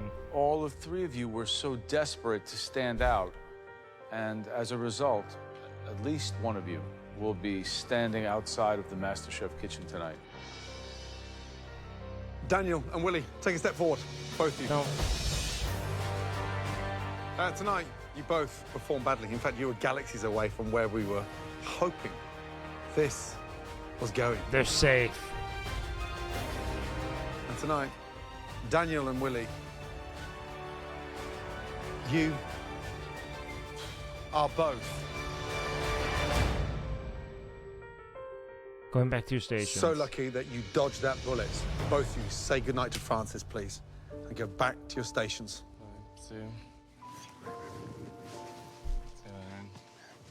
Thank God Willie's safe. Francis always looks like he's ready to fill in as an alternate for LMFAO. Like, always. Francis, young man, you want to be different, you want to be quirky, Is and it it's really- a time so to shine. they're both gonna make Tonight, it? It just didn't work. Yes, sir. Our business is a craft. It's not an art. The pasta might have been rolled thin enough, but the puree didn't go right with it. There are certain rights and wrongs in the kitchen, and it comes to putting food together. Get that foundation solid, and you're going to step into a kitchen and then take off. Okay? Come and say goodbye, buddy. Big Willie is 3 times the man Wake is, both in size and in energy. Good luck to you, my friend. We can't all be night. Willie. Thank you. Also, why am I getting the fucking stray? Why did the fucking MasterChef cinematic universe leak out into my world here? What the fuck? I do nothing but support this guy. After his appearance, Francis was executive chef at Gossip Coffee before becoming executive chef and owner at Sugar and Water, the Cho Shop, and Pop-Up Shortbread Society. He appeared on Chopped Season 38 in the Netflix food competition Snack vs. Chef. Francis is a producer and director at Scottish Francis Films. Okay. He's kind of doing everything. This reads like a dude with a trust fund. Dude just has 15 different businesses.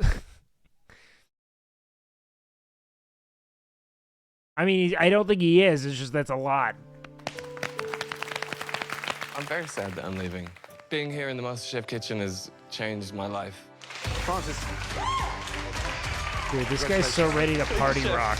I really want to take everything I've got from here to the next level Congratulations, blue team! and focus on the career I've always wanted to have. Don't care. Moving on. Field of thousands. It's game time for the 10 remaining home cooks. I'm gonna watch as until they I'm take falling to the asleep. field of Thousand Oaks High School to kick off their next team challenge. Walking on a football field, man, brings me back to Which is home. probably Brings me another back to 30 being under minutes, the okay? Friday Don't night lights go. again. Don't get too excited. Ugh. It doesn't get any more American than this. Stands waiting to be filled with thousands of cheering fans. This evening, there will be... If you skipped Willie's outro like that, we'd riot. Yeah, but how many of you guys want to hear about Francis? a football game happening right here. Trust me, this place is going to be packed. You are going to be split into 2 teams of 5 that'll have to serve the concessions to all of this football game's adoring fans. Now, those fans are going to be the ones voting on which one of you 2 teams will be the winner. My family has been selling concessions for my entire life. Perfect. What? Third generation Italian family that specialized in concessions? What is... Selling concessions will be the winner. Where do they sell My them? family has been selling concessions for my entire life. But what is... Okay. Perfect challenge for me.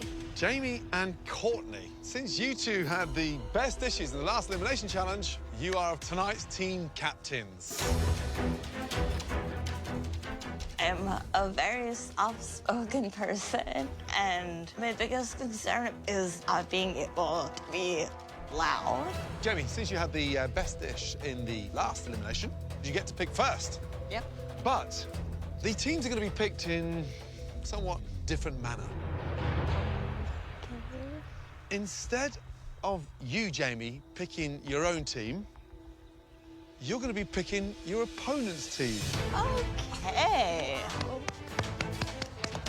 We Wow, don't Big get Willie's to in a pick very our own understated teams. outfit today. I know she's gonna try and sink me right off the bat. Leslie. Leslie. Courtney, congratulations. You've got Leslie. Wow. Leslie's a Bad good move. cook. Leslie has not been bad in team challenges at all. Not since his first one. He's a good cook. And he seems to be pretty competitive. Courtney, please, think about who you But I'd also understand not wanting to work with don't him. want on your team. I'm going to choose this person because I really fear having both of them on the same team. Cutter. Cutter. I'm building Jamie's team up of people that I know cannot work with Leslie. Because if he's gonna be the weakest link in my team, I can't make him any weaker than he already is. Jamie, time for your next pick. Christian. Wow, Christian. Courtney, please. Daniel. She's giving him great chefs. Daniel, wow. Okay, Jamie, next up. Ron. Iran. They already worked well together. You're Courtney, throwing away 3 left. so many of the Big best Willie. picks. Okay, Jamie. Yo, this Big is Willie's where a you huge pick for win. both teams. Who are you giving Courtney for her last pick? Victoria. Boom! Wait, Victoria and Willie and Leslie get along well. But yeah, you want Elizabeth, Elizabeth, for sure. final pick. Good job. Okay, you will each have 1 hour to prepare, and then you'll serve spectators throughout tonight's football game. You guys are going to be making classic all-American food. Turkey burgers and fish tacos.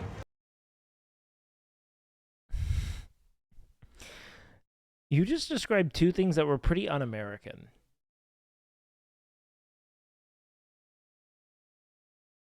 Most people would call turkey burgers fucking leftist propaganda.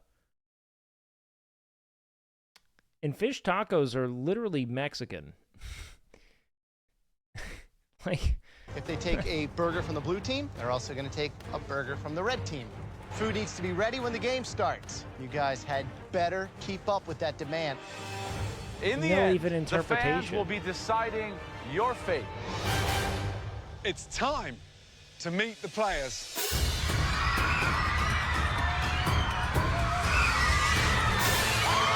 oh, Gordon's gonna do a fucking soccer joke now.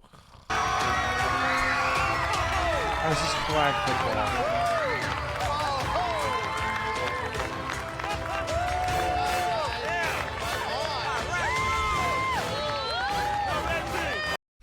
that kid fucking going insano with the fucking crutches.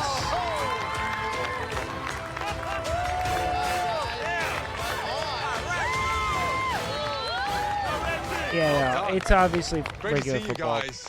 American. This big game tonight will be overseen by a very, very special guest. Guys, this evening's guest holds the record for the most rushing yards ever in one single season. Ladies and gentlemen, NFL Hall of Famer, Eric Dickerson. Come on, Eric.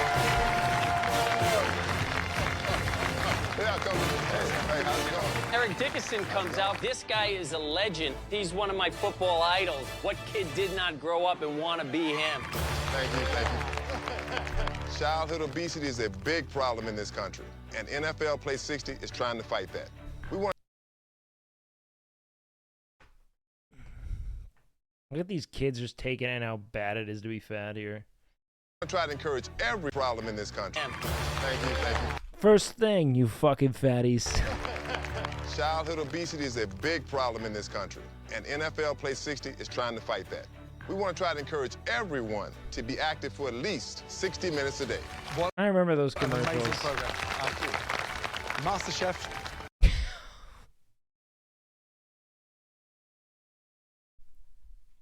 is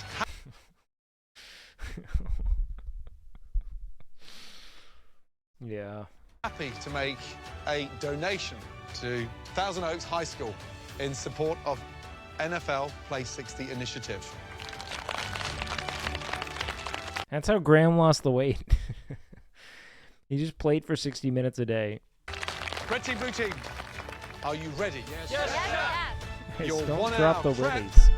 starts now. Of the Yo Kids 20-yard line with Eric. In this challenge, both teams have just 1 hour to create a healthy burger and fish taco concessions for hundreds of hungry football fans. Okay, guys, for the burger, I think we have all this shredded cabbage, so we could make a badass coleslaw. It'll be awesome. You want coleslaw on the burger? Hell yeah.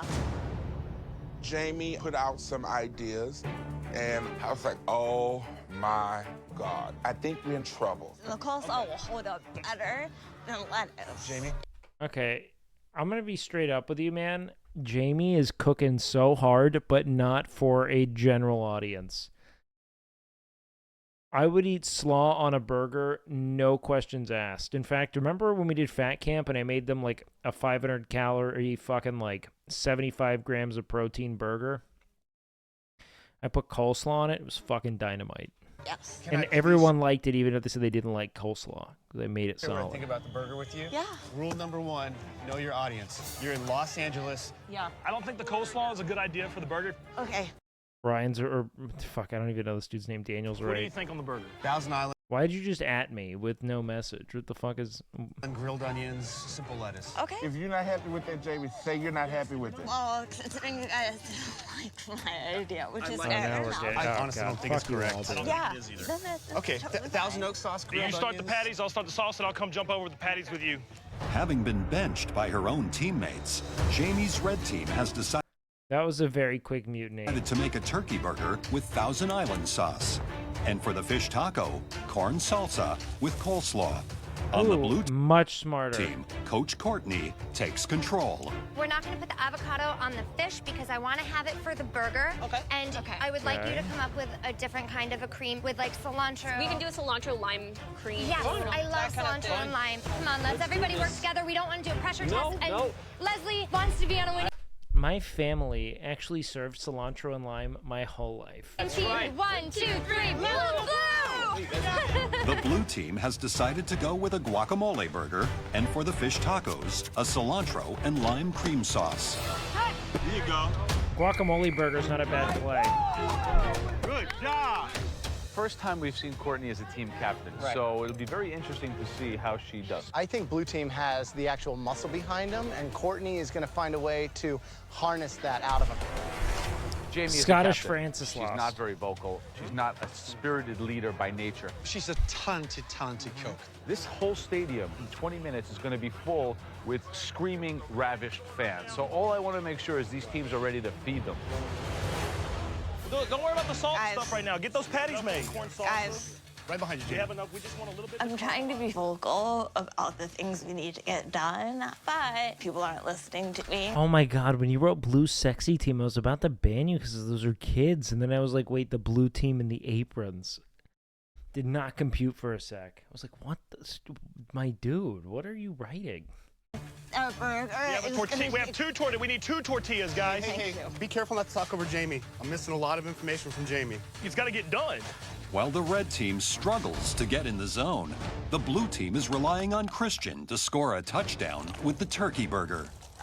We got those burgers coming, Christian. I mean, I don't like the texture of it. It's too wet. Christian puts too many eggs in our ground turkey, and our patties are really wet. Right. Christian, explain the mix. What's in there? We got a little Worcestershire sauce. We got a little oregano. It looks very wet. Yes. Who added all those eggs in there? I did. Unbelievable. Do we have any more ground turkey? Unbelievable. I don't think we do. We don't. No. We're running behind. Look, the crowd is arriving. We're up to our elbows and stuff to do, and time is ticking. Oh no. I'm definitely It's an thinking we actual could be high in school trouble. football And game. if you mess the I thought it was just going to be a protein little up, you're kids flag screwed. football team. It's so important to nail those bloody proteins. It's just This so is not wet. good. Why is it so sloppy? So if it's sticking like that on my hands, can you imagine what it's going to be like in the grill? It's going to stick like to a blanket. So many fucking people. Turkey burgers, here's the thing. Unless you just have an aversion to red meat, just make a fucking leaner beef burger. It will be the same amount of calories and it'll taste better because it's beef. Hundreds of hungry fans are now arriving for tonight's big game, and the pressure is on for the home cooks. Get those patties going, Daniel. Come on, guys, we got. What would Canute think of that turkey burger, I wonder? No, you wouldn't. What has Canute ever not liked when it comes to food? This, all right? Push, you guys, push. Are you the same person who just randomly asked me for a Canute impression earlier? You're like, please, just do the voice. Please, I need you to do the voice. Yeah, you just asked randomly, can we get a Canute impression? And then you said it twice. I'm avoiding it solely because this is persistent. Push, Blue. In this challenge, each team will have to serve either a burger or a taco to each of the fans. But oh, fuck, dude. They're not making... Dude, anyone who's just serving store-bought tortillas already lost. with just 20 minutes to go before service, Such a the whip. blue team is in big trouble with their turkey burger. Unbelievable. Have we cooked one off yet? We're cooking one off right now. Is that it there? Yes, Chef. No, it's so wet. You know, the I wet- know it's wet. But why'd you put so many eggs in there? Chef, I was not looking, and then it happened. Christian was the one seasoning the meat and put the eggs in. Our patties are really wet, and we can't put them on the grill They're so wet. because they'll fall through the grill. So we're trying to figure out how they can keep their shape. Oh, I know what's going to toughen it up. Makes much sense to throw it on the flat top. I was like, you know what? Why not take these burgers? You can see it on top of the flat top, and I'm sure they'll come out pretty good. You're a hero, Christian, a hero. Thank you, babe. There you go. That's perfect. Thank you. While Christian has solved the Why burger was that not problem, considered? Leslie's fish tacos are causing concern.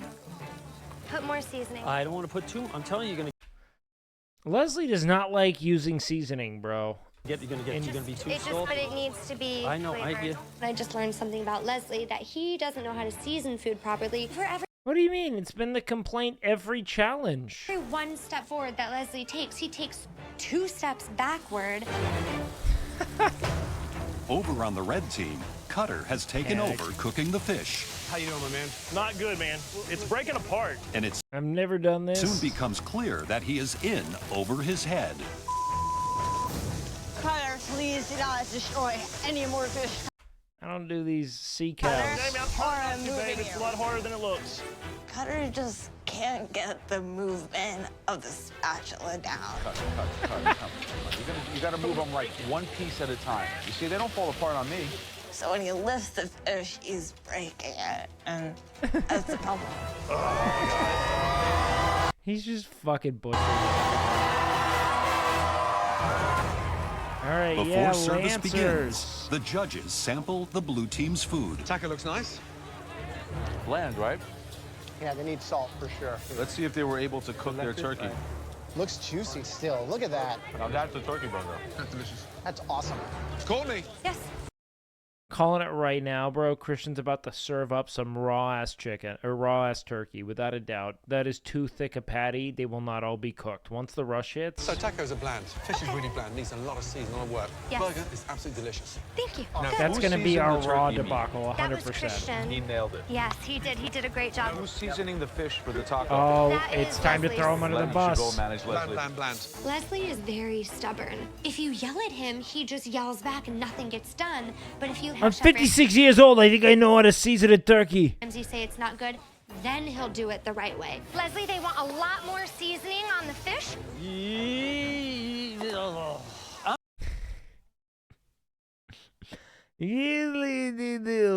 Staring at the fish and it looks perfect, but the judges want more Are you- salt, so I gave them more You're staring at it? Are you eating it, Leslie? salt. You want salt? I'm gonna give you salt.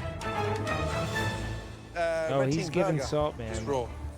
Uh-oh. No, don't eat that. You see, this is the problem. Jamie, who cooked the burger? I do, chef. Come here. Yes, chef. Raw. It's raw. Come on, guys, please. Okay. Take it back. Think the fish taco has the same Take it back, problem? Graham. How's that, Graham? No seasoning. No Try seasoning. No seasoning. Taste it. Connor, Come on, that's like a frozen fish fillet. it is bland. Come on. Raniel. Come on. Jamie, come here. There's nearly 1,000 fans sat behind you. Got to get your team together. Yeah. Can you manage? Yeah. Get it together. Yeah. Please, let's go. You got it. Now. You got it, All right, Jamie. guys, I believe in make her, sure that man. fish is cooked. Make sure that Why'd she pick the worst teammates for herself? Well, I don't know. I don't get it. It was insane watching that transpire. She just like hand selected every great cook and just delivered them to Courtney. turkey is cooked. Except Willie. Willie and Elizabeth weren't, but Ah, here it goes. Here comes the marching band. it's always funny because whenever I see the band, it's like they were all fucking so much more than the football team, you know? Band kids were having way more fun than all of us who played sports. So it's not even close. All my friends in band, infinitely better time. When that band stops playing, we're going to... Saw American Pie too? Not American Pie. This is like lived experience. This is real. start serving. Yes, chef. The marching band's coming on the field, and I'm just looking at these bins of fish, and I'm thinking, What did I play? I was not in band. how the hell am I gonna get all these cooked? Come on, old man. It's all good. Come on.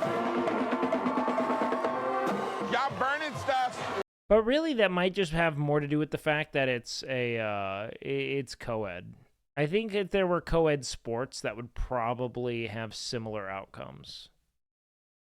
That's my guess. Oh, what sport did I play? Or what did I play in football? All those grills should be full now, okay? Come on, you can do this. Come on, baby. You got it. You got it. Let's go. Don't give up.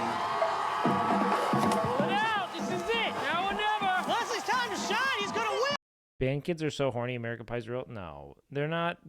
Band kids aren't hornier. I think there are a couple of things. I think that,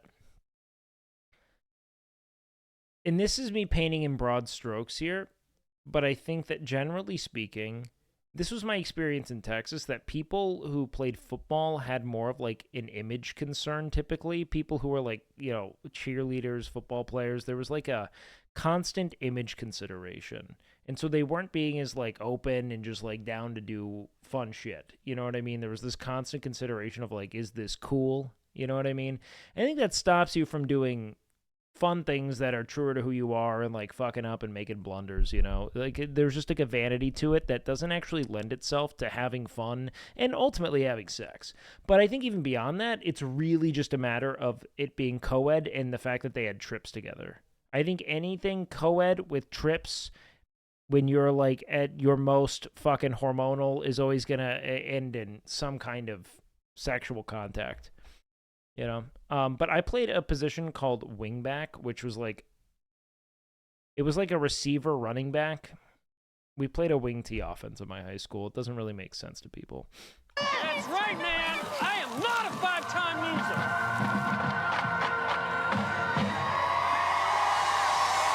Players are now taking the field. The MasterChef NFL Play 60 flag football game is about to start. Never heard of the wingback. Like, it was interesting. It was kind of a fullback. It was kind of like a tight end. It was mostly a lot of running back, a lot of sweeps, and then you'd also play like slot essentially. All right, Blue, let's go, you guys. Come on, guys, we got this, all right? Red team, baby! Let's go, red team! It's like a utility position. You just played everything. Wake Def a tight end. You see a tall white dude, and you're like, he's a tight end. I am slight in frame and fast. I am not any college ball. No, I played lacrosse in college. Here they come! Let's go, guys! Coming at you. 4 burgers coming at you. I got 2 tacos behind you. Guacamole burger, thanks! For the You look like you did cross country. No, I do not. There's a difference between I'd look pretty muscular on any like sports team. I just don't look like a bodybuilder. For their football concessions, the blue team's healthy turkey burger has guacamole and Munster cheese, while the red team's has arugula and Thousand Island dressing. Oh, taco, right here. The blue team is serving a fish taco with slaw and cilantro cream sauce. They said I would have thought basketball. I'm actually really upset. I wish I played basketball because it's the only sport I ended up having interest in, but I stopped playing in high school. Or no, and I stopped playing in middle school. Okay, hold on. I gotta go back and see what they're serving. For their football concessions, the blue team's healthy turkey burger has guacamole and Munster cheese. Munster? What the fuck are you... Like, it's a good cheese, but give them American and cheddar. People eat with their eyes first. They're gonna be like, what the fuck is this? Munster's a great cheese. It's no smoked Gouda, but it's good. It's not like an offensive cheese. It's very mild, right?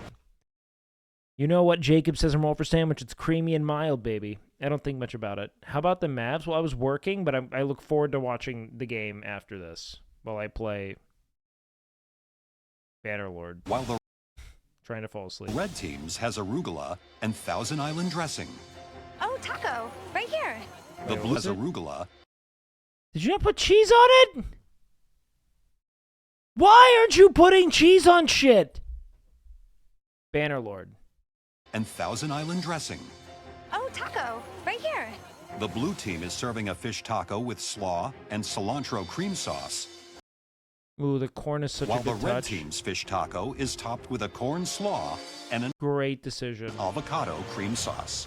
Avocado cream sauce goes hard. Awesome! Fresh burgers, thank you! Everything's working really well. We're like a well-oiled machine. I've got the wheels of my bus turning back there, Christian and Leslie pumping out fish and hamburgers. I'll put cheese on them. I'll put cheese on them. And then I've got Victoria and Iran right next to me. Awesome! Iran is topping my burgers with tomatoes and lettuce, and Victoria's got buns coming for me like every 30 seconds with the guac already on them. So we're working together really well. Touchdown. Well, yeah, right. Like all these. Number 61, blue team. The lack of leadership on the red team is They really beginning just want, to I thought create that'd be a real mayhem. game. That doesn't go on the fish. Daniel! Jamie, take it easy, baby. Take it easy. Okay? Well, it's like burger madness. Let's go, hurry up, they're waiting, they're waiting. Everyone just stay cool. It's complete chaos. Daniel, Buns, right here. You're killing it, Jamie. Jamie, gotta speed up. You got it, Jamie? No. The red team is falling so far behind that frustrated customers are starting to walk. Purdue. No one is. Dog, I've been a hungry fucking 16-year-old. You're not leaving. You're gonna wait to get your food. Guys, we gotta get organized. Oh, walking already at the front, exactly. We're losing customers. Oh. Y'all need some more help up here? Yes, yes, Cutter. Okay, what do you I need? need help with the burgers. Burgers? Here. Come Where on, do you guys. need me, Daniel? Tell me where to go. Hurry up. Just smile. Be happy. Hey, a burger? Daniel, tell me where you need me to help. I need you on the grill. The whole time I've needed you. Jamie just said she need me to... Cutter makes things stressful for no fucking reason, man. This dude is so cop-coded, it's insane. Sir, step out of the vehicle! Okay, I have to fucking... No, we need help getting this food out. Thank you. Right now. Damn, quit hollering, dude. Daniel, you just lost 2 votes. There's no system. You're crossing over each other. You're running behind. People are walking off. Where is the communication? We're just losing votes. No one's leaving from the front of the Left, right, and center. We have to talk. I know. I can see that Jamie is just falling apart. I mean, there's just way too much pressure for her. The losing team faces a pressure test. Come on, guys. We need to communicate. Wait, there's a pressure test at the end of this?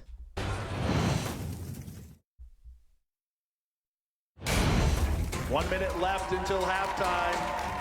Touchdown, blue team in the MasterChef NFL Play 60 flag football game. You know that football's not a cool sport when no one would watch it if there wasn't violence. Who's showing up to watch a flag football game? You know what I mean? That's why it's not a good sport. No one would give a fuck about this game if it wasn't for the violence. Red team, look at me. You're losing votes. We need to communicate. Elizabeth. Yes, chef. Someone needs to expedite. Someone needs to 2 of the tacos, 2 of the burgers, 1 grilling behind. Okay. Look at me. There's just no voice. Yes, chef. So we're just all silent. You just lost 2 votes. I don't mind you being the expediter, but I need a voice. Yes, chef. Please, Yes, now. chef. 2 tacos, 2 burgers all day. Tell me you heard me. I heard you. 2 tacos. Tacos coming. Burger coming. Didn't even repeat it correctly. This is my chance. How do you feel about violence in basketball? Only when John Morant does it. Chance to save my team and to save my winning streak. I got 2 burgers and 3 tacos all day. While Elizabeth tries to get the red team back in the zone, Joe checks in with the football crowd. Blue team, red team. You like the red team burger better. And I like the blue team burger better. The verdict is split on which team's food is better. I'm going to try the red team's taco with no bland. Yeah. No. Dude, Russell Westbrook and Terrence Mann have been like throwing their body into Luka's knee for an entire series. Try the blue team. Yeah. Better? A lot better. Blue team? Blue team. Touchdown, number 10. And with only 1 quarter left to play, it's still anyone's game. Let's go. Come on, you guys. Push, push, push, dig, dig, dig. I think Cutter bombed Hey, it. guys, go. And now it's raining. Let's go. Let's beat this rain. Come on, come on. It's like clearly not raining in this shot. What the fuck?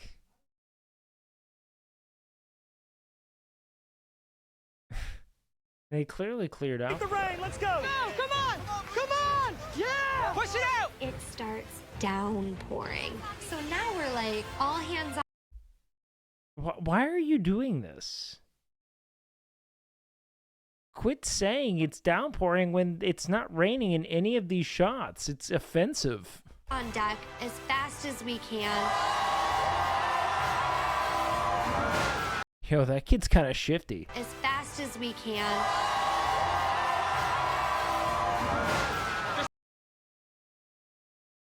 That was kind of impressive, huh? Look at him trying to find the hole in the fucking defense. Fast as we can. Just over 1 minute to go. Go, Christian, is what we're all about, man. I hear you. Blue team, not a lose team. Like, they didn't even attempt to, like, fudge it. Like, this is so odd. Hurry, let's push through. We gotta get 3 more people. Let's go here. Go, run. Basket. Put it in a basket. Put it in a basket. 3, 2, 1, and stop.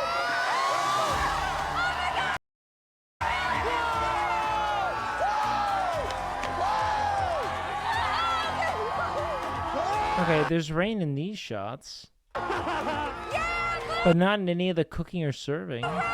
Bro, they got fat Graham Fathead. Look at all the aura we're missing now, dude. Look at just the presence that was taken from us in the name of health. I miss that face.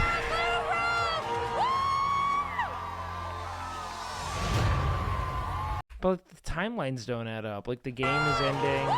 There's rain here, but the game's ending. There's no rain here.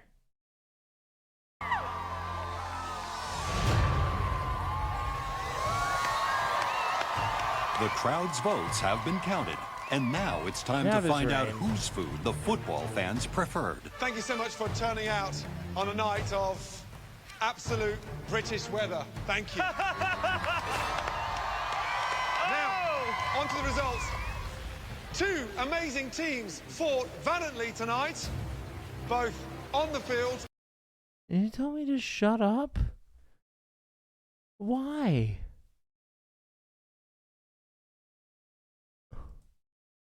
And in the concession stands.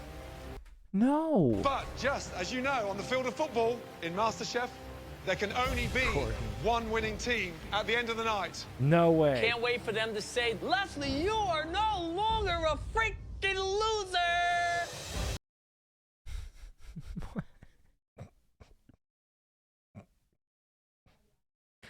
There was childhood drama just fucking brimming out of that. Ladies and gentlemen, this has been the closest result ever in the history of this competition. You're not a fucking loser that pissed his pants in Miss McNamara's class. You don't even smell like urine. Tonight, the winning team. I am just praying to God Almighty that I don't go to another pressure test. I don't know if my heart can handle it right now. The team who just got the most amount of votes, 51% to 49. Congratulations. The winning team tonight is... I like both these teams. The red team. Yo, Big Willie! Yeah!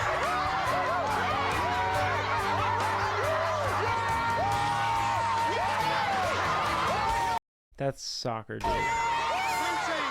Daniel absolutely is the kind of dude who would call soccer football.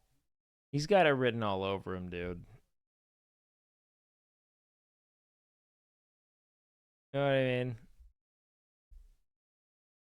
Dude only drinks coffee out of a French press.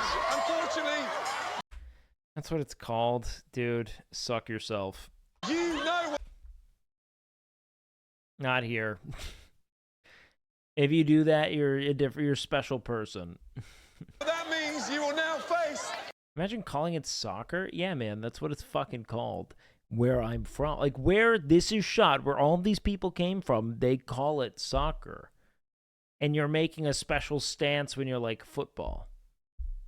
Oh, I mean real football. You're a kind of person. You know what I mean? I'm not even being like, speak American. It's just that like, you're like being you're a type of dude. You know? I felt I did my... American hand egg? Look, I'm not going to defend... I don't even like the sport of football. It's just so needlessly pedantic.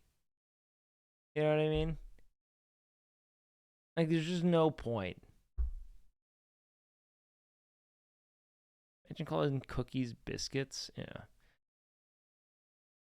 Like, if you call soccer football in the United States as an American born and raised citizen, you're making a deliberate choice to be confusing for the sake of seeming cultured. And it is annoying.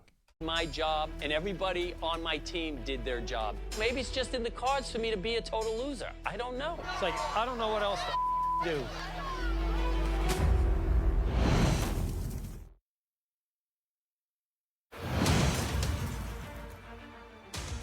After losing the MasterChef Football Concessions Challenge, the blue team prepares themselves for a pressure test, where at least one person will be sent home. This is my 5th time. It's like I know this place. This was Chrissy last season. It's like the back of my hand. I can count all the nails and all the boards. Tagline for American football is gridiron football. Interesting. I had no Honestly, idea. like, we lost 49-51. It was so close. But the reality is, no matter how close it is, the balcony's still really far away. Profound.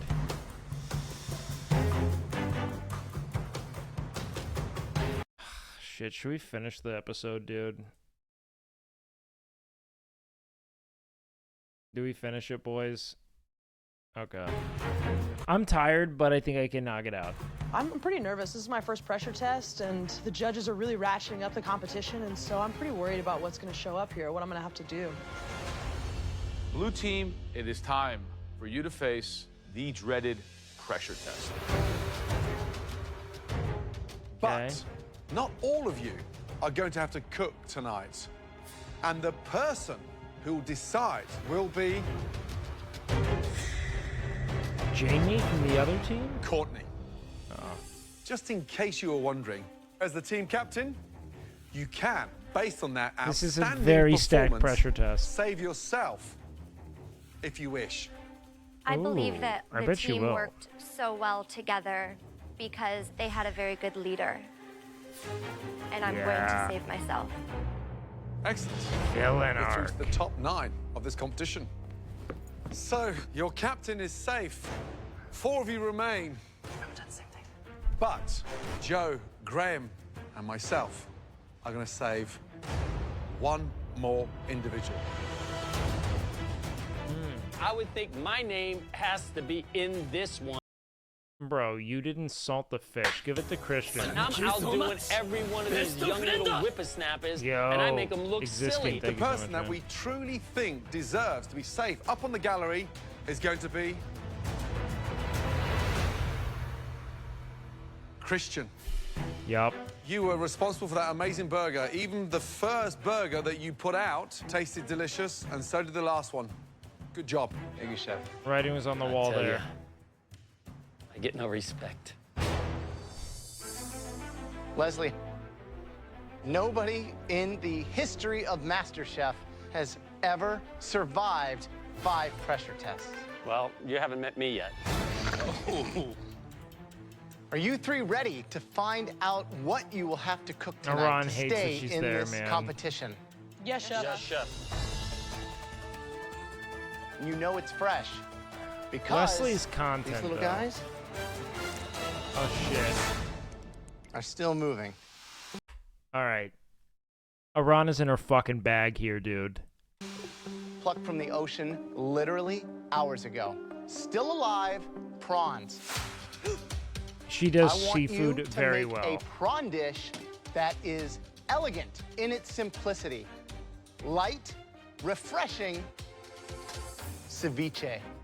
Raw prawns mixed with I love vegetables, ceviche, chili, dude. herbs, dressed Oh, that with looks so citrus fucking juice. good. Arana is Perfectly in her balanced. fucking bag. I'm really here, relieved. man. Seeing ceviche, I'm like, yeah, I can do this. It's a few simple ingredients.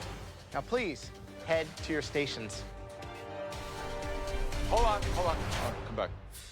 There's a twist. What does Joe want to eat? Unfortunately, I respectfully disagree with Graham. Yeah. Raw prawns And then are not the way to go. gonna do prawn I 3 like- ways. Tempura fried prawns. The batter brings out these. Uh-oh. Expectations just went up for Iran. They're gonna be like, yeah, you're some kind of Asian. You gotta know how to do this. They're gonna fucking dan her so hard. like it's gonna get awful now. Sweetness of a perfectly cooked prawn.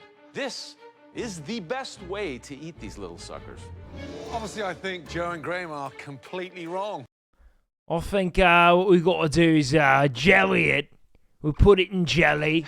No My way flavour. is butterflied prawns, stuffed and broiled. Now that's what I call a prawn. In tonight's pressure test, you will be making all 3 of our favorite prawn dishes.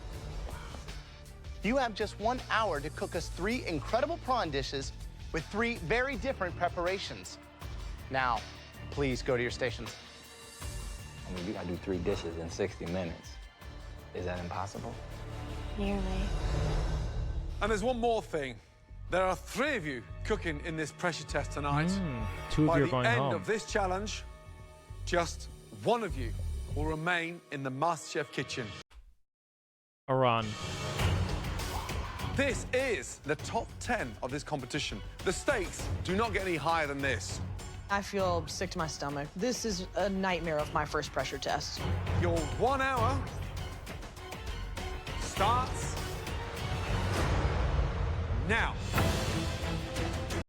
Guys, okay. Just so we're clear here. Stakes do not get any higher than this. You can see her name's Victoria. It's literally on her chest in every shot. Can we not call her the lesbian? I feel sick to my stomach. This is a nightmare of my first pressure test. Your 1 hour starts now. I'm cooking for my life right now. I want to open a Korean fusion restaurant, so I do not want to go home. I feel stressed out. Making 3 different dishes, it's a lot of damn pressure. Come on, he's a king of pressure test, man. I'm just as nervous as the people behind me. They're just as good. We're the top 10 here. This is no joke. I don't underestimate them. I just got to beat them. So spot prawn. Bro, why are we taking shots at people? Like, that's criticizing their appearance to like put them at the butt of the joke is never gonna fly in my community, dude. Chick does not look like Kenny Powers. Come back tomorrow. Ceviche, Only tempura, warning. and stuffed. 3 completely different techniques. Totally different. Ceviche, it's just the essence of that seafood. A little bit of lime juice and some chilies, a bunch of fresh cilantro. When you get a bite, you get all those flavors that pop through. It's got to be sweet and spicy, right? Yeah. That's Yeah, the concept exactly. of a ceviche. Yep. Tempura for me is making that batter. Tell him wake milady. You think it's like a white knighting to like? I would say that about literally anyone, male or female. I do it all the time. Like, make fun of anything other than how people appear. You can make fun of their clothing. You can make fun of the dumb shit they say. But the second you're like, I don't like the way they look, you're not being inventive or interesting. You're just being a cunt. Just right, so it's So I don't know if fluffy I and it's interpreted crispy your and it's milady salty. right. Easy to overcook though, especially when you fry them. That oil's How'd you too drop hot. There's too milady? much color. Undercooked Or or undercooked. overcooked. Stuffing them, I like panko breadcrumbs with some fresh I feel like Leslie killed 20 prawn for fun. basil. I'd be cooking my broiled spot prawns last. They're the ones that can overcook and dry out. 2 people, bro. 35 minutes left to cook, guys.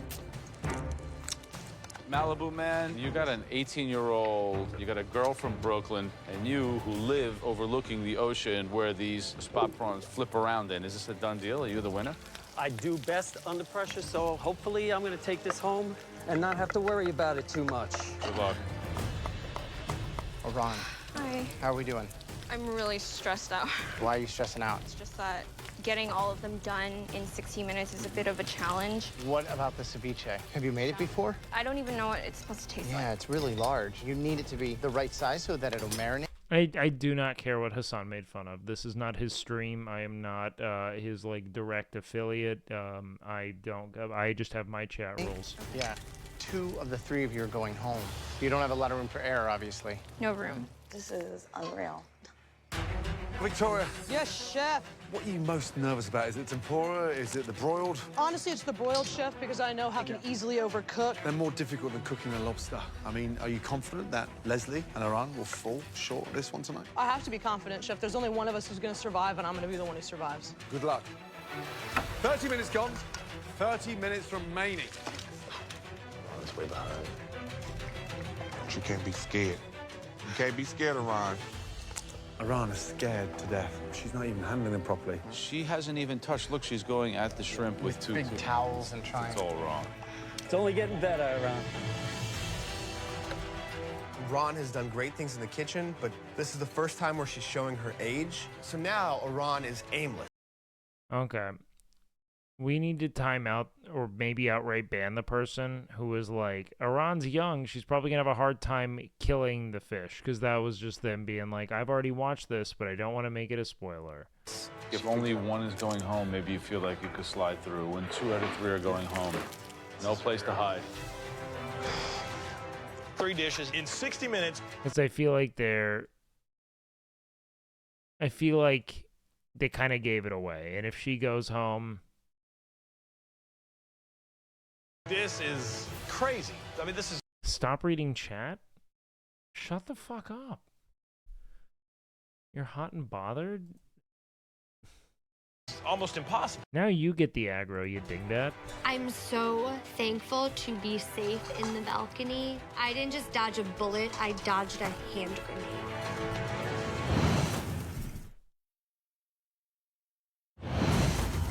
In tonight's pressure test, 3 home cooks, Victoria, Leslie, and Iran have to prepare prawns 3 ways. At the end of this challenge, only one will remain in the competition. Iran's way behind. Iran, how are you feeling? Not very good, Chef. Doesn't sound like the Iran I know. I'm really stressed right now. Hey, you can do this. I hope she pulls it out, You've done man. this competition so far. Yeah. Okay, and rely on that palate like you have done so far. Yes, Chef. Don't put your head down. Yes, Come on, Chef. you can do this. Good luck. I am the youngest competitor here, but I'm also one of the strongest, and I cannot be a wimp in this point in the game. I think this might be a come from behind. 2 minutes to go. No. That went fast. 2 out of 3 are going home. That's not a nice position to be in. is it? Why are they eliminating that we've 2 out ever of the seen in a 3? pressure test. That's so odd. 30 seconds to go. Here we go. You can still do it, Iran. You're almost there. Clean those plates, please. Here we go. 10. I don't know if this is a 9, hero edit. 8, She was crying, 7, man. 6, 5, 4, 3, 2, 1. Hands in the air. All 3 of you, please bring your trays down to the front. Thank you.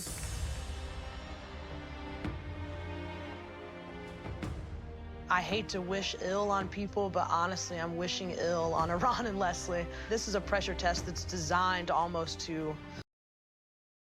That's a really weird color on the tempura. Am I wrong? It looks like the white cheddar Cheetos. Maybe she goes home. The ceviche looks like mostly fucking onion. incite epic failure. Epic failure is It's still a time thing. to taste. You're amazing. Oh shit. Iran's looks good, Santa but Barbara Leslie's spot looks. prawns. Did he even fry these?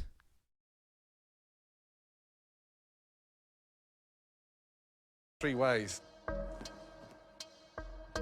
So They lost a contestant on like a no contest thing, and there are way less episodes this season.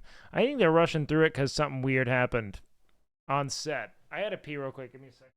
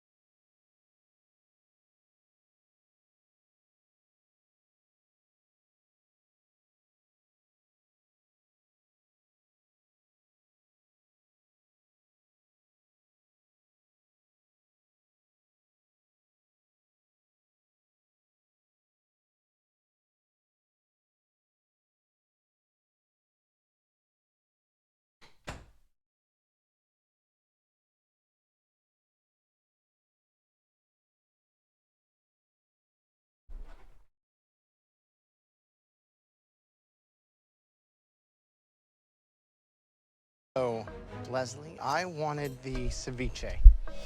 What exactly do we have in here? A little lime juice, lemon that juice, looks good. salt, pepper, tomato, a little jalapeno, Some just to fried add some plantain. heat. And The perfect texture. The seasoning could have been a little more, but the acidity Ceviche of that looks ceviche great. was right on. thank you. Good job. Thank you, Chef. Iran, so you looked stressed. I felt more stressed than I was taking the SATs, Really? but I'm glad I was able to pull through in the end. Now, with the ceviche, what all did you put in there? I put peppers, blood orange, mango? lemon, lime, some sugar, salt, cilantro, sherry vinegar, olive oil. It's a lot of liquid Wow, in it's there. wet. Fuck. Too much liquid, too almost pickled because of the vinegar. Okay. The great thing about it, though, is the use of those chilies. Really pop through and actually help accentuate the flavor of the spot prawn. Okay. Thanks. Yeah, looks like Leslie Victoria. is the edge here. This looks like Thing pico de gallo. here is it's like a cocktail.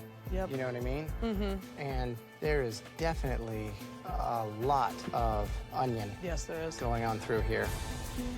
Okay. Here's the thing, though. The onion. Fucking, like, it just sucks because it's not fun thinking who's gonna go home. Now it's like who's gonna stay, and that's like less. Really is overpowering the natural sweetness of that prawn. Definitely. Thanks. Thank you. All right. Tempura. Tough challenge, huh, Leslie? Very tough, yes. So looking at Victoria's... I feel like Victoria's had less liquid, but he's poking more at her dish. Well, because Iran's had more bright points. Naran's tempura. Yeah, I'll think of the How do you sub feel about card out. yours? I think mine was pretty good. Yeah? Not as crispy That as I looks would have liked them to hardly be, fried. but I tend to like a thinner batter at my tempura too. It's a very simple tempura, very light. But in this case, these shrimp are so good. I'm thinking that maybe that was strategic. Well, it's all about the shrimp. It's not about what you're putting on it. Iran. Looks very nice. Thank you. She got a great fry. The color is much more golden brown than everyone else's. Yeah. You feel good about that? Not really, because I feel like when I go to a Japanese restaurant, the color should be lighter. Rich, and the shrimp is cooked well. Thank you. Tastes like tempura you might get at a restaurant. Thank you. Good. It's very white. What was the temperature of the oil? It was lower than I had wanted it to be. Be nice for a little golden brown, but the shrimp inside I'm actually so looks like it's tense cooked right well. now, dude. Leslie's great content, but I like Iran, man. You know, it's Mostly got a good because she's a crispiness, friend of other it's got the streamers, right density, you I know? think. Probably better than the other two. It's good. The cook was good. Thank you, sir. Thank you. Right, describe your broiled Santa Barbara spot prawns. The spot prawns were sliced in half, put a little salt and pepper on them, put some of the sauce from the other shells in with the breadcrumbs. The Maybe they're just prawns are baiting with cooked the two beautifully. people are gonna Great go. flavour, beautifully seasoned, breadcrumbs fragrant. Looks like So Leslie's concerned saying. about that sauce that you put in the breadcrumbs. I just wouldn't have made them so soggy. There's two of you going home tonight. You know that, right? Yes. Good. Iran. Describe your spot prawns broiled, please. They're just sliced in half, and then the breadcrumb mixture is breadcrumbs, some parsley, and salt, pepper. Just a little, though, because I didn't want to put too much. The actual spot prawn are glistening in terms of the cook. Beautifully done. Thank you. But what's the one thing that absolutely is missing on it? Salt. Salt. Ah. Thank you. Thank you. Victoria, what's in the breadcrumb mixture? He's a great teacher, but if two people really do go home, Iran's out. Salt and Why are pepper. they shedding and, too? They were toasted in some butter as well as some tarragon. You have such good So contestants. visually from Bleed here, it they look out. like they're a little bit sort of drowned in breadcrumbs. Yes. Because if it was just one person going home, it'd be Victoria. I think Victoria's whiffed on all of them. Chef. Why so many breadcrumbs on top? I've never made it before, honestly, so I just made that choice. Yep. Damn. Oh, Victoria, it's raw.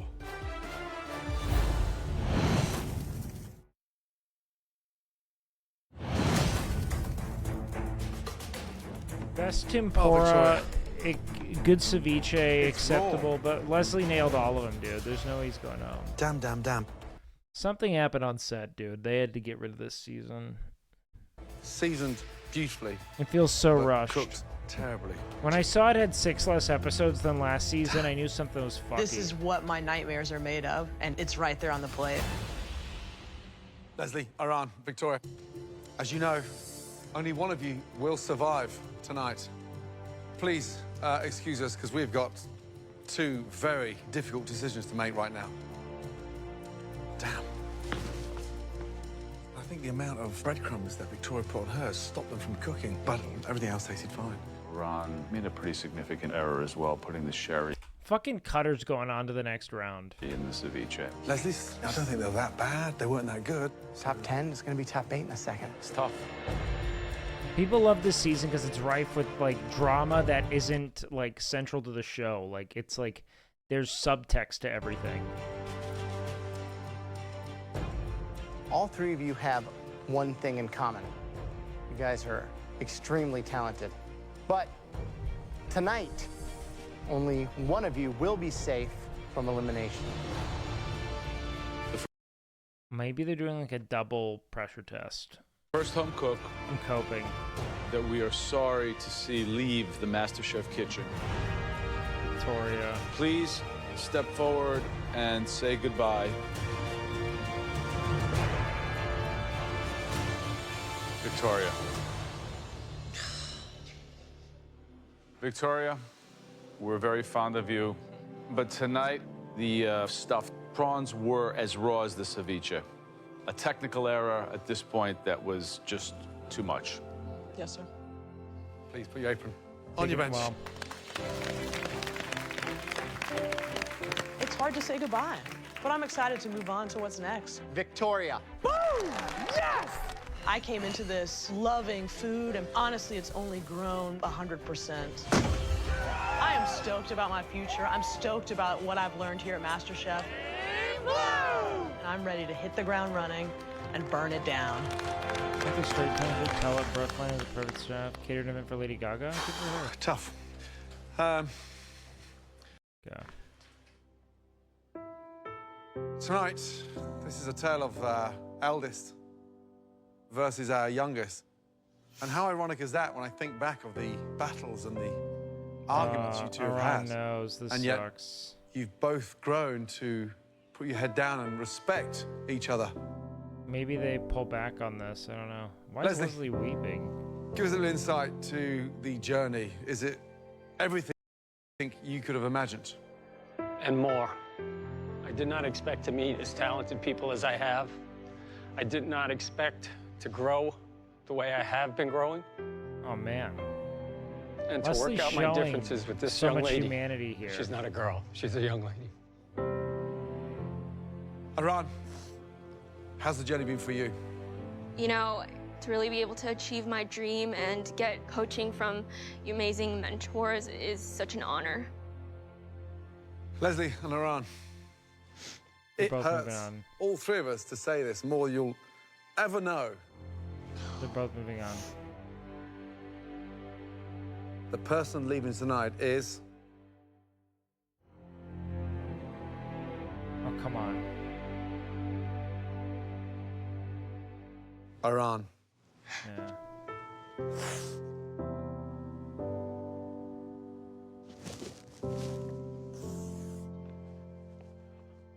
It's a very bittersweet moment. All right. I kind of felt dude. that bond. You know, maybe it's me missing my own daughter. I really, honestly learned to care for this person. Cutter is still in it, man. They kicked her on for calling out Joe's infidelity. Does he have a wife? Oh, man. Young lady, you've been amazing. Unfortunately, tonight, Santa Barbara spot prawns got the better of you. But let me tell you something. 18 years of age, and you are so mature. Fucking vicious, Light years man. ahead of any other She did 18-year-old so we've well. ever had in this competition, let me tell you. I can't wait to see where you're going. You have not reached your potential. Well done, my darling. Thank you. Come and say goodbye. Leslie's a great cook. Thank you. Great job. Thank you. Well done, darling. Thank you. Well done. Now, before you go home and get those school books out, who's going to win MasterChef? Leslie. Love you, girl. Wow. Now, that is a turnaround and a half. Well done, my darling. Thank Please, you. put your apron on your bench. Fucking brutal, man. She was such a great chef. I'm very proud of myself for coming this far, and I think I am definitely someone who gives hope to a lot of 18-year-olds who have a dream but are scared of really pushing towards it. Where's the baby? Iran. Well done. Wow, it looks gorgeous. Thank you. That has the base of possibly one of the best dishes you've ever had. Thank you so much. This is an excellent dish and a super such a great example chef, of what man. cooking from the heart, from the family, can be on a plate. Good job, Ron. Thank you. Double I've never elimination made heard no my sense, dude. parents They're tell me that clearly they're rushing proud of through me this. until I entered the competition. That's so. So it's a huge deal for me, and nothing could give me that satisfaction. Nothing. Next time on MasterChef. You gotta get in the oven fast. The home cooks pair up. What time is it? 1:40.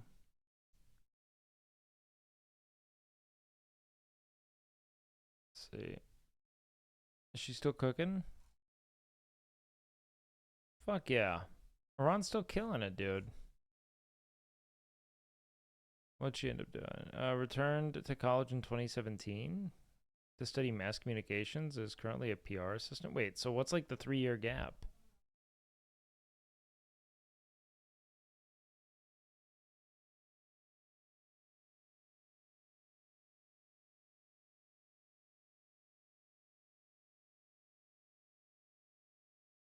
They normally do a bring back. Maybe they will. She's old. She's a director now. That's old. She's a director. Oh, of what? Film? Yeah, no, she made cookies for Hassan, which is super cool. She's Hassan's private chef. How many times can you cook chicken and rice, man?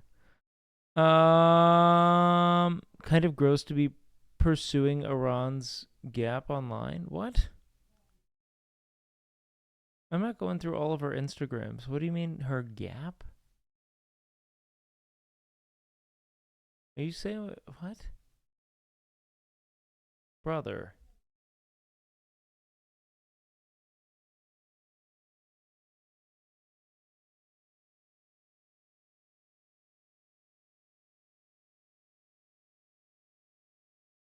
Oh, the gap year? I just wonder what she did after the competition. Guys, I'm so fucking tired. I've been up so late.